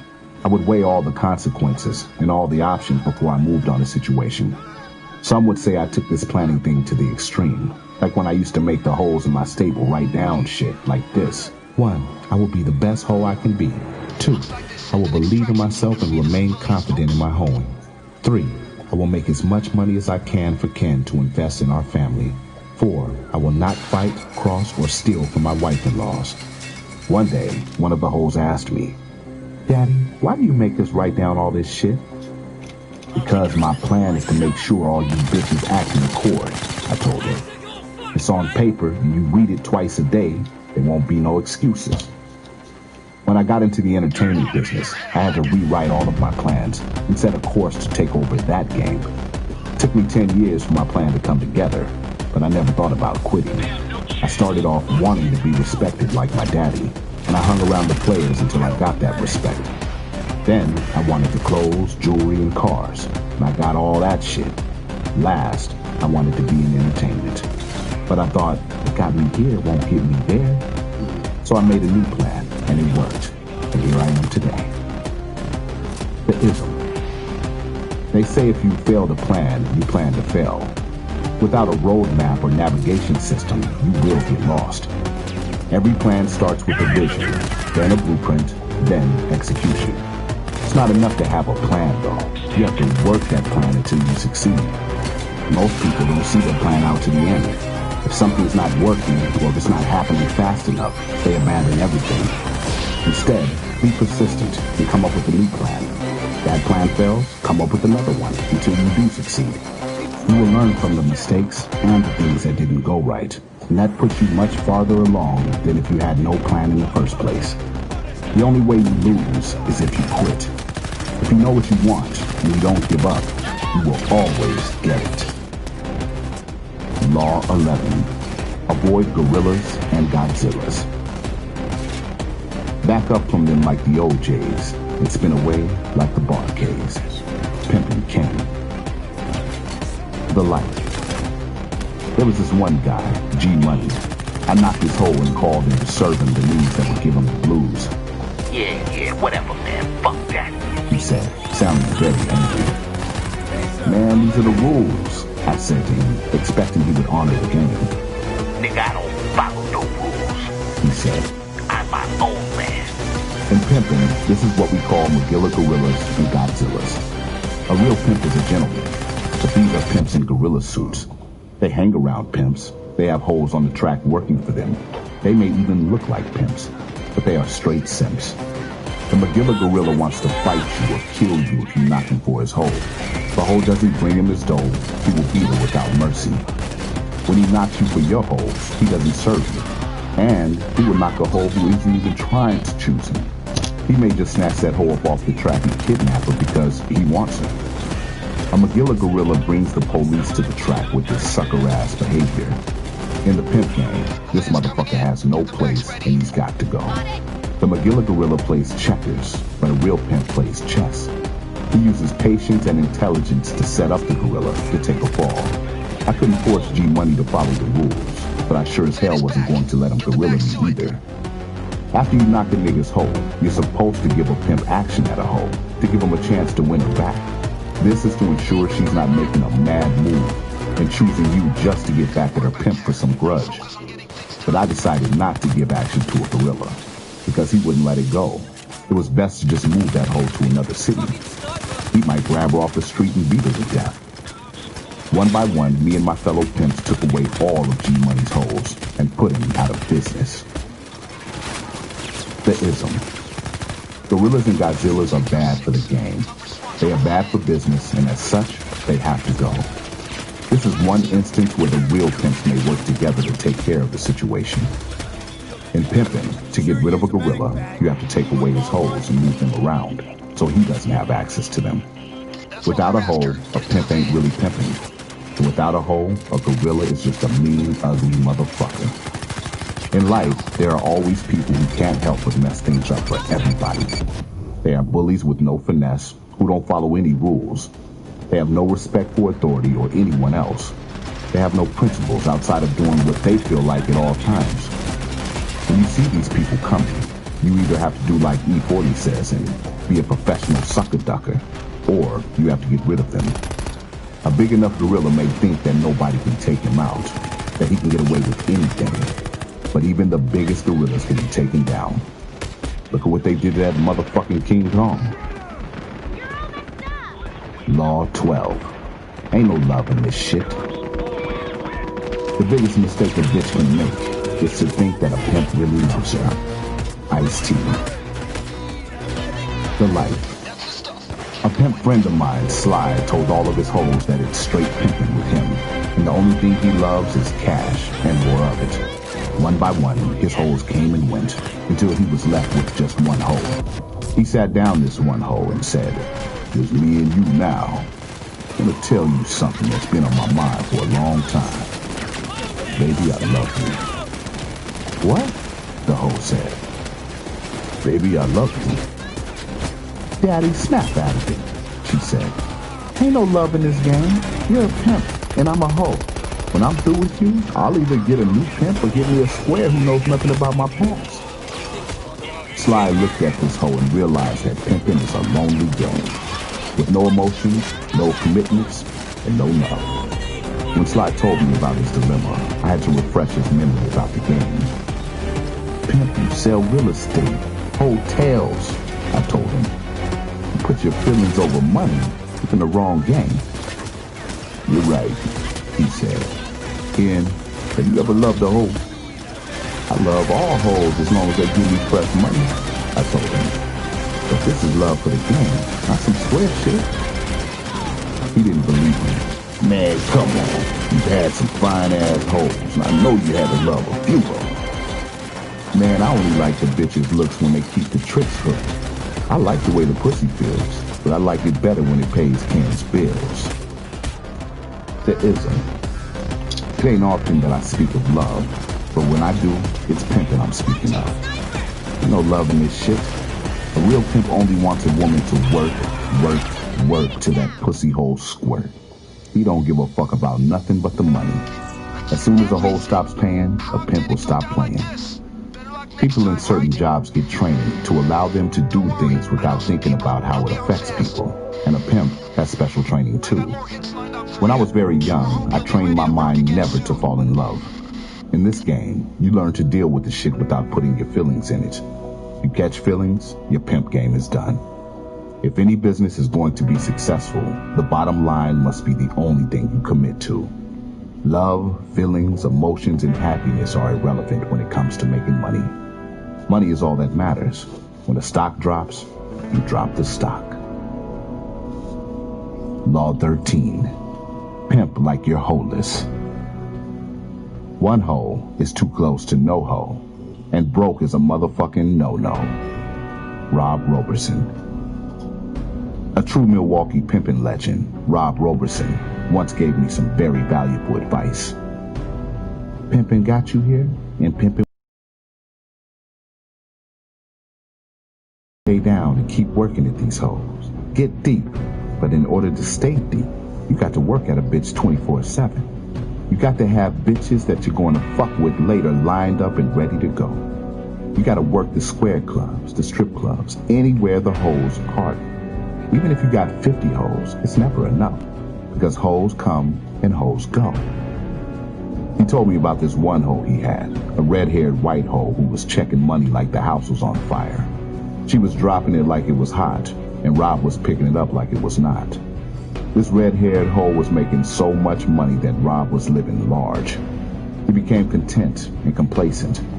One day, the hoe just up and left. He said he was so lost in the hoe money that he couldn't understand it. He was confused and completely taken by surprise. He did not see that coming.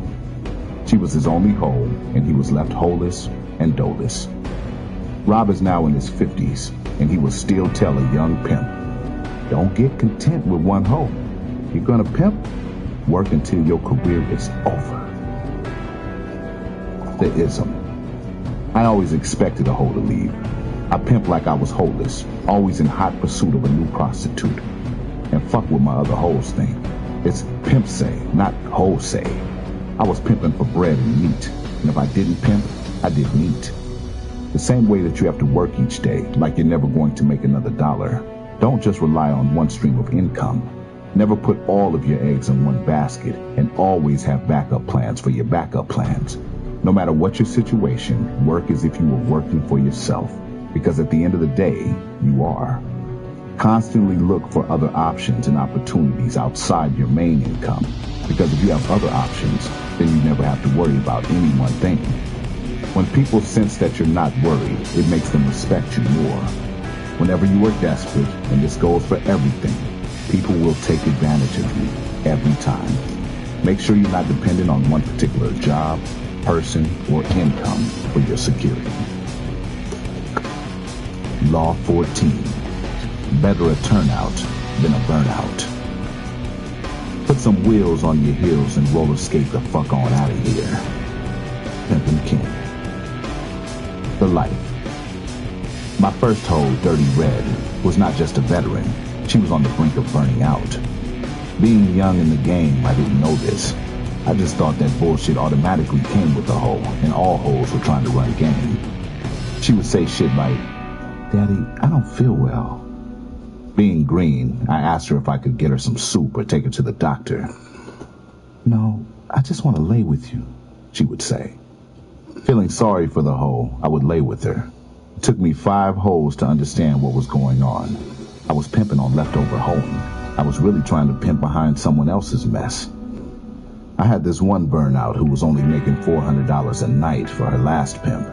I knew she was too fine to make that little, so I pulled her aside and said, Baby, if you can make $400 in 4 hours, I'll spend the rest of the night with you. That hoe went to the track and worked really hard, and she came back in 4 hours with the $400. That told me she had been lazy-ass hoeing. She could have been making that money all along. Bitch, you've been cheating yourself instead of treating yourself, I said. Now get your ass back out there and give me $800 more. I had no intention of spending the evening with her. I just needed to confirm that she was indeed trying to play me.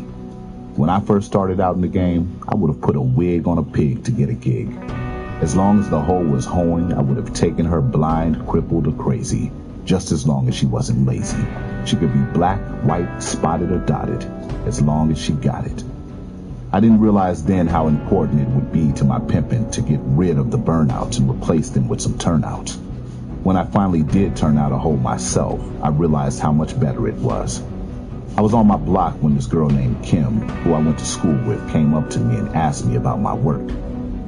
What do you do?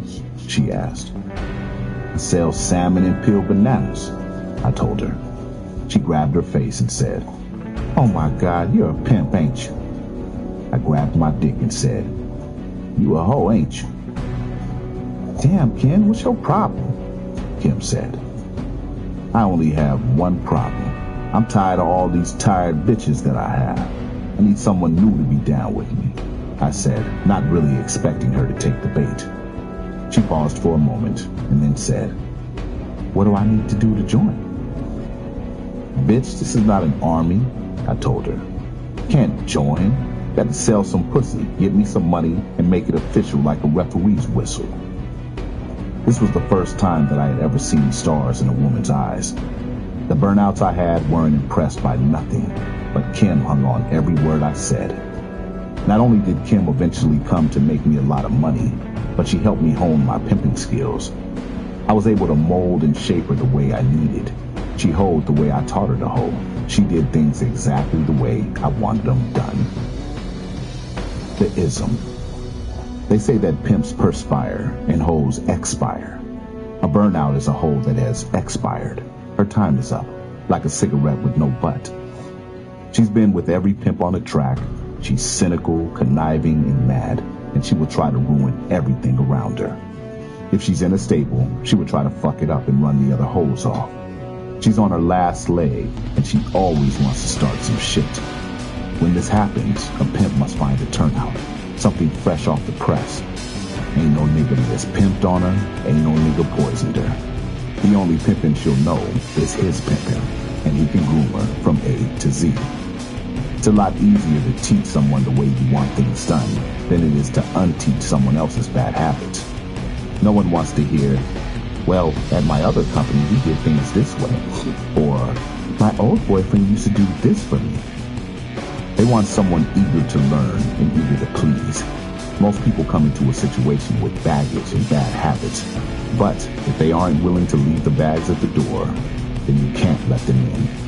When people get fed up with their jobs, their lives, or their love lives, they can become bitter. Because misery loves company, these people will try to make everyone around them miserable. A few feet is the only difference between a rut and a grave, and they will try to drag you into the grave with them. Get rid of the burnouts in your life. You can't help them. They have to help themselves. Law 15. Say what you mean and mean what you say.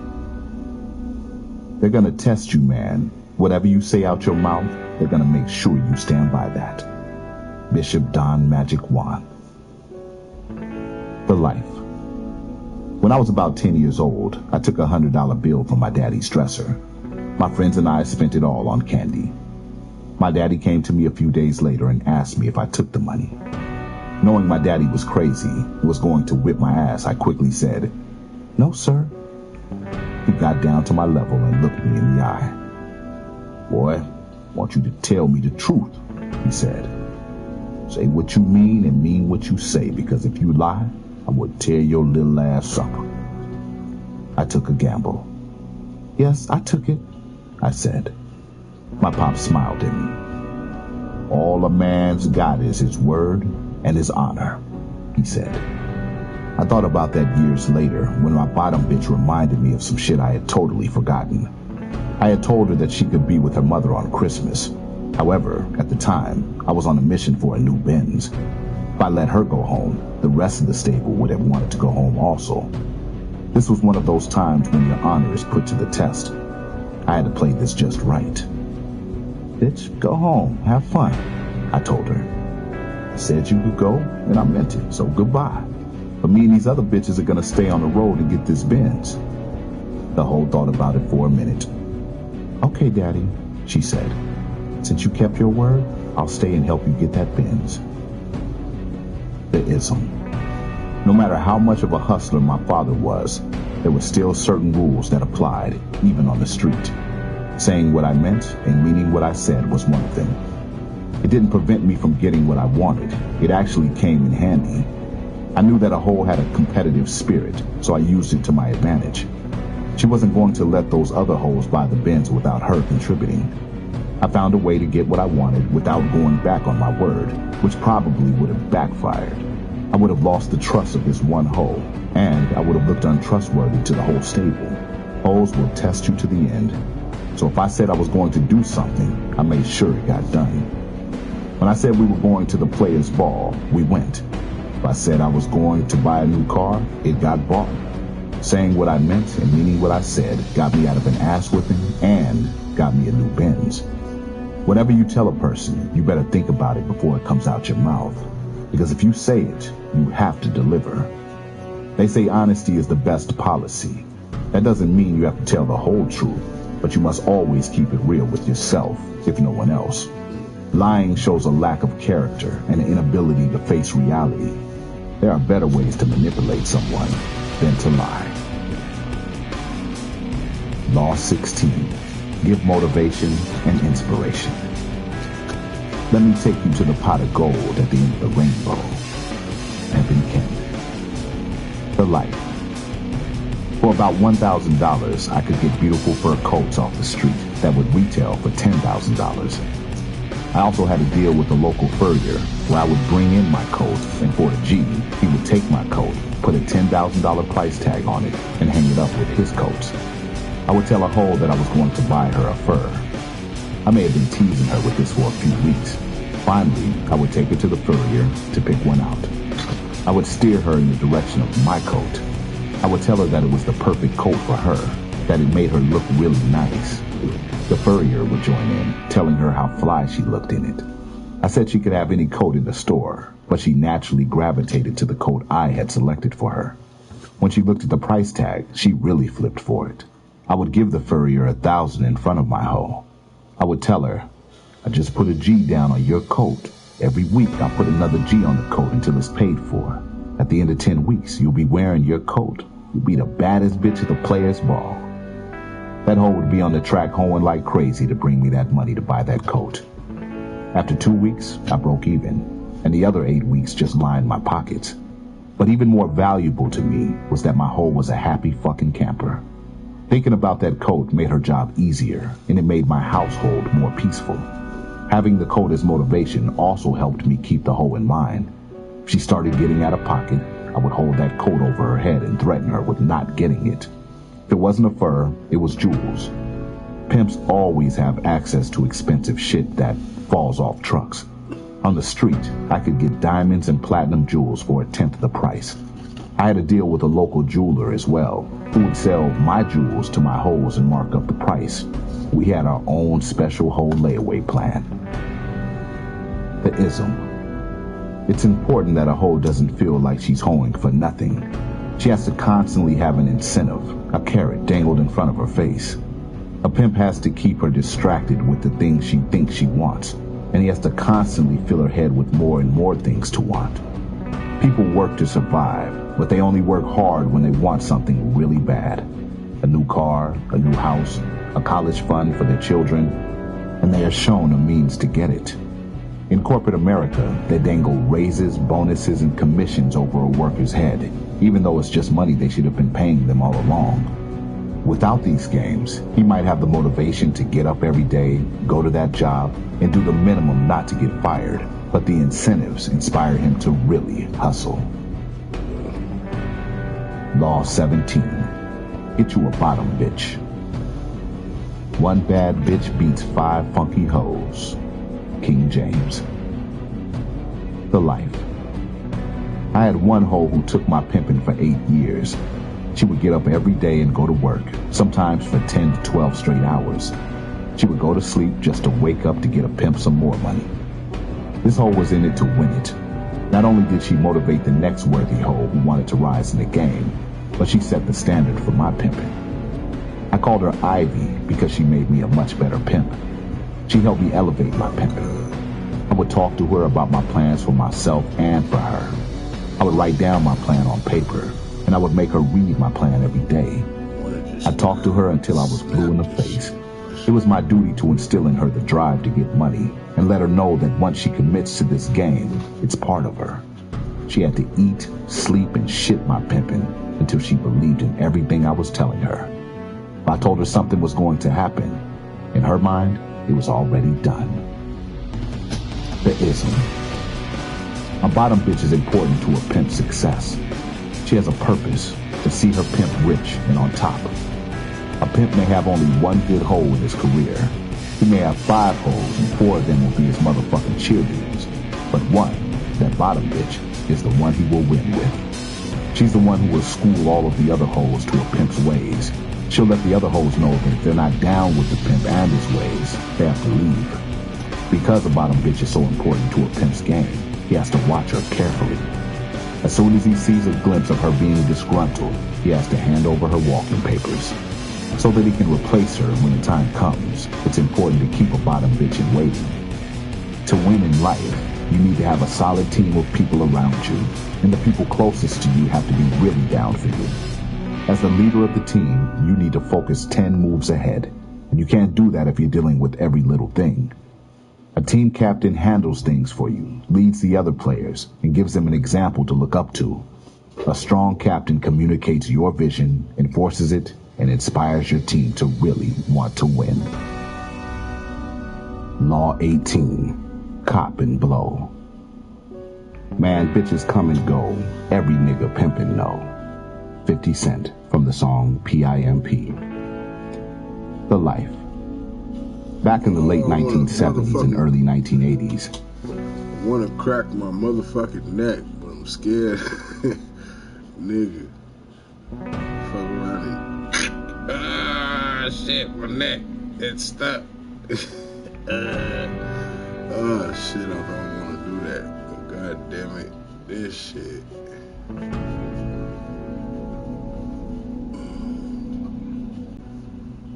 Oh, shit. I gotta stop sleeping on this motherfucking couch, man. You could see one hoe go through 10 pimps, and all the pimps would say, name of the game is cop and blow, and the loser has to watch the hoe go. There was this one pimp who didn't quite go with this flow. His name was Fly from DC. Every pimp knew that his hoe was fair game to any other pimp, but Fly wasn't having it. I was out there doing my thing and I saw this fine white hoe working the blade. I got down at the hoe and I sweated her all night. Finally, a real dark brother pulled up on me. My man, can you pull over? He said, I need to talk to you. We met at the gas station on M Street. When we got there, he got out of the car and came over to me. Man, you've been sweating that hoe all night and didn't get any action, he said. Can you let her get my money? Nigga, you don't know? The name of the game is cop and blow, I reminded him. I see you've been reading them Iceberg Slim books, he said. But the book I read says it's cop, lock, and block. I don't mean no disrespect, but this is how I eat on these streets. So if you can, let that hoe make my money. I kind of liked the guy, so I stopped sweating that hoe. 2 weeks later, he blew the hoe. We talked again, and he said, I should have kept it in the family and let you get that hoe. That bitch got out on me. Man, what you talking about? I said. I thought she was solid. The hoe blew up, he said. I laughed, and that's when I came up with the term, hoe up or blow up. I've been in this shit for a long time, and I done seen a lot of hoes come and go, I said. This game is funny. A hoe may pay you for 2 days, or a hoe may pay you for 20 years, but these hoes stay the same. You can cop one, and you can blow one. The ism. A pimp learns that he can't get too caught up in a hoe, and he certainly can't feel bad when he loses one. Cop and blow is gaining and losing hoes with grace. If a pimp knows the game, he knows he will lose a hoe, maybe his best hoe, but he has to keep it moving like it's nothing. He has to let it roll off his back, because there will always be another hoe to take that hoe's place. He can't handle losing hoes, he might as well just get out of the game. In life, you will have gains and losses, successes and failures. What determines your fate is how you handle them. Those who know that life comes with ebbs and flows, and that you have to ride those waves, will be successful. You have to be able to roll with the punches, take what comes at you, and have enough inside to brush the dirt off your shoulder and keep mashing for your ration. Law 19. Turn hoe-ins into dividends. I'm going from the ghetto streets to the executive suites, from the ghetto blocks to Wall Street stocks, from the sewer to an entrepreneur, from hoe tracks to the office facts. Pimpin' kin. The life. When I was younger, my daddy always told me, son, don't go broke.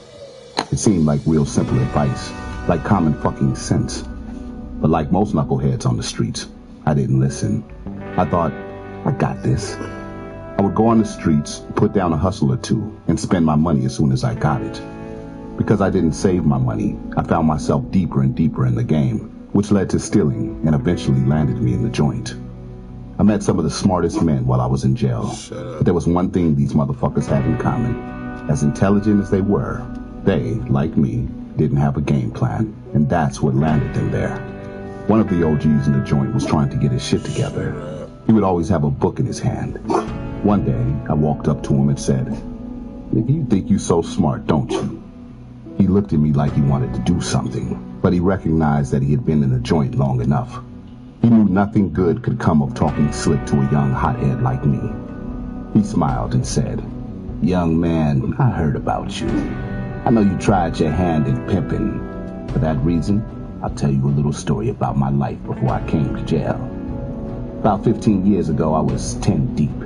10 hoes, 100 toes, in case you didn't know. I had a brand new Cadillac and was getting 40 G's a week. I owned 3 mansions and went shopping like a Muslim prays, 5 times a day. I had 10 sets of jewelry. I changed jewelry 10 days a week. I had my own mink farm because they couldn't kill all the little son of a bitches fast enough to supply me and all my hoes for winter. My pimp friends used to beg me not to compete for Pimp of the Year at the Players Ball so that they'd have a chance to win. My cash stash was in the millions. Then it all changed. One day, one of my biggest hoes got out of pocket. I hit the bitch in the head and the hoe fell dead. Had the other hoes hide the body while I got out of town. Tried to pimp long distance. Every one of those hoes left me. I used every dime trying to hide from the law. For 5 years I ran without a plan. Spending them hoeings. Shut the fuck up. Ain't nobody coming for you. Not once had I ever thought about investing that hoe money. If I had done that, maybe I wouldn't be in the joint today. Then he handed me a book. It was Think and Grow Rich by Napoleon Hill. Take this book, he said. This book will change your life and uplift your pimping to a level these suckers will never understand. Pimp on a hoe until the wheels fall off the bends. At the same time, take your money and invest it in a business, in real estate. Open up some type of store. After I got released from jail, I took that OG's advice and got my money right. I opened up a grocery store and a clothing store.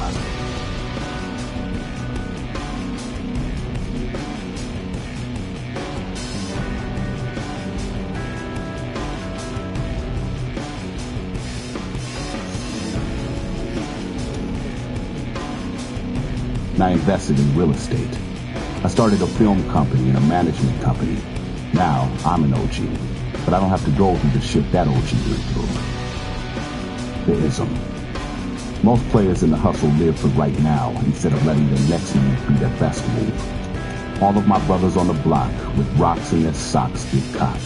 They sell that dope for 3 years and then do 30 in the joint. The smart move would be to make that money, take that money, and then flip that shit. Pimps don't have pensions or social security. There's no pimp retirement fund. A pimp must turn hoe ends into dividends. You can either pimp or die or invest and multiply. You need to have an end game. Turn your dollars into hoes so that your money will be working for you instead of you working for it. Have that money out on the track, breaking itself every single day. The wealth you have today can be gone tomorrow if you don't invest and prepare for the future. Even the Bible tells a story that concludes, I tell you that to everyone who has, more will be given. But as for the one who has nothing, even what he has will be taken away. You not only have to avoid spending all your money, but even just saving it is not enough. You have to grow your wealth. Law 20. Get in a hoe's head. Control is the soul. Pimpin' Snooky. The life. My first hoe, Dirty Red, had 10 pimps before me. That did make her a pro, and she had this game down pat. Ken, if you ask a bitch to do something and she acts like she doesn't hear you or snaps what, that's a good indication that she's ready to leave, Dirty Red told me. Smart ass bitch, how you know that? I asked. You ain't never pimped on a hoe. There I was, 16 years old, never pimped on a hoe, and I was questioning this veteran. She thought for a minute, and I assumed she was thinking, I'm only trying to lace this young ass pimp, and he's getting offended? I was so insecure about what I didn't know that I was getting mad at her for trying to school me. But I calmed down quick, because if I was going to be a king in pimping, I needed that game. Finally, she put her hands on her hips and said, Daddy, I'm a hoe, and that's what we do when we get tired of a nigga pimp. I realized that no one knows what a hoe is thinking better than a hoe. So I said, okay, bitch, what else? I became her willing student, but I still had to be in control.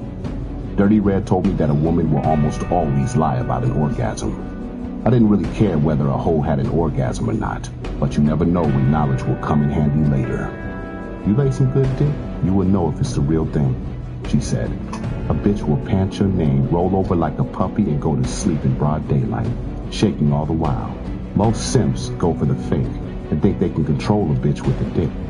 If you allow yourself to be faked out like that, then you are the one that's being controlled by the pussy. In the game, a pimp who can be faked out is tender in the zipper, and a bitch will have no respect for him. Another hoe of mine, Ivy, showed me that women have a hunger to shop, and if I fed it, I would eat forever.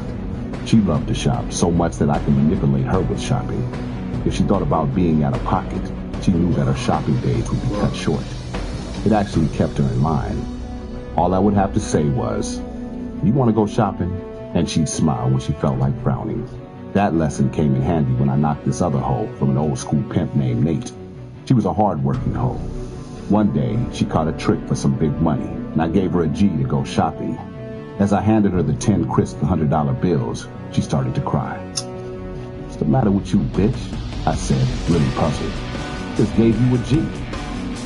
"I love shopping," she said. "But the guy I used to be with never let me shop on my own." That pimp would buy his hoes everything from clothes to tampons. He wouldn't let them have a dime to shop on their own. These women informed me that it's the small things in life that count when it comes to a woman. The kind words, or bringing her a gift for no reason, or remembering her birthday or something special to her, and listening when she talks. Those things really matter to them. Most pimps would think, "You must be out of your mind." Pimps just don't do that square shit. Pimps never treat a hoe with much kindness. But I took this lesson and made it work for me. I took my pimp into a whole other level. Unless she feels love for you, a hoe's not going to give you her money for 8 and 10-year stretches. Some hoes want you to be hard on them, but with others, it's like Pimp C says. You serve vinegar, you're gonna get pickles. The trick is to figure out each hoe's mind. I knew one hoe named Jazzy Desi, a 23-year-old all-American snow bunny. She told me, "Most hoes are lost little girls who have been neglected growing up, now living in a woman's body." Hoes don't do this because they enjoy turning tricks. Most hoes don't even like sex. They believe a pimp will give them the love and care they didn't have growing up. A hoe does not want to be told the same thing a pimp tells all his other hoes, especially a bottom bitch. This is why bottom bitches run off the other hoes. In her mind, a pimp is a hoe's man, and yet she has to work with other girls that think the same thing.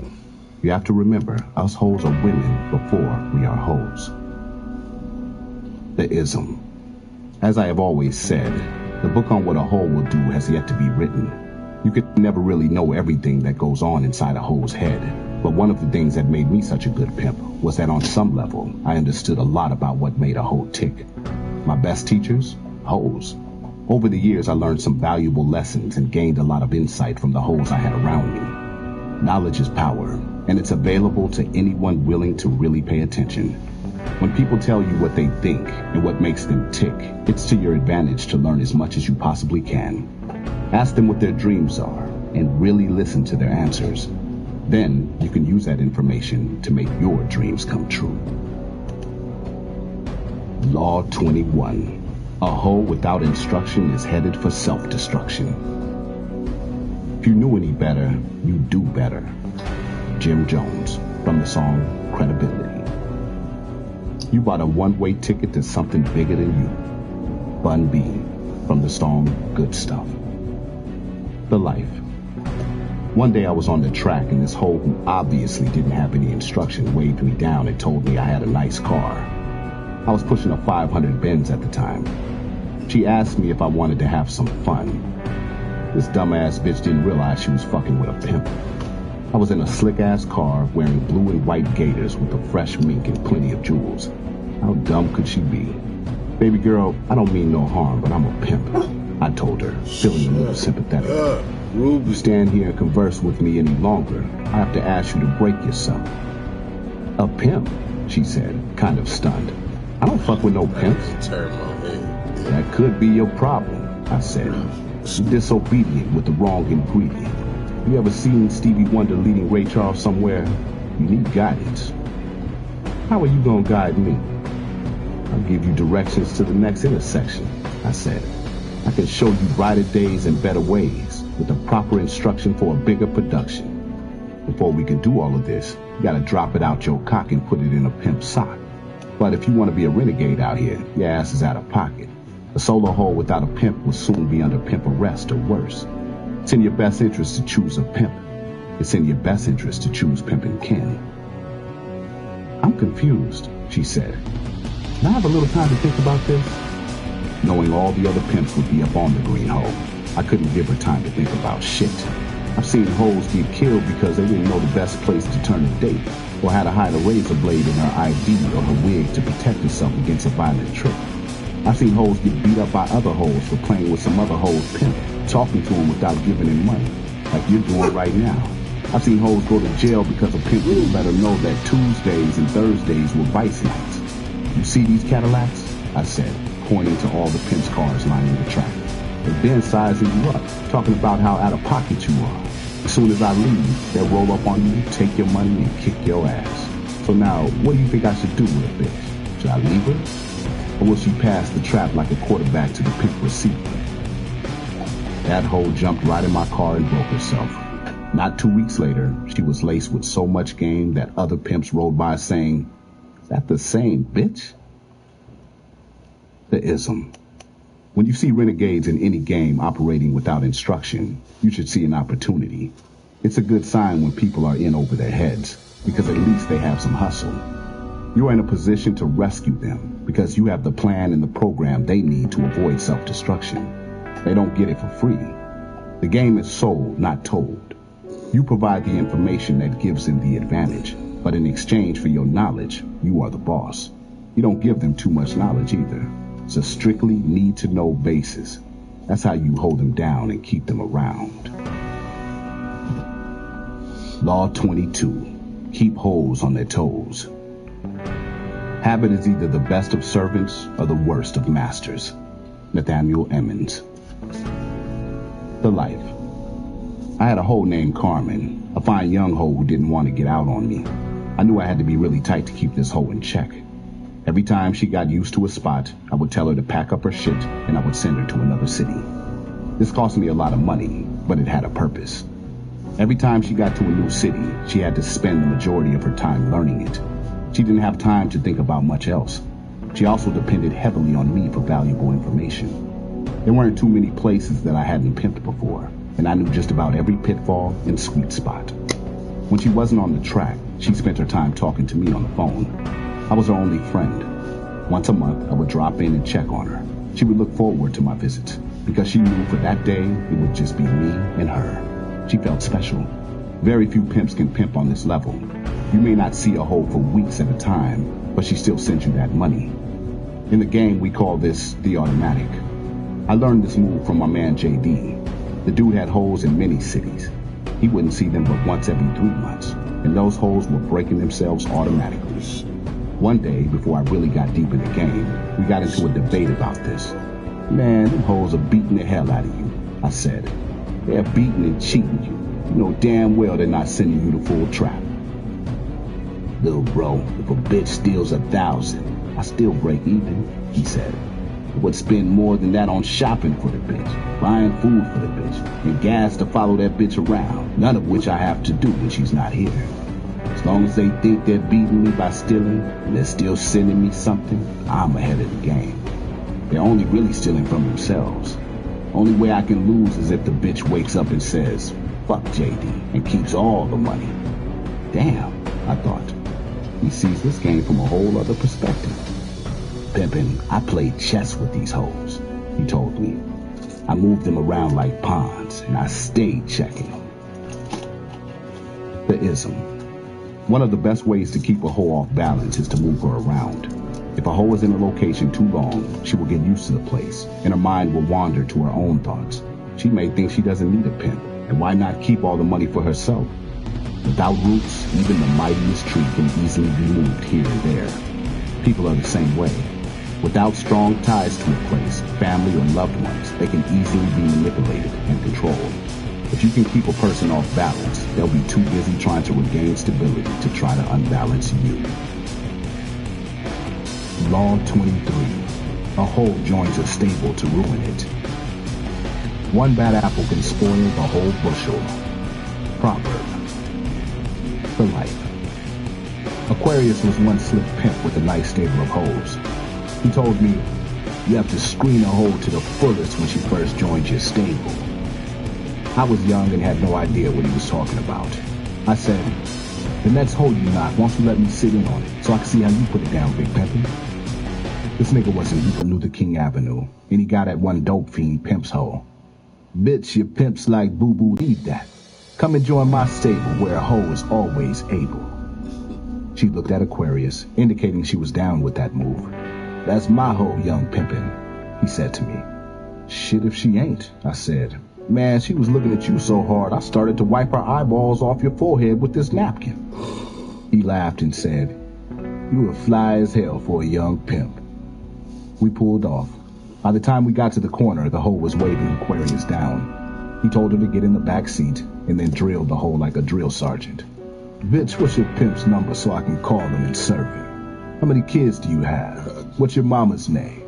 You ever been with another woman? Have you ever stashed money on your pimp? What's the most money you ever made at one time? Can you get along with other hoes? Aquarius asked that hoe 101 questions. After he broke her, he served her pimp and put her back on the track. We pulled off, and the lesson began. Young dog, a hoe will wreck a stable in a minute, he said. I asked her all those questions to try to get a feel for her. She jealous? How does she feel about her mama? She doesn't love her mama or her kids. A pimp or another hoe doesn't stand a chance. When I asked her the most money she made, I asked her that so I could see her response. I could look into her eyes and see if her eyes get big. See if she has a love for money.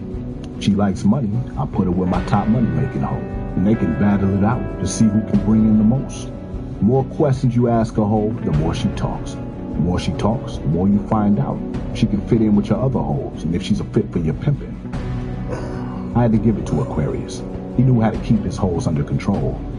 As I got deeper in the game, I was able to execute the valuable game that I got from it. If I screened a hoe and she was a problem hoe, I separated her from the good ones. I may not have gotten rid of her, but I definitely did not allow her to mess up my stable. The ism.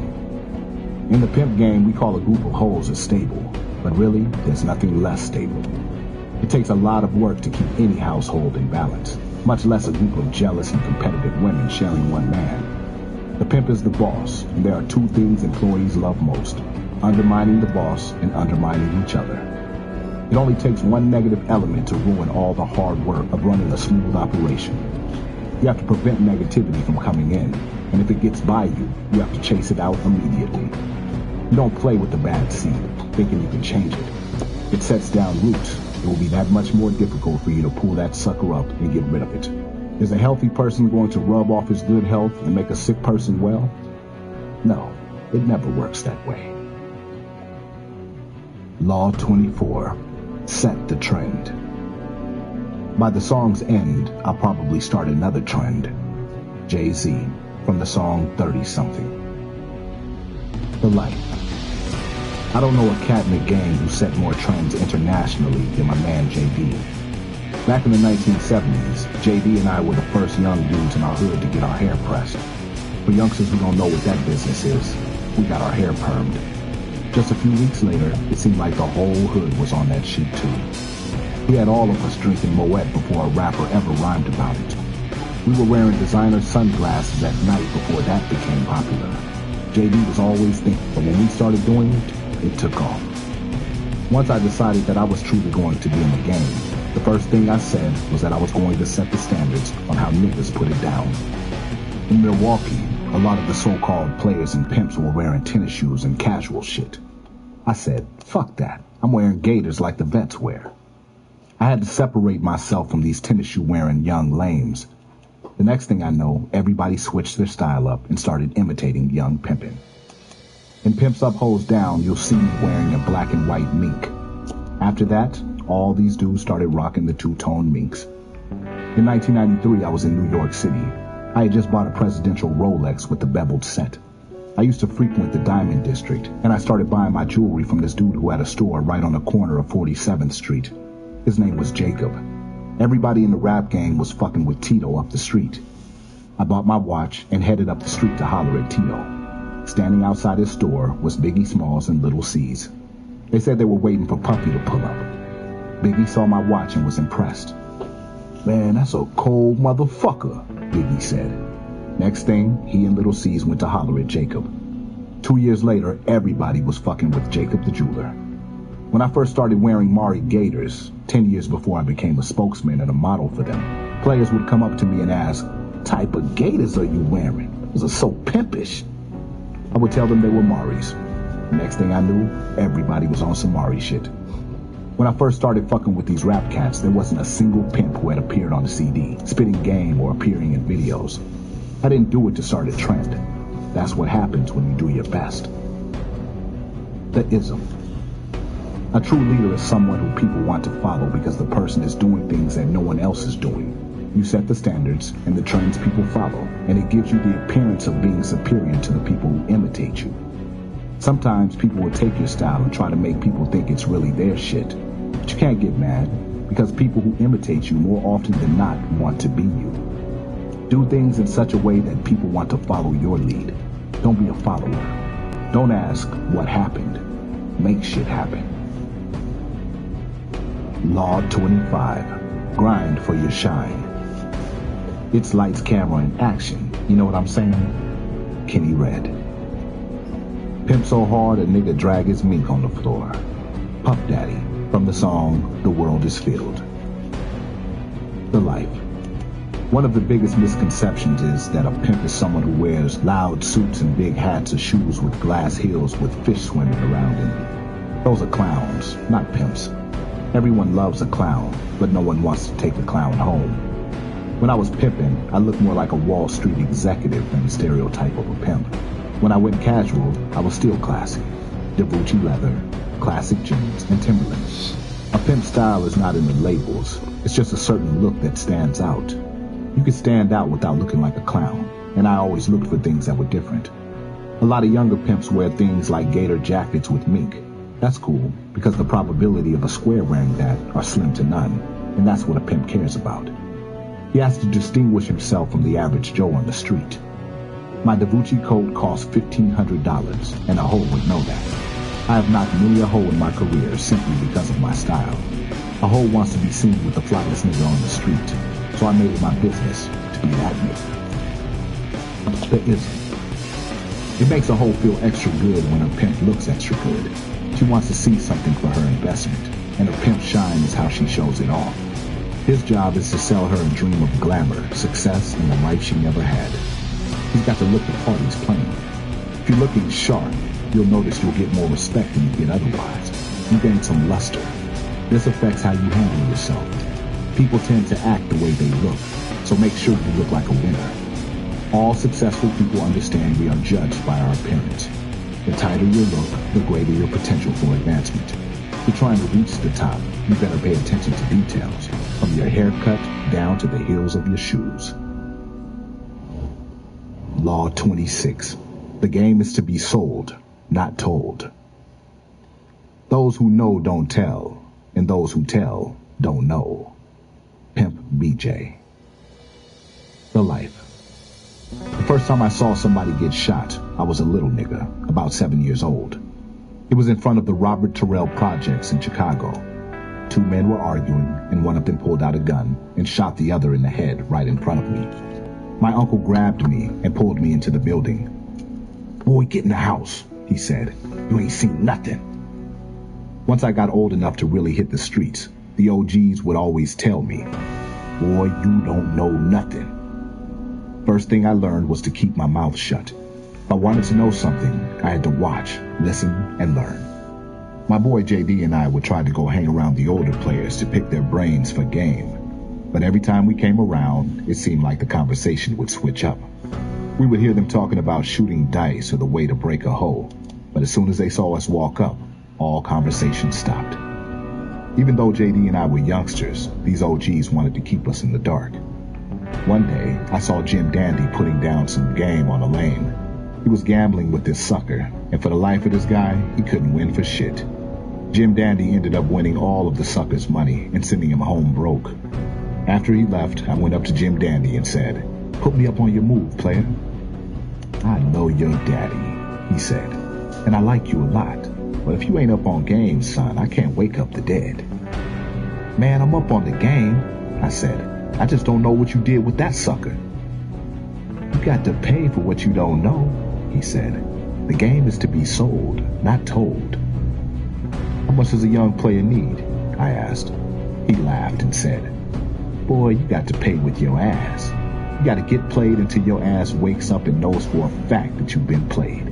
This game is full of tricks, and a sucker is born every day.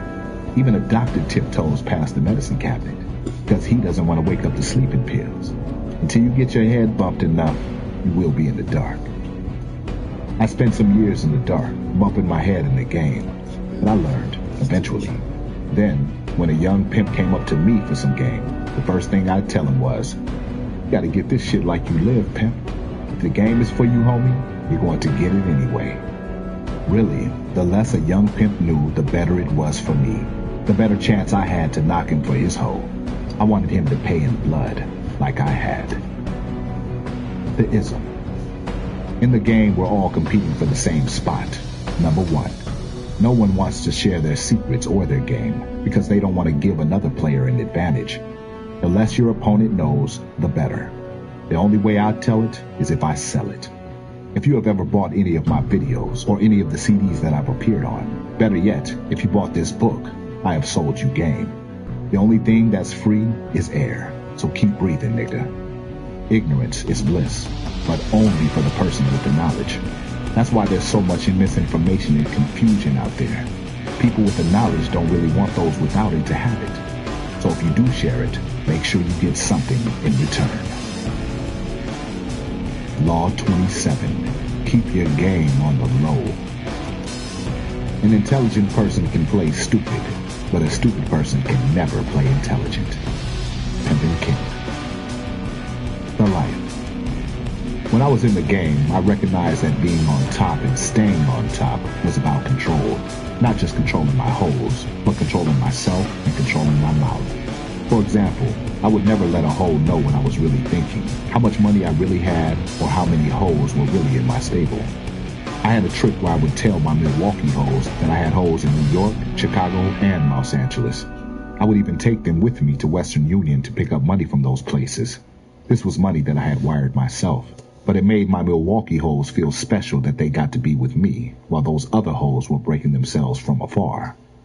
Good pimps have a gift for gab, but smart pimps talk a lot and at the same time don't say much at all.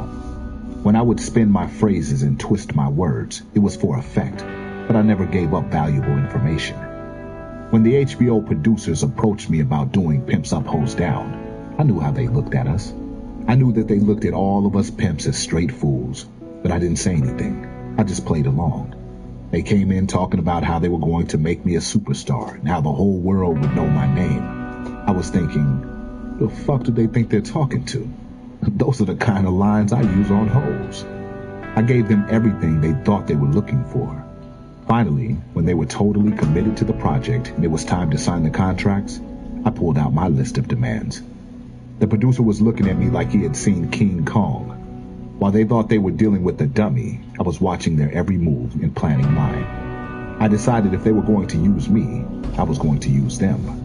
Here were my demands. 1. If you're going to do a movie, I want to shoot my movie at the same time. 2. I want more money than everybody else. 3. I want the movie to end with me. 4. I want to be a consultant for the movie. This is how you have to play the game. Keep your shit on the low. When it's time to get the money, show your hand. I received everything I asked for. Check out the credits on Pimps Up, Hoes Down. You'll see Pimpin' Ken, Consultant. The ism. Everybody hates a know-it-all. Even if you do know it all, it's to your advantage to pretend like you don't. If people think you're stupid, they will underestimate you and relax, which gives you the advantage. The less a motherfucker knows about you, the better. If you talk too much, you'll give away information and make yourself vulnerable to attack. So the best approach is to say little and conceal your hustle. If you don't want people to know something, you have to keep your mouth closed. I don't know why, but it seems to be the hardest thing in the world for people to do. There is no such thing as a secret, and if you tell someone anything in confidence, expect for it to get out. On the other hand, if you have some misinformation that you do want to get out, go ahead and share it as a secret. People are more likely to educate and inform you when you're quiet. Try it next time you have a conversation with someone. Don't talk and watch what happens. 9 times out of 10, the other person will keep talking. divulging more and more information. Don't let people know what you know, and you're certain to learn even more. Keep your plans close to the vest, and when your moment comes, then you flip it. Law 28. Be a leader. I ain't about to feed y'all, I'm about to lead y'all. Mike Jones, from the song, I'm a Pimp. The life. A pimp named Ray once posed a question to me. Say, pimpin', every time one of my hoes leaves, she never tells the pimp she gets with that I was her pimp. Ray said, what's that about?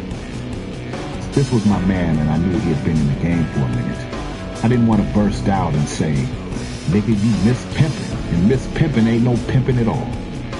Instead, I said, man, a hoe with no instruction is bound for self-destruction.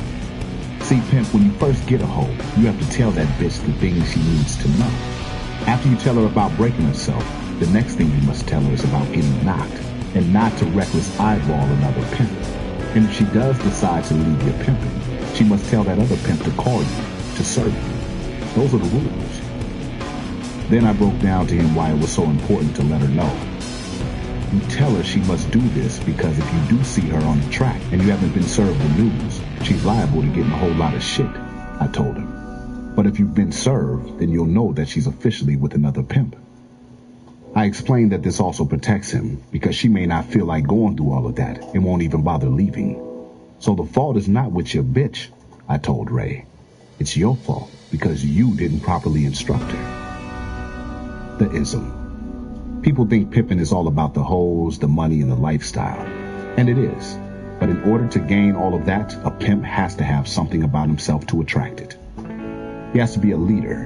One thing a pimp has to understand is that it's his instructions that the hoe is following. If a hoe is out of pocket 9 times out of 10, it's because of his poor-ass pimping. In the game, they say a hoe is a reflection of her pimp.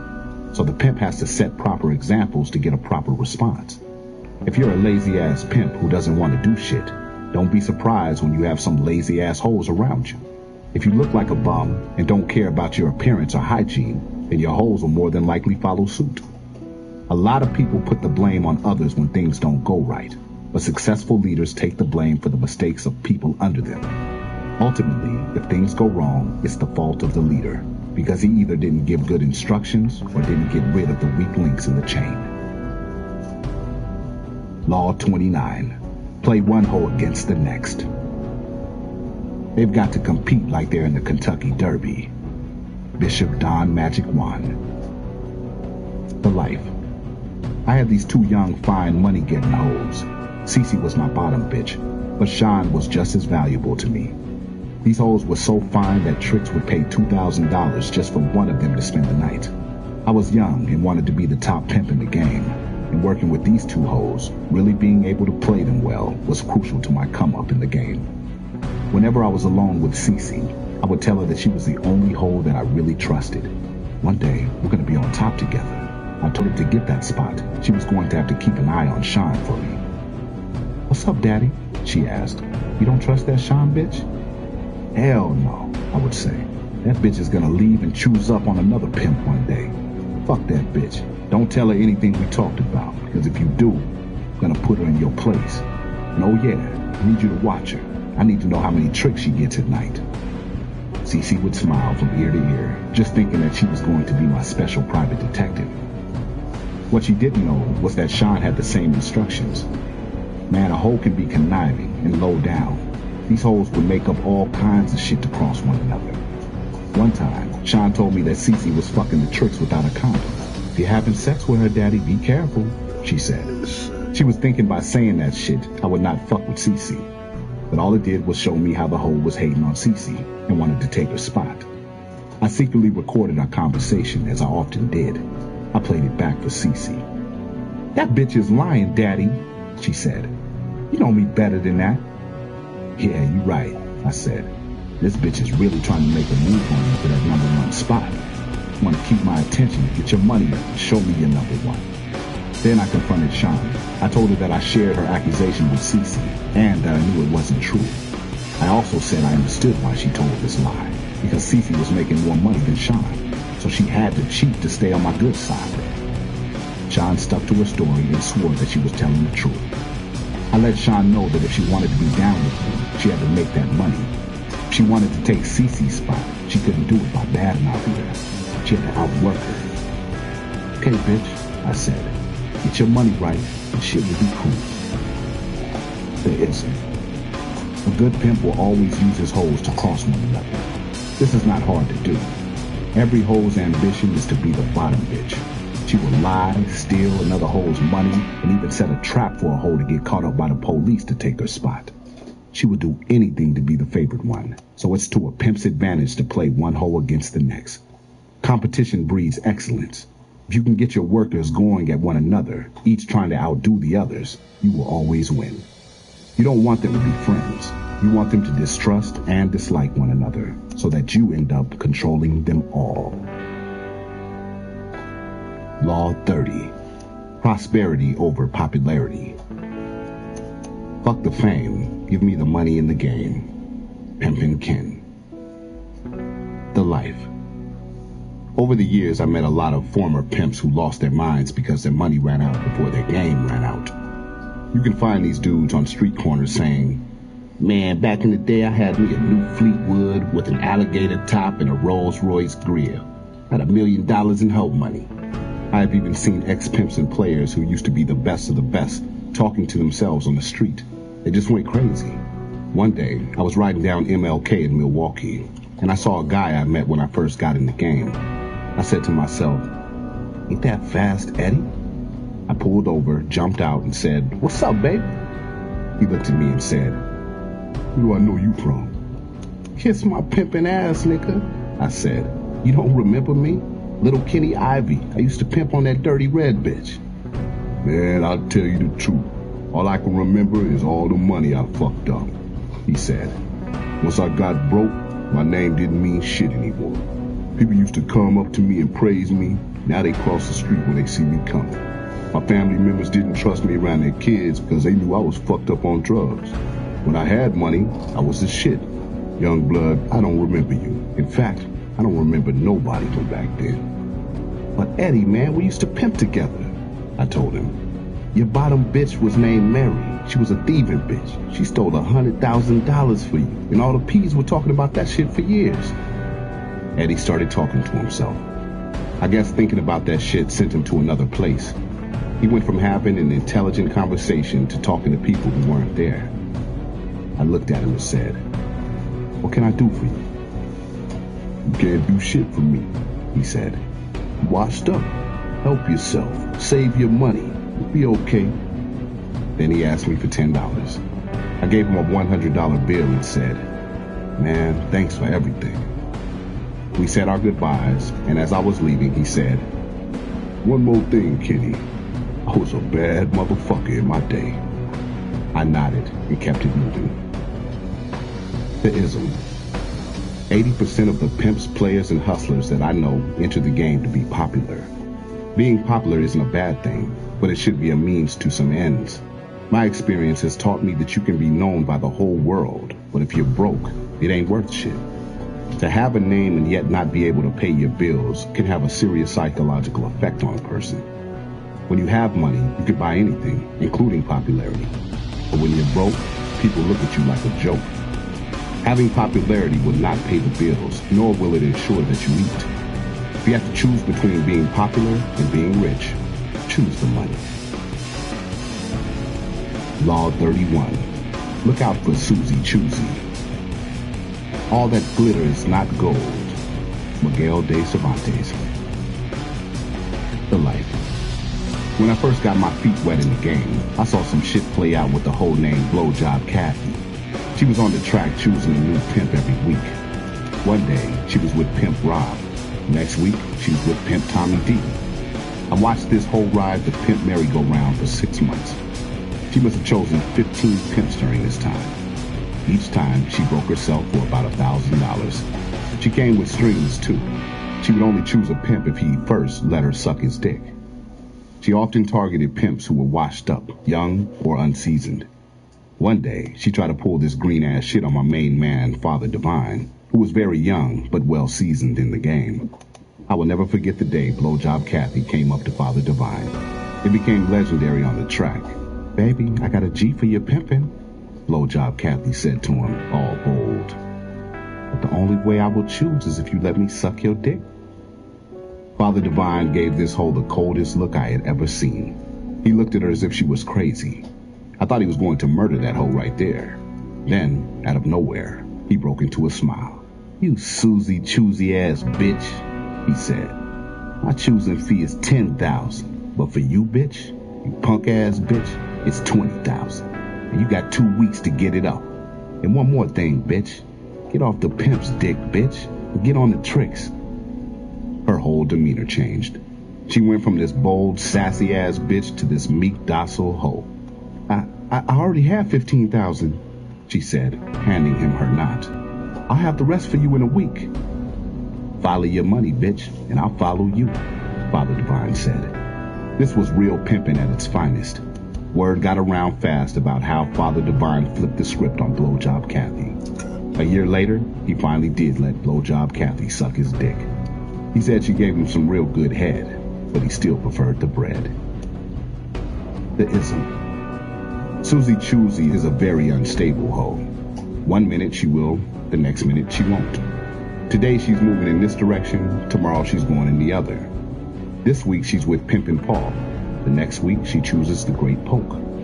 Susie Choosy wants to make a mockery of the pimpin'. That's her goal, and she wants to play by her own rules. A pimp thinks he's getting a prize, but soon finds out that this hoe is only trying to play him and play herself. The money looks good to a pimp at first, but things that come too easily usually have a price. What looks like a bargain may be more than you bargained for, and if something looks too good to be true, it usually is. Unreliable people don't just make themselves look bad, they make a fool out of you, too. Law 32. Turn a tramp into a champ. I put hoes in NY onto DKNY. Notorious Big, from the song Hypnotize. The life. I have knocked many a hoe because I was able to sell her on my idea of how she should look. Say, bitch, you walking around in those Payless shoes, I would tell her. Come fuck with this pimp and I'll have you in some Jimmy Choos. You need to choose a pimp who can show you how to make some real money. Tell that sucker you fucking with to get lost and come fuck with a pimp boss. I can tell you bought that outfit at Rainbow. Let me take you to the pot of gold at the end of the rainbow. Depending on the clientele, I would even put my hoes in business suits with some personality glasses on, looking like sexy attorneys or school teachers. This always increased the tricking. A trick would see that, and his dick would get instantly hard, which meant more money for me. When I was 7 deep, I called it showtime. That's when I got all my hoes together and dressed them up the way I thought they should look. Put on your best hoe gear and your best hoe face, I would tell you. Us against the world. Unfortunately, some hoes can't be helped. You just can't make them over. I had one who had a body odor problem. I've had that problem with a few other hoes, but this one took the cake. I don't know whether she had a body chemistry problem or what. I bought her tons of deodorant, but she was always musty.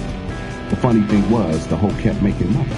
There must have been some desperate tricks out there, because I couldn't fuck with her. Because she was making that money, I didn't cut her for a long time. But after a while, she had to go. I told her, Tracy, you gotta go, baby. You ain't doing something right. You fucking up my business. It was a hard situation to handle, but I had to be real about it. My other hoe said, we're so glad you got rid of that funky bitch, daddy. I have had hoes who didn't care about themselves, but when they fucked with me, they had to change all of that. Even if they didn't care about themselves, I cared about my money. The ism. Appearances are everything, and a hoe has to look the part she's playing. If she comes from nothing, she has to look like something. A pimp has to polish that hoe like she's a rock that he's trying to sell as a diamond. If he meets a hoe from the Bronx and she's wearing tennis shoes and some jeans, the first thing he must do is change her outfit and give her a complete makeover. His job is to make that hoe more marketable so she appeals to a trick's fantasy. They say don't judge a book by its cover, but the truth is, that's all we do. If you have a product, people won't buy it unless the total package looks good. So much attention is paid to presentation for one purpose. If you can appeal to a customer's fantasies, he will buy what you're selling. Law 33. Bring your people with you to the top. If you eat good, everyone around you should. Edward Davis. The Life. I've been in nightclubs and seen these so-called ballers walk in with their entourages. These suckers will have about $100,000 in jewels. They'll buy out the bar, and if they're feeling really good, they'll throw a few $100s into the crowd. All of this is to make them look good, like a star. But their boys look like shit. No money, no fresh clothes, no jewels. Just looking fucked up. Then this man is wondering why his boys are hating on him. He will think it's jealousy, but it's not. They are saying to themselves, this motherfucker wants us hanging around him, but he's not sharing the wealth. Fuck him. This dude didn't look out for everyone, and he should have. Back in the day when I was hanging with my man Frog, if he stole anything, he would make sure that I had first action at that shit. If I had something, I would share it with Frog, JD, and whoever else was down with us. When I started doing movies, I made sure to put them down and gave them parts in my movie. My main man, Edward Davis, told me when I did my first movie to make sure to hook up people like White Folks, Scorpio, Gorgeous Dre, and all of those other pimps. He told me I should make sure they came up too. He was right, because ultimately, by elevating them, it made me look even bigger. I wouldn't be where I am today if someone didn't look out for me. So if I eat, everybody around me eats. When I came home from the joint, JD, who gave me my first hoe and started me off in the game, gave me some thousands to get back on my feet. That's what you do, especially if you have it, because stuff like that always has a way of coming back full circle. In our 27 years of knowing each other, JD and I have benefited greatly from taking care of each other. In 2006, I was able to put JD up on a lick to buy himself a brand new S55 Benz, which looked good as hell, and it felt great to see him in it. The ism. The first thing people say when they get on top is, I'm gonna bring my guys with me. Some do, but most don't. Most people only look out for themselves.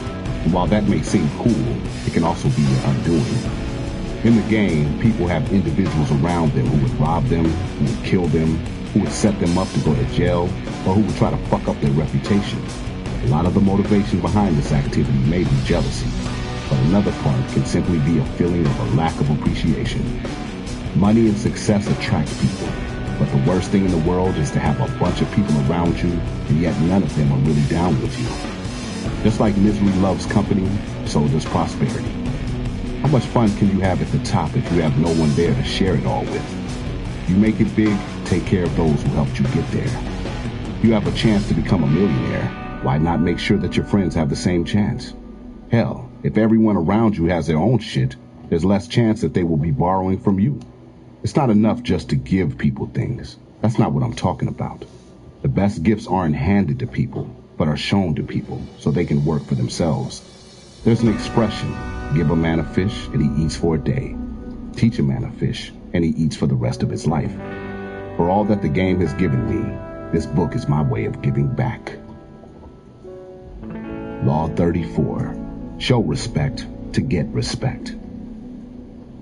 Nigga, respect the game, that should be it. What you eat don't make me shit. Jay-Z, from the song Heart of the City. They call me the godfather of the game. Even the police respect me. Fillmore Slim. The Life.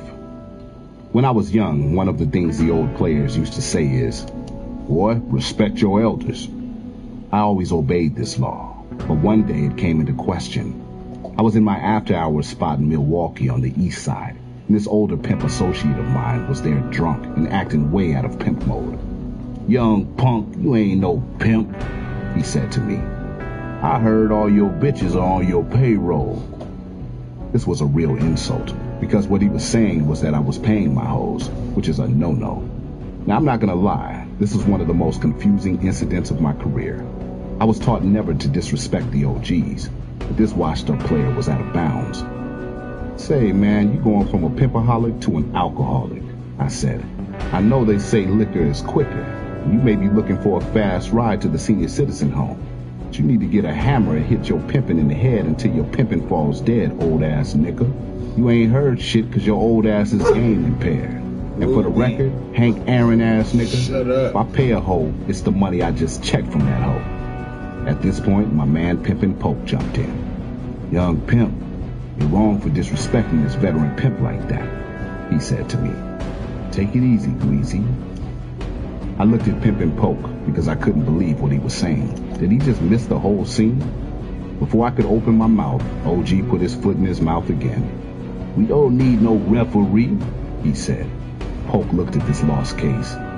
Man, what's the matter? You ain't got no treads left on those Goodyear tires?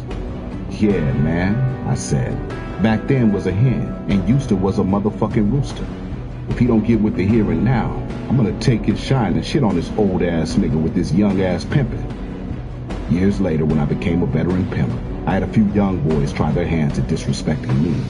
I knew they were the Pepsi generation, but they couldn't fuck with the Coke Classic. One day I was on the track with my man JD, and this upstart fresh sucker tried to challenge me. He pulled up in his new S600 Benz, looking real fly. Who's the most pimpest nigga on the track? He boldly asked. Why you wanna know? JD popped back. I'm looking to knock him for every bitch he has, this sucker said. Ain't nothing but veteran pimps here, homie. JD was trying to warn him. What are you saying? All I can say is there is big pimp in the town, and I'm coming for the motherfucking crown. I was quiet, just watching this dude with his to JD and winked. It was a signal that it was time to coon this motherfucker. Cooning was a common practice among veteran pimps, where they worked together to teach a disrespectful motherfucker a lesson. The plan was for JD to pretend to be cool with this dude, so he would be able to get me a rundown of all his holes. I told him, I want you to tell me how many holes this buster had, and if you can, see if he'll give you any information on those holes. By the time I was ready for my first mission, JD had found out which hole would be the easiest to knock. I rolled up on this hole on the track and started sweating her. Thanks to JD, I knew her name, where she was from, and I was even able to tell her that she got her ass beaten 2 days before. The hole chose up because she knew her nigga was slipping. Once I got inside his household with the first hole, the rest was easy. I asked her which of the remaining two was the weaker one. Brittany, the tall blonde, she told me. I asked her who was Brittany's favorite artist, and she told me it was Tupac. For 3 days straight, I drove up to her on the track, blasting Me Against the World and All Eyes on Me with my windows down. Finally, after the third day, the hole spoke. How do you know I like Tupac with your fine ass? She asked. Bitch, get in, I said. I'm tired of being your DJ. It's time for me to be your pimp. 2 down, 1 more to go. After I served this young pimp for 2 bitches, he had had enough. Still wasn't satisfied. I wasn't done making him pay for his disrespect. I had JD call old boy and find out where he was with his third hoe. I found out that he was in Las Vegas. I packed up my most trusted hoe and sent her on a plane to Vegas with specific instructions. She got up with dude's hoe at Caesars. My hoe told her how pretty she was, how she was looking for a new daddy, and that she wanted to choose her fine-ass man. The other hoe didn't have a clue that she was being set up. For 2 weeks, my hoe worked her way into the boys' stable. She got real close with this hoe, flipped her, brought her a plane ticket, and had her on the next thing smoking back to Milwaukee. As is customary, when I had the hoe in my possession, I called dude to serve him the news. Nigga, don't you ever try to outshine a vet, I told him. What you need to do is go back to your past and let this pimpin' kick you in your ass. The ism. If a pimp keeps it 100% at all times and shows love for the game, he has my utmost respect.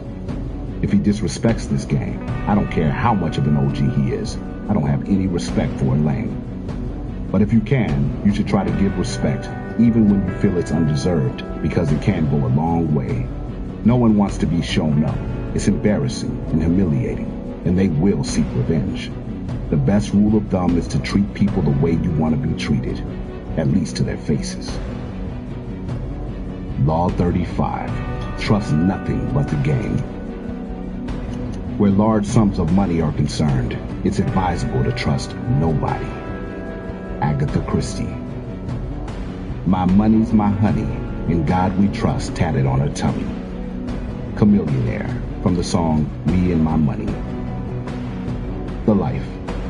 I had this discussion with my man Jay, who I had known for years. He always kept it real with me. He told me that he had a girl, but he was fucking her sister whenever his girl went to work. Why would you fuck your girl's sister? I asked him. The bitch trusts me like a motherfucker, he said. How does her sister feel about that? Her sister been fucking all her men for the last 10 years, he told me. That's a nasty bitch, I said. Give me her number. He gave it to me. I spit some game, and she was down with me. I never trusted her, though, and for good reason. One day I was having a barbecue at my house, and my homie came by. We were really close. I was outside with everybody, and I noticed that the hole was nowhere in sight. I didn't care where she was, as long as she was getting some paper. Then I noticed that my friend was gone too, and I finally had to investigate. I found that hole in my house fucking my homie, for free. Now I knew she was capable of anything, but my friend was my main man. I checked both of them and made them get the fuck out of my house. This gave me a new perspective and changed my style a bit. No nigga was allowed to speak to my hoes, and my hoes weren't allowed to look at anyone unless it was about some paper. My distrust started to spread. When I was hanging out, I kept my guard up, and I only gave up information on the need-to-know basis. I could be in town for years, and niggas wouldn't even know I was there. When a young brother came to me for some game, I would feed him some bullshit, because I didn't trust anyone. I thought everyone would just use whatever game I gave them against me. After my own homeboy pulled that bullshit, I wasn't giving anyone an opportunity to take anything from me again. I would test the people around me, my hoes, my homies, by leaving money in certain places around certain people to see if they would steal it. One time I left a large sum in my truck to test a certain person. You know who you are. They failed with flying colors, but I never said a word. This was someone I thought I could trust, but I had learned that you can't trust anyone in this game. The ism. There's not one person on this earth over the age of 18 who has not been crossed by someone they trusted. This was more likely a person they shared everything with, because it's usually the people closest to you who have the ability to hurt you the most. Believe it or not, even your family could be the ones to take you out. They know the most, and as we say in this game, knowledge is power. That power can work against you too. Money doesn't know love. When you're doing business, it's best to put nothing by anyone. People are funny when it comes to money, and trust is a commodity that you just can't afford. Law 36. Be internationally known, nationally recognized, and locally accepted. From Frisco to Maine and all the way to Spain. R.P. The life. As a young man, I thought I was doing the damn thing, but the old local heads were still constantly grooming me. They knew that eventually I would have to get out of town and really put it down. About 15 years ago, I was in the local after-hours club. A bunch of us were sitting at a table shooting the shit. One veteran pimp, Tommy Dixon, was roasting a young and up-and-coming pimp named JB. He was a live nigga with about 5 Cadillacs and 7 hoes. He was always jacking about his success as a pimp. Tommy interrupted JB and said, "Boy, you crazy if you think I'm gonna respect your local pimping. I done pimped all over the world and have a hoe in Japan right now getting my dough." All JB could say was, "Man, my hoes give me my money right here in Milwaukee just the same." I was sharp enough as a young pimp to know how the old vets were. I would be next, so I acted like I was going to get me a drink, but Tommy peeped me. "Young pimp, where you going?" he said, stopping me in my tracks. I had to think quickly. "Nigga, I'm going to the phone to tell my bitch in New York to get a Western Union and wire me that whole money she's been stacking," I said boldly. Old Tommy looked at me like he wanted to whoop my young ass. But one thing he knew, just like I couldn't prove he didn't have a hoe in Japan, he couldn't prove that I didn't have a hoe in New York. From that time, I have been just about everywhere in the world. I basically lived on the road. I went to 50 states and put it down. Looking back, I can truly say that hitting the road was one of the best things that ever happened to me, because I had the chance to meet all types of people. When I was in Los Angeles, I met a guy named Dooley. We were at a movie set doing a film with rapper Mac 10. Dooley was a boss player, and he had an after-hours spot on Crenshaw. "I heard a lot about you," Dooley said. "And from what I heard, you're a nice pimp." "Yeah, depends on who you talk to," I said. "I'm okay."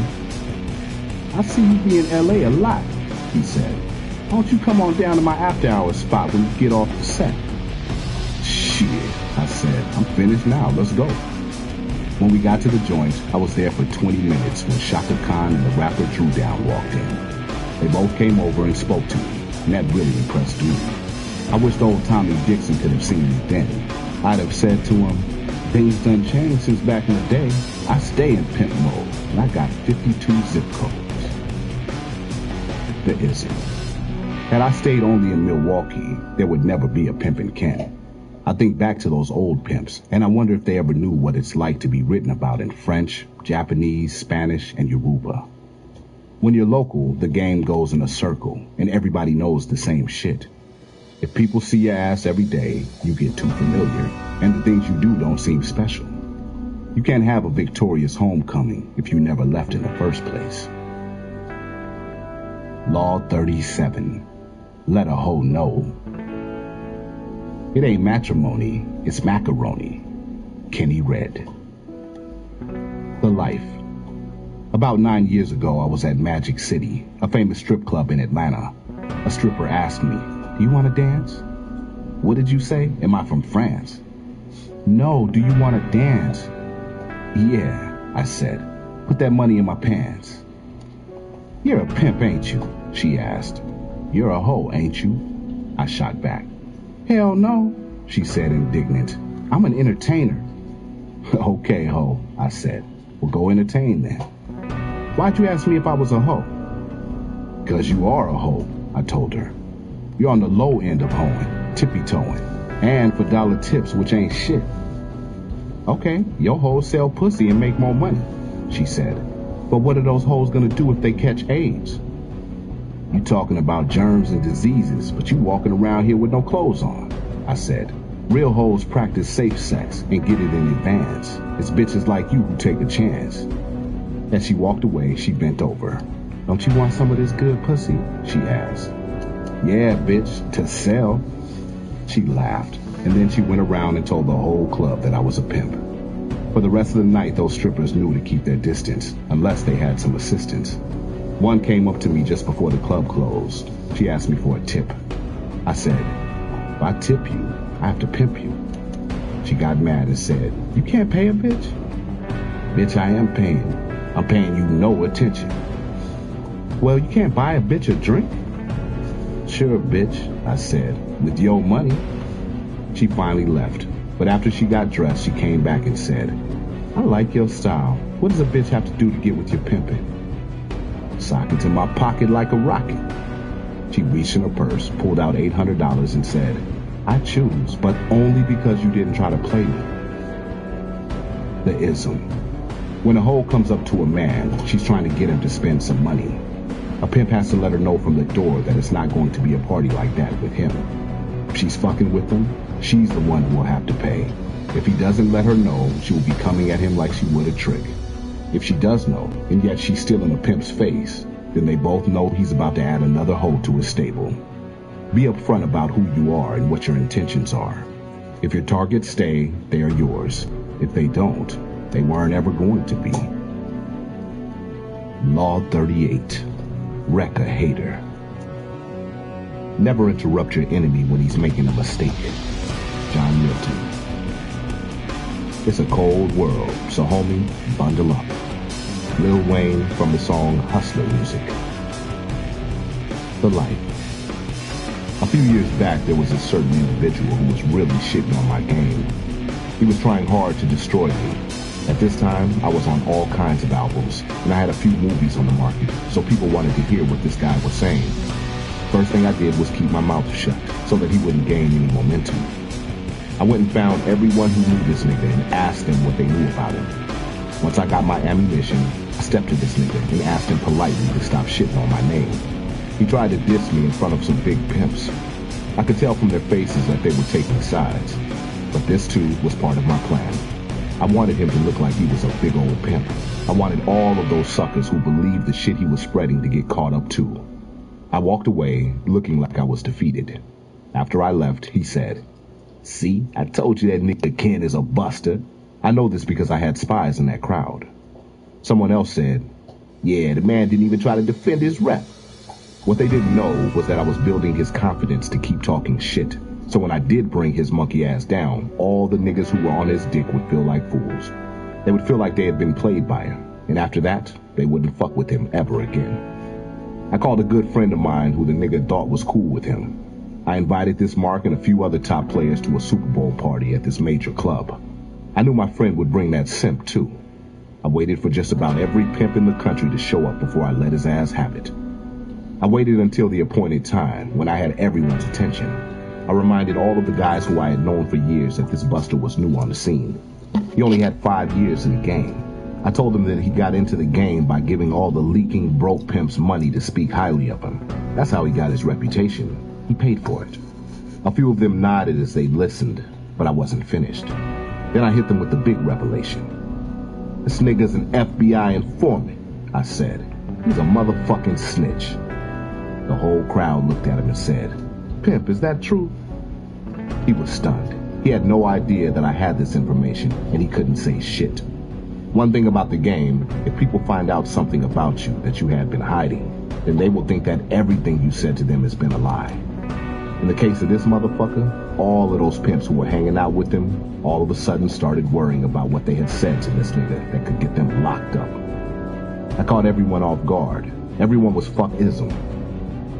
You'll meet people who just don't like you, and they'll do whatever they can to stop your groove. In the streets, you can handle the problem in many different ways. You can shoot the motherfucker, spend the rest of your life in jail, or maybe someone who knew him will come back and kill you. I never use violence, because pimping is a mind game for me. I may destroy someone, but he'll be okay. He just won't have a career when I'm through. I try my best to put that person out of commission, or do them so bad that they don't want anymore.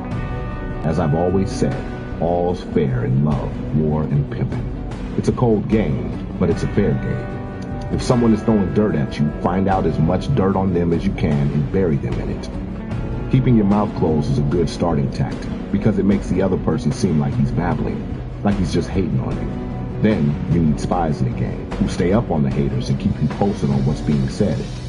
If your spies dig deep enough, they can find things in anyone's past that they don't want known. Once you have this information, you shut your enemies down. Make sure that they never see it coming.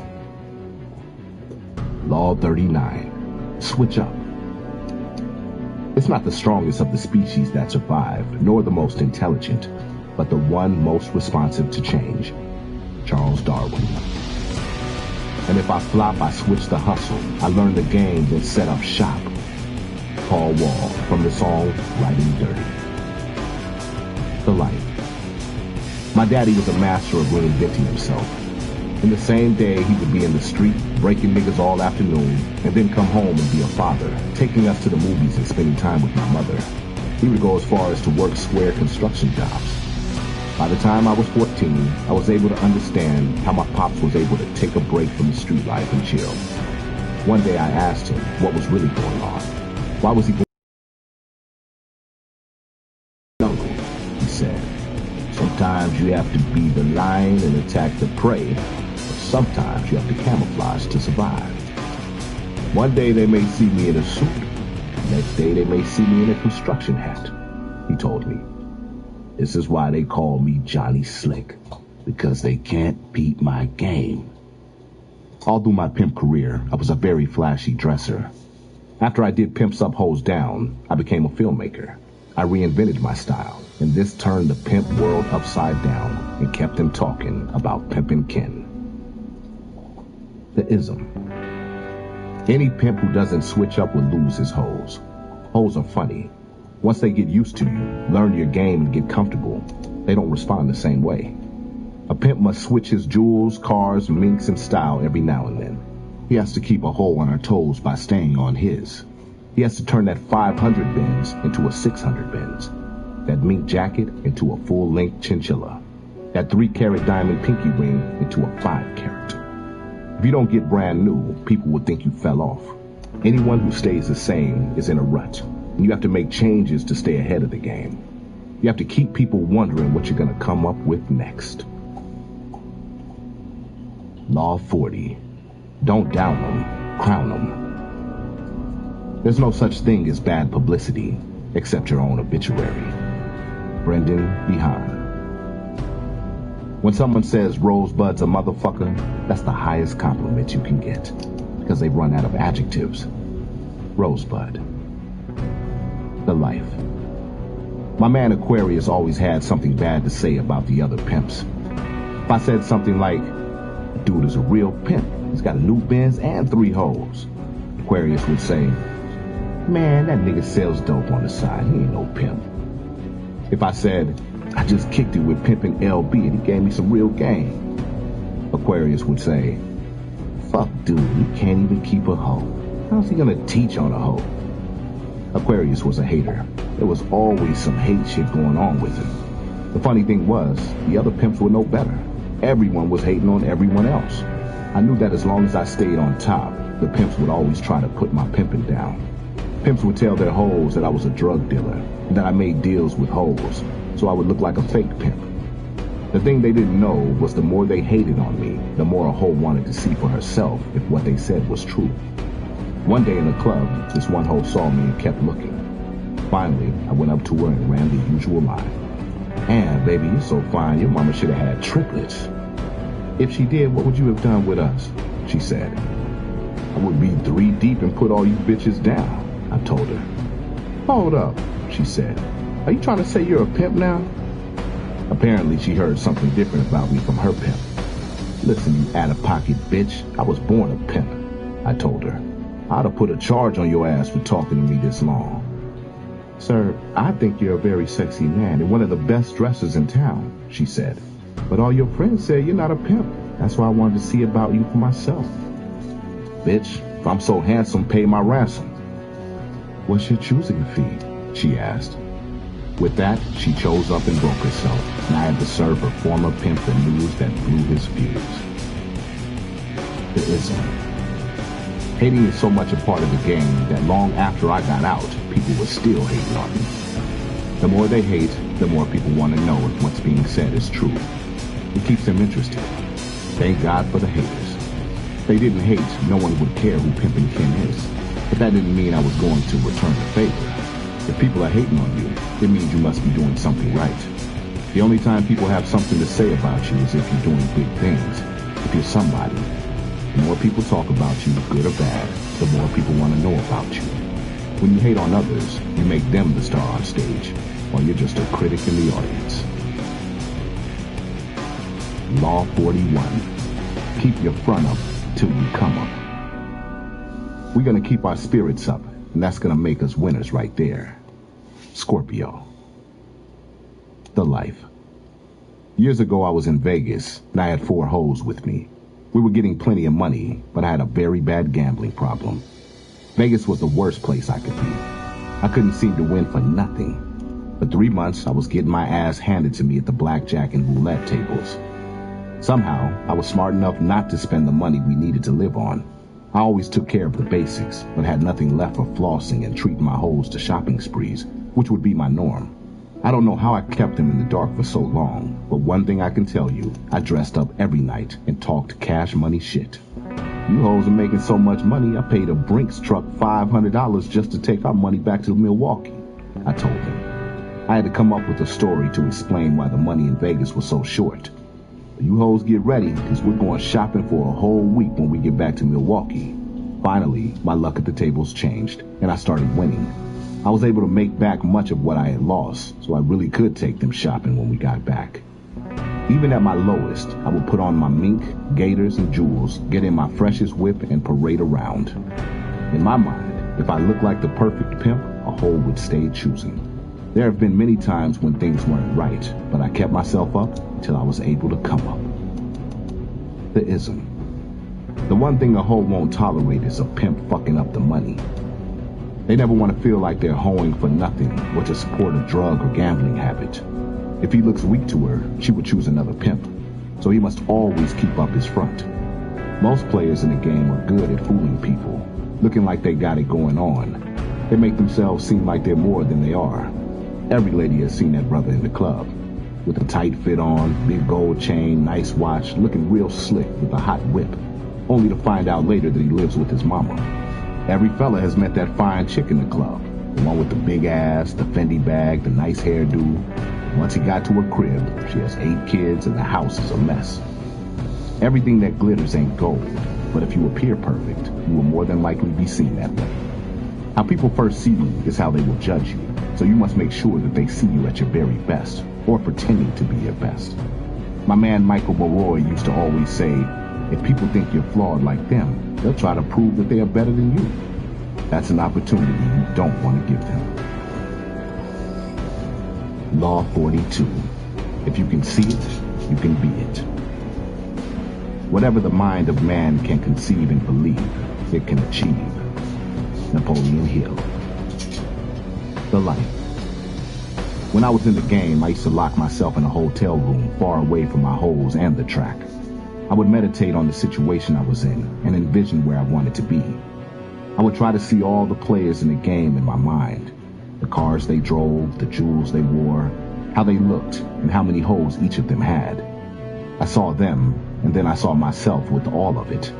In my head, I would create different imaginary scenarios of how I wanted it to go down. I saw exactly how I would play them out. I knew for it to all work, I had to have perfect timing. To have perfect timing, you have to have everything sorted out before it goes down. Only once I finished putting my thoughts together did I go to the streets and make my moves. The ism. Pimping is about controlling minds. You have to learn to control your own before you can control someone else's. Every action starts with a thought. Before a general puts a battle plan into action, he thinks it through first. He visualizes the strategy, then he puts it in motion. By the time the conflict begins, it doesn't really matter if he goes out on the battlefield or not. It was won or lost before it began, in his mind. Wise men know that in order to be ahead of a situation, you must first see the situation in your head. If you're going to be somewhere at a certain time, before you even get to that place, your mind has an image of where you're going. You can picture the place, the buildings, the people, everything. Then you can map out your course, write down your plan, and make a move. Law 43. Talk shit and swallow spit. You ain't from Russia, so bitch, why you Russian? Nelly, from the song Pimp Juice. I got more game than the Parker brothers and more flavor than a Now and Later. Let me reach out and touch you like AT&T and bring good things to life like GE. Pimpin' Ken. The life.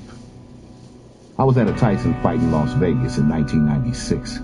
He was fighting for the heavyweight championship against Frank Bruno, and I was there profiling with my hoes. On our way into the arena, we bumped into Don King. Don King is one of the men I had admired from afar over the years, and here I was face to face with him. So I said to him, "Man, you one of the few people who talks more shit than I do. Did you go to school for all that shit you be talking?" He smiled and said, "Why should I go to school to matriculate when I'm earning without the learning?" That seemed to tickle the shit out of my hoes, who burst out laughing. I turned to them and said, "You hoes are out of pocket, be cool." They were showing me up, and I had to recover. "Sir," I said to Don King, "I have a PhD. "In what?" he asked. "A pimpin' hoes degree," I said. He slapped me 5 and walked away, smiling from ear to ear. Holding my own with a legend made me feel like a million, and it reminded my hoes why it was me they were hoeing for. The ism. Most of the pimps who get knocked for their hoes get knocked by a slick-talking nigga like me. Pimps with diarrhea of the mouth who talk more shit than a fat bitch's toilet. In order for a hoe to look up to you, you must have something for a hoe to look up to. No hoe will follow a pimp who doesn't have a winning personality. At least not for long. Conversation rules the nation. All great leaders are good orators. For years, I studied the great leaders and incorporated their shit into my game. Those on top have the gift of gab. They know how to sell it. If you ever want to reach the highest heights, you have to develop this quality for yourself. Law 44. You need fire and desire. Goals are not absolutely necessary to motivate us. They are essential to really keep us alive. Robert H. Schuller. She fuck with me cause I got big dreams. T.I. from the song What's Your Name? The life. When I was a young man, I was always getting into trouble. One day, that trouble caught up with me. and I had to go do some time in the joint. At this time, I had no plan. All I knew was that I wanted to be rich, and that's what landed me in jail. While I was in the joint, this OG named Art asked me some questions about setting goals. "What's your desire in life?" he asked me. I had never even thought about what desire really meant, let alone what I desired in life. I was so confused that I made up a lie on the spot. I told him I had to do something and that I'd be right back. I excused myself, went to the prison library, and asked the librarian if she had any books on goals and desire. She pointed to the left and said, "Those are the self-help books over there." I went to the self-help section, and the first book I saw was Dale Carnegie's How to Win Friends and Influence People. I thought I could breeze right through it. I would skim it and get back to old dude with a great answer. Well, that was almost 22 years ago, and I haven't stopped reading that book. I find myself referring back to it to this day. When I came home, I told myself that as soon as I hit the bricks, I was going to get my feet wet. Since then, I had quite a few bumps on this road. There were times when it seemed like I wasn't going to make it. One day, I'd have cash, the next day I was broke. One day everybody loved me, the next day everybody hated me.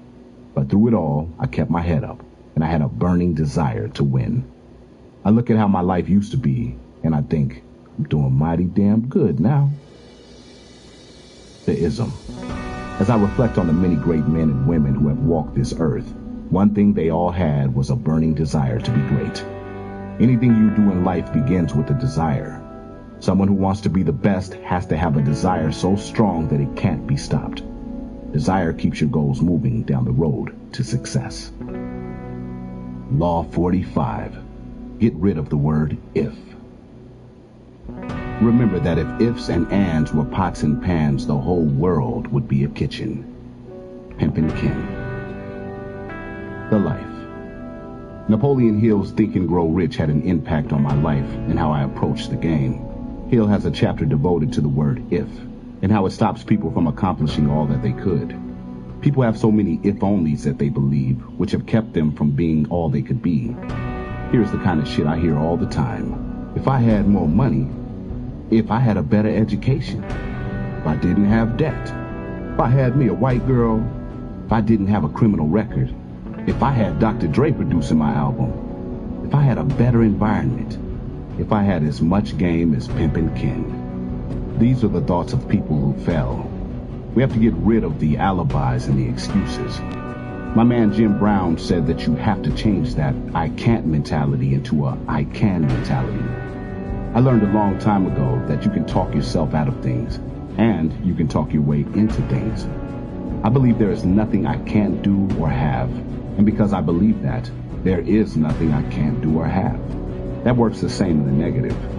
If you always set yourself up by talking about what you can't do, or if you only had a little more of this you could do more, then you will continue to fail. The ism.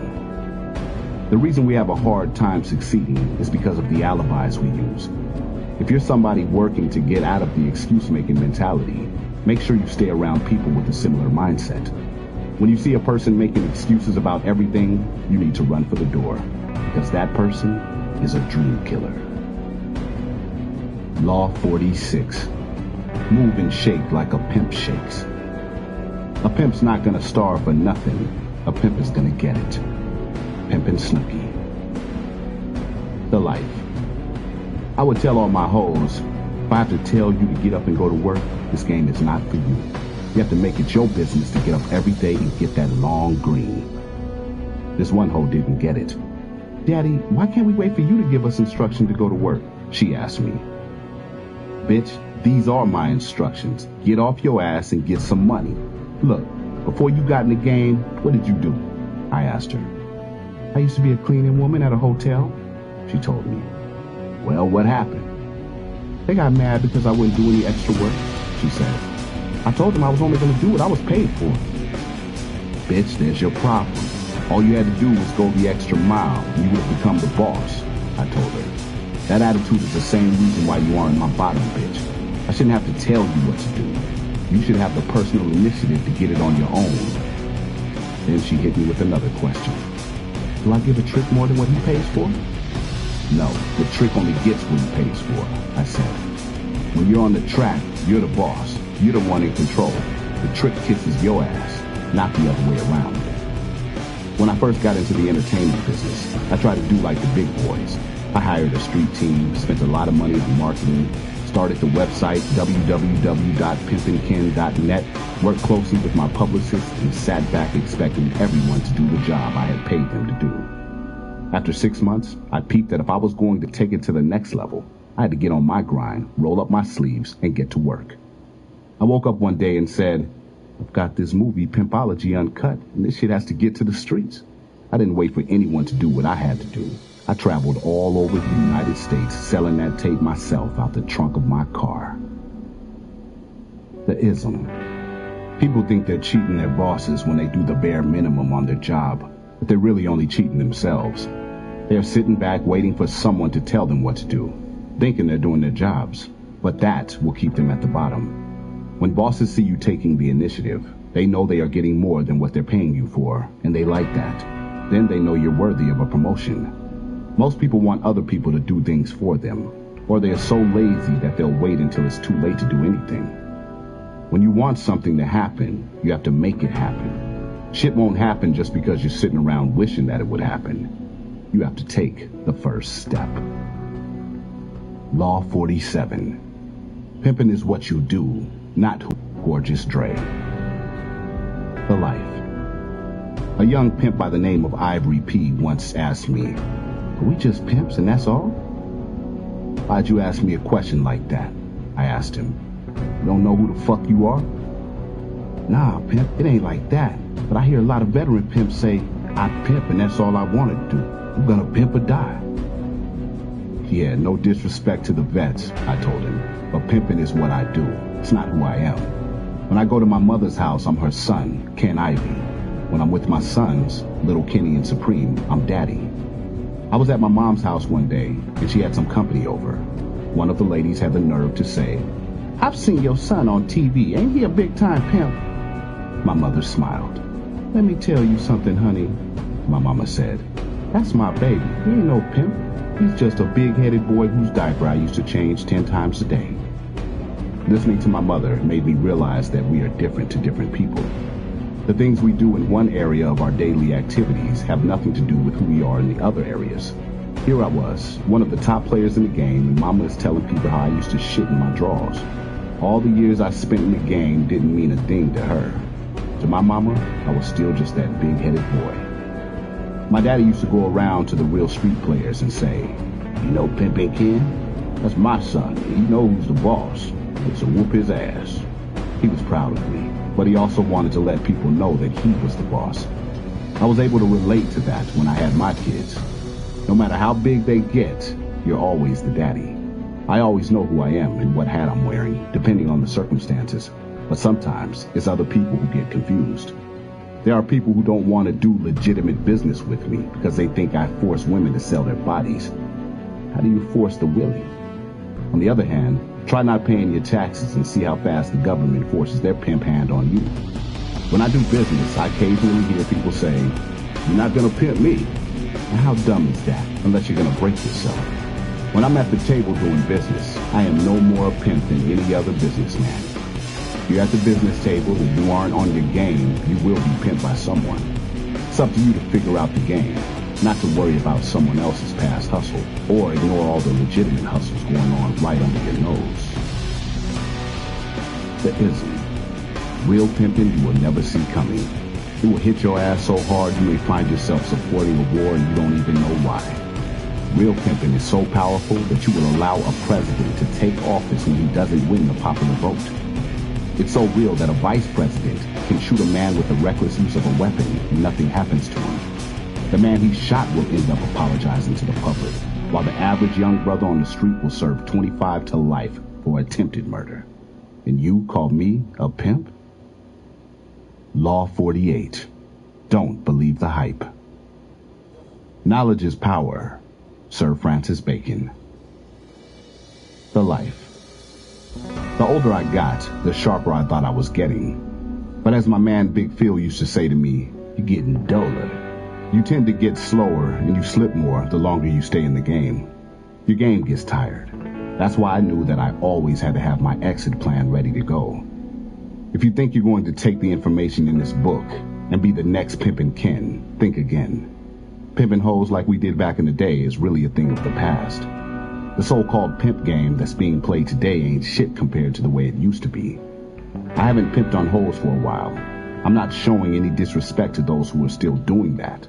But if you can't figure out how to flip the script and pimp on something that can really make you rich, something that is legal and can make sure that you never have to work again, then you shouldn't really call yourself a pimp. The truth is that most people in this game end up in prison, on drugs, or dead. There are very few past the age of 40 who are alive and successful. I tested this theory by calling around the country, checking on some of the real players and ballers who were around when I was in the game. I would ask about Pimpin' LB, who was 7 deep with all of the cars and jewels in the world. Oh, he has AIDS, someone told me. Full blown, not doing too well. A lot of pimps, while preaching the use of condoms, take risks with their lives every day with those hoes. But even with condoms, they do break, and there you go. A lot of pimps also meet their maker when a hoe's family member finds out about her hoeing. A big brother who may have just gotten out of jail to find his sister out there hoeing will be looking for that pimp. When he finds the pimp, that's his ass. I know so many pimps who have been killed by angry family members who blame the pimp for that hoe's life choice. More and more pimps are being sent to jail for everything from tax evasion to statutory rape. Law enforcement is trying to really crack down on the oldest profession in the world, at least on the management side of things. Pimping ain't easy. I was blessed, not lucky, because there's no such thing as luck. I knew that I was put here for something more, or at least that's what my mama always told me. So do know that my goal is to teach the wisdom of the pimp mentality, not how to become a peddler of flesh. As long as you stay on that low-level pimping, you can never be a threat, make a difference, or do something great. The ism. The value of this game is in learning how to pimp the same way Uncle Sam, big business, and power brokers in this world pimp. Learn how to pimp on that level, and at the same time, watch out for those who may want to pimp on you. The real pimp game, the original pimp game that started this and every nation, will never change. P-I-M-P. Put it in my pocket. It's all about money and power, the control of dollars and people. The question you must answer for yourself is, are you a pimp or a hoe? I was born a pimp, and I will die a pimp.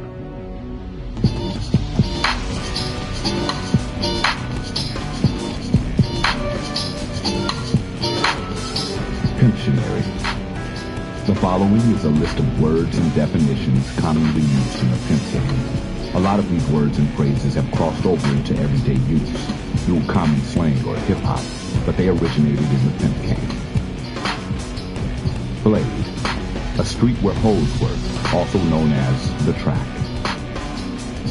Bottom bitch. A pimp's main hoe, the one who rides in the front seat.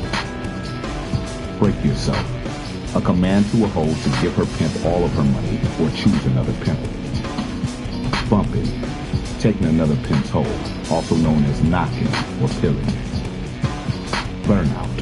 A hoe who's been in it too long, is not on her game, and needs to get the hell out of the game. Campaign. The cars, jewels, minks, alligator shoes, and tailor-made clothes a pimp displays to get elected by the hoes. Certified. Real, or in reference to a real pimp or hoe. Choose.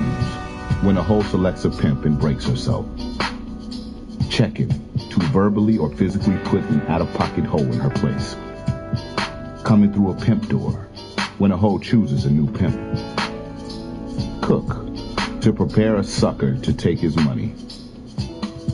Cooning. To knock a pimp by disregarding the rules and playing dirty. Copying blow. To obtain and then lose, hopefully with some class. Date. A trick. Double-breasted. When a pimp has double duties, such as also being a drug dealer or thief. Down on 10 toes. Totally in a pimp's corner or in reference to hoes. Drop it like it's hot. A pimp's command for a hoe to break herself. Fresh work. A green or new hoe. Frosted Flakes. A sugar-coated fake pimp, not the real deal. giving the blues, harassing a hoe to the point where it's difficult for her to work, sometimes for years at a time. Green, inexperienced in the game. Head cut, to beat a hoe. Hoboing, fake hoeing, playing games, also known as tippy-toeing. Hoe drunk, having the qualities of a burnout. Hoe up, to choose a pimp. Holding hands and kicking cans, trying to make a hoe into a housewife. Household, a stable of 3 or more hoes. Indoor pimp, a pimp who works the escort services, clubs, or casinos. Ism, good certified pimping. Jug, a favor or helping hand, usually done for a good pimp who fell off. Long green, big money as opposed to short or small money. Macaroni, dressing flashy or someone who does, such as a ladies' man or pimp. Mac, a pimp, short for macaroni. Mad move, when a hoe chooses a new pimp because she's temporarily mad at her old pimp, usually only to go back to him. Mashing for a ration, a hoe really getting that money for her pimp. Mispimping, misdirection from a simp. OD'd on the P, burned out on hoeing, prone to arguing, fussing, and fighting. OG, original gangster, an old school hustler. On blast, crowded, in reference to a trap.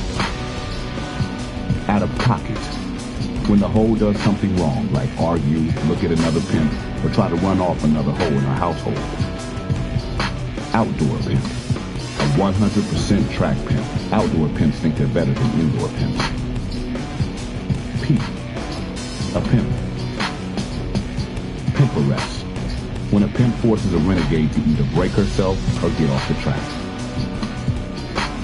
Pimp pass, when a pimp doesn't sweat another pimp's hoe out of respect or as a favor. Peckerwood, white hoe, also known as pink toe or snow bunny. Playing games, when a hoe isn't trying to choose a pimp or do some certified hoeing. Reckless eyeballing, when a hoe looks at another pimp when he's sweating her instead of holding her head down and crossing the street to get away from him. Also known as cross-eyed or googly-eyed. Renegade, a hoe on the track despite not having a pimp. Roasting, the dozens in the street between two pimps. Scooby snack, when a pimp fucks a hoe and doesn't get any money, it's frowned upon. Scratch, money. Senior citizen, a hoe older than 24 or a pimp in his 30s. Serving, a hoe's new pimp notifying her old pimp of the change in situation. Shake something, to knock somebody else's hoe. Shit on, talk bad about. Simp, fake pimp. Solo bolo, renegade. Square, someone who is a regular person, not a pimp. Stable wrecker, a hoe who will argue, fight, and create strife in a household. Stand up, real or certified in reference to a pimp or hoe. Stroll, old school track. Sucker, a new pimp who can't get it right. Sugar daddy, a trick who pays a hoe's bills, buys her things, and takes care of her, instead of just paying each time he has sex with her. Sweating, trying to persuade, convince, or harass a hoe into leaving her old pimp. Tender under the zipper, a pimp who lets his little head beat out his big head. Thoroughbred, a good hoe. Tippy-toeing, hoboing. Tools, a pimp's campaign. Track, a blade. Trap, scratch or money a pimp gets from a hoe. Trick, a customer or date. Turnout, a hoe who was introduced to the game for the first time. Weak dick, tender under the zipper. Whip, a flashy car, part of a pimp's campaign. Wife-in-law, a fellow hoe in a household. For more information on these phrases or any other part of the game, please hit Pimpin' Ken up at www.pimpinken.net.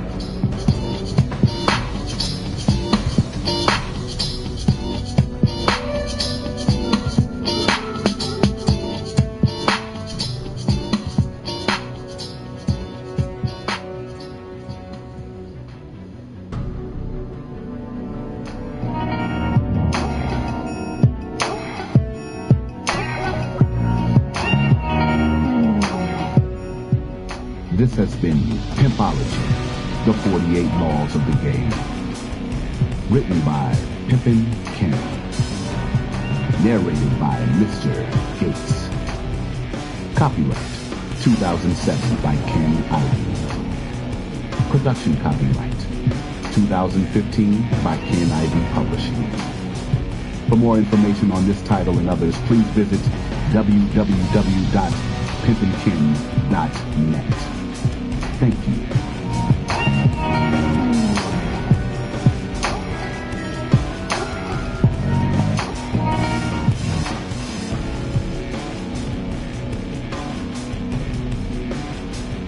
Audible hopes you have enjoyed this program.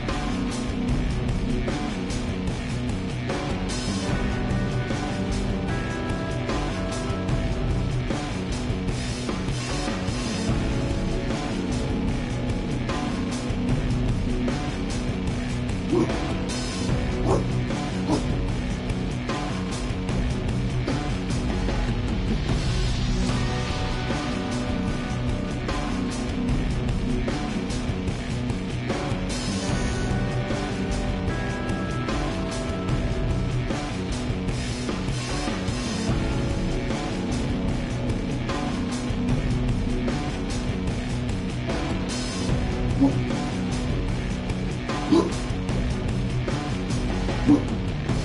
up. Ruby, shut the fuck up.